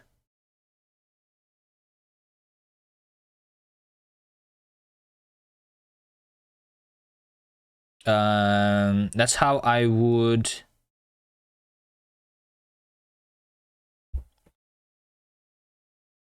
That's like a binary project. So like it's building it with a package, right? But I want to override one of my dependencies, one of my indirect dependencies, right?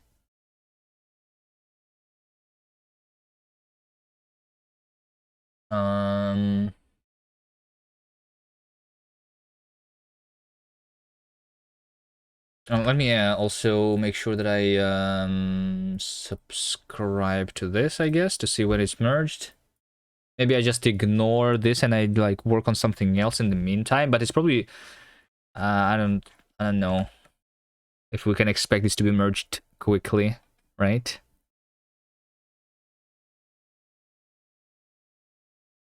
Query. This is the query, right? Build Dune project. I want probably to like see the documentation here.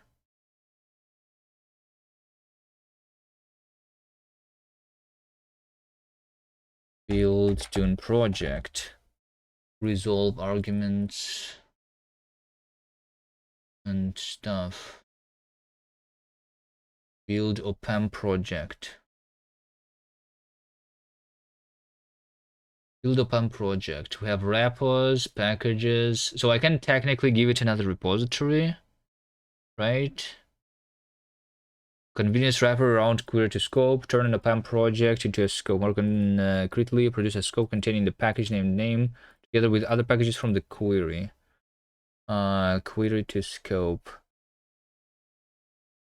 Query to scope. Repositories, packages, overlays, resolve arguments. Maybe like I don't know if ChatGPT can tell me about this. Can I override one of my indirect dependencies to an existing to a fork on GitHub in week OPAM mix? I don't know. Let's see if it can figure it out. Yes. With Kubernetes, you override packages through the overlay mechanism. So we have the overlay where we have a dependency, which is build OPAM package, right? That's how we do it. It actually makes sense, right? Because we have the overlay here, right? So we have a scope and we override scope with the overlay. Yeah. That actually makes sense. ChatGPT is good here, I think. Packages and overlays. By the prevent packages match the package arguments to OPAM Nix, which in turn is the Nix packages input on the flake. Overlays default to default overlay and stack overlay in case the past Nix packages. Overlays.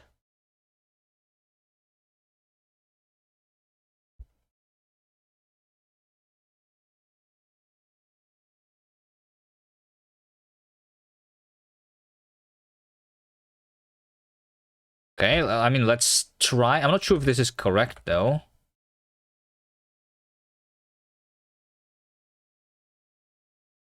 Override scope overlay. Can I do multiple overlays?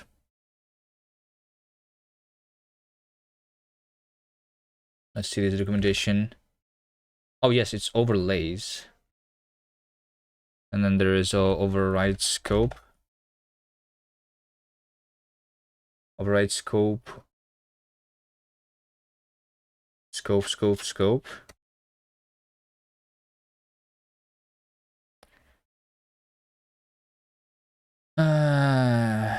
Let's see. Can I just do my dependency here directly then, so that I don't need to figure it out, or let it read from the repo? So we just let it read from the repo. We just do fetch github. So I want this this thing, right?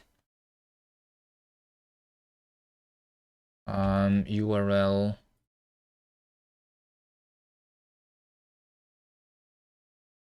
Is this revision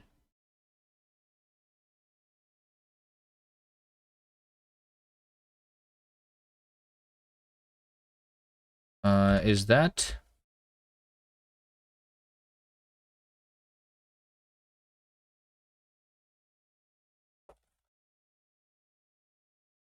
Is that not working? I feel like this didn't do anything.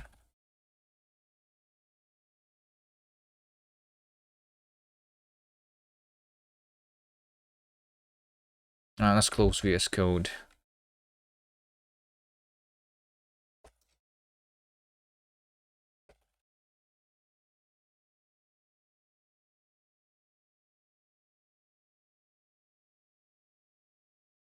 I feel like that's not correct because it's overriding packages from Nix packages, not the opam dependencies, though.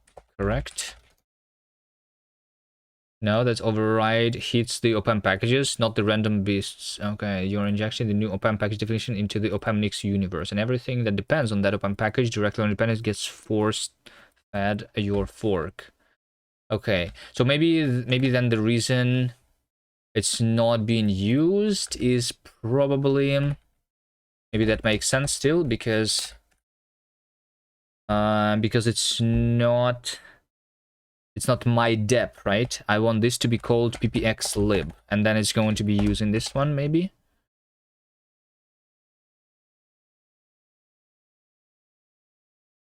Is this doing anything?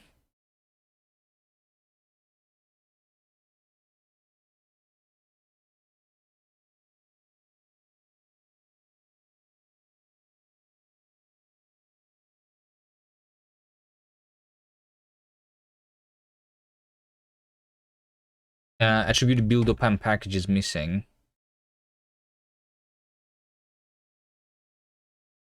Opam Nix.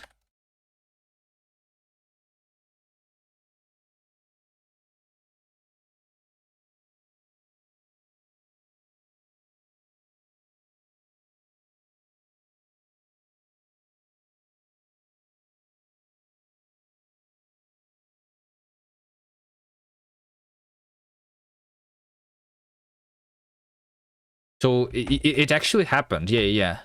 And it was not using it because ppxlib was not using, and it was not being used because it's not in the list of my dependencies. But now it actually tried to evaluate it, which is why we hit this error. So I think this might work. Attribute beta build opam package is missing. Is there no build opam package? Build opam package. Let's see, build opam. It's called build opam project, of course. Name and project is path.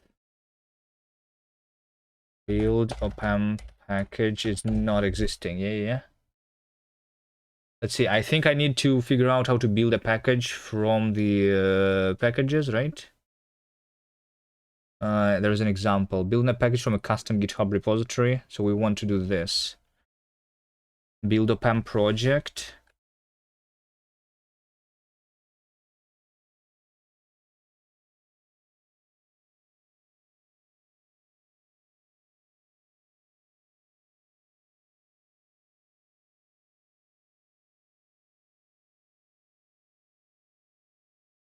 Opam to JSON. Is it using it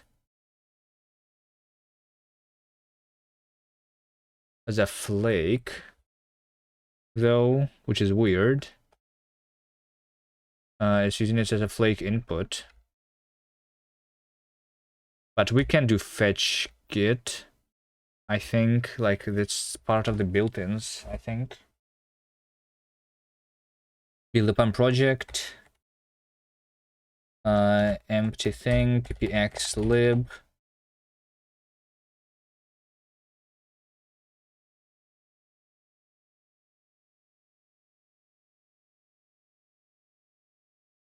Query.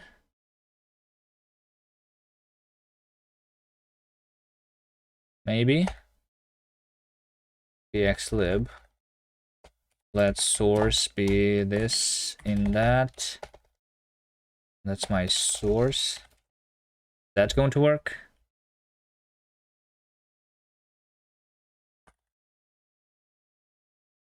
I mean, this opportunities to be source.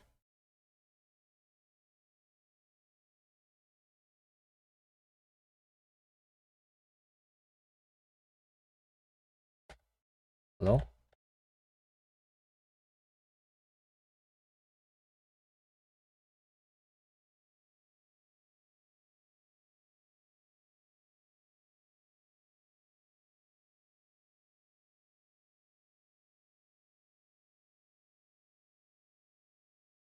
Unexpected text? What do you mean?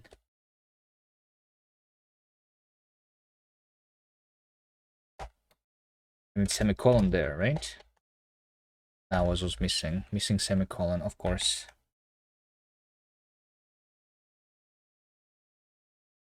And it's probably not final fetch get, right? Nix fetch get. Built-ins fetch get. Probably is what I want.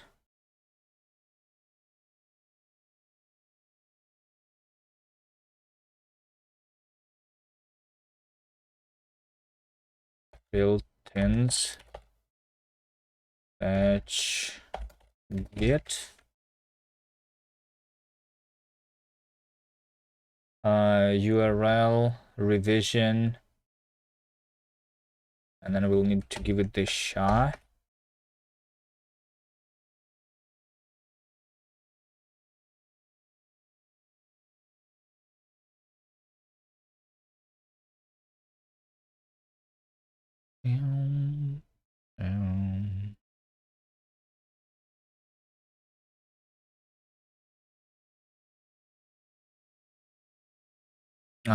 SHA not supported by SchemGit. Can I just remove it? Because revision is already like reproducible, right? Maybe we just give it the revision and that's it.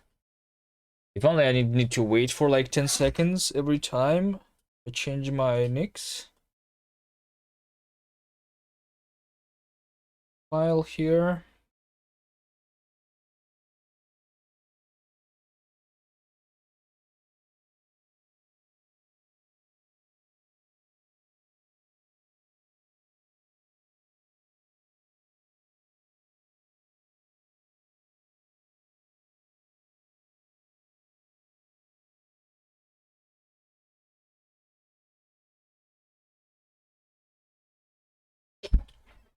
PPX sleep is not found now.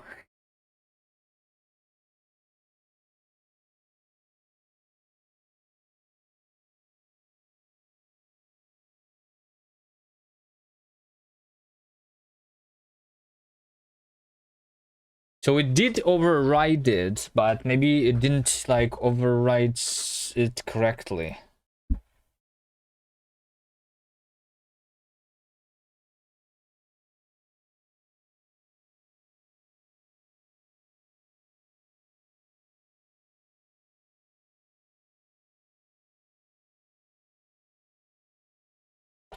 PPX lib.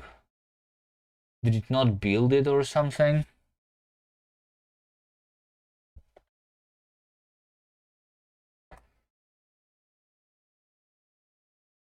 Is there an example where they patch? They have patched patches or camel find.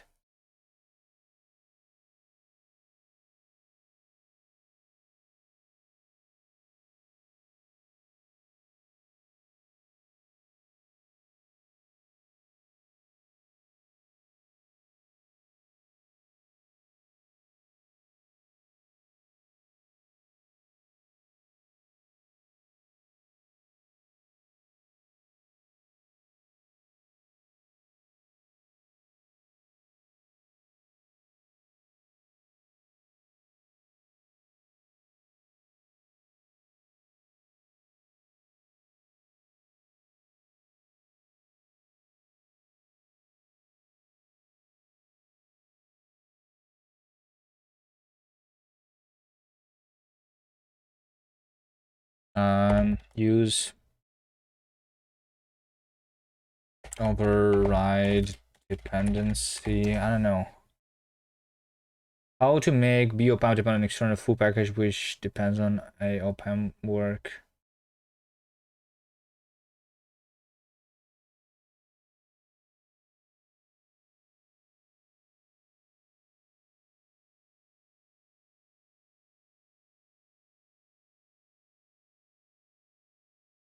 I don't know. I don't know. This is difficult. I need to like figure out how to do 10 different things. I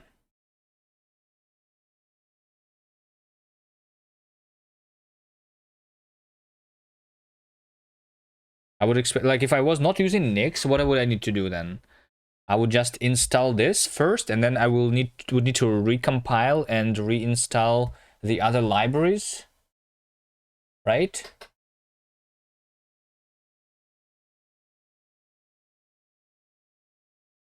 And then I need to figure out how to do it with Nix. I feel like I'm close. This is almost what I need to do, but yeah.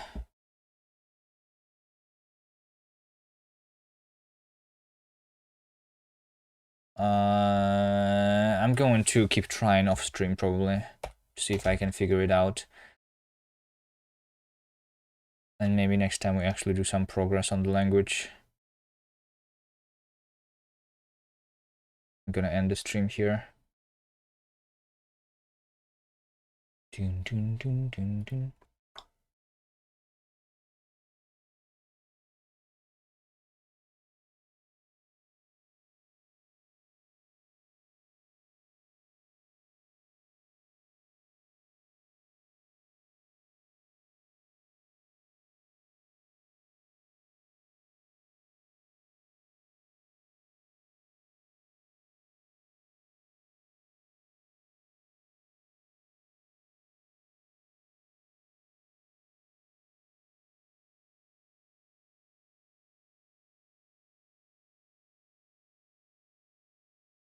Rings live, yeah, we can go rings, I guess.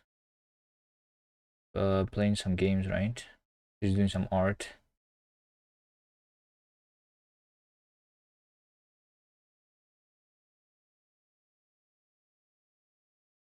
Sure. There's bad cop in chat. Well, is it free to change? No. Because You guys, change now. next time. Bye. Wait, can I get us there? Oh, it is free. If you Yeah. wanted to like get the effect of a different outfit, Yeah. since that one just got wasted pretty much.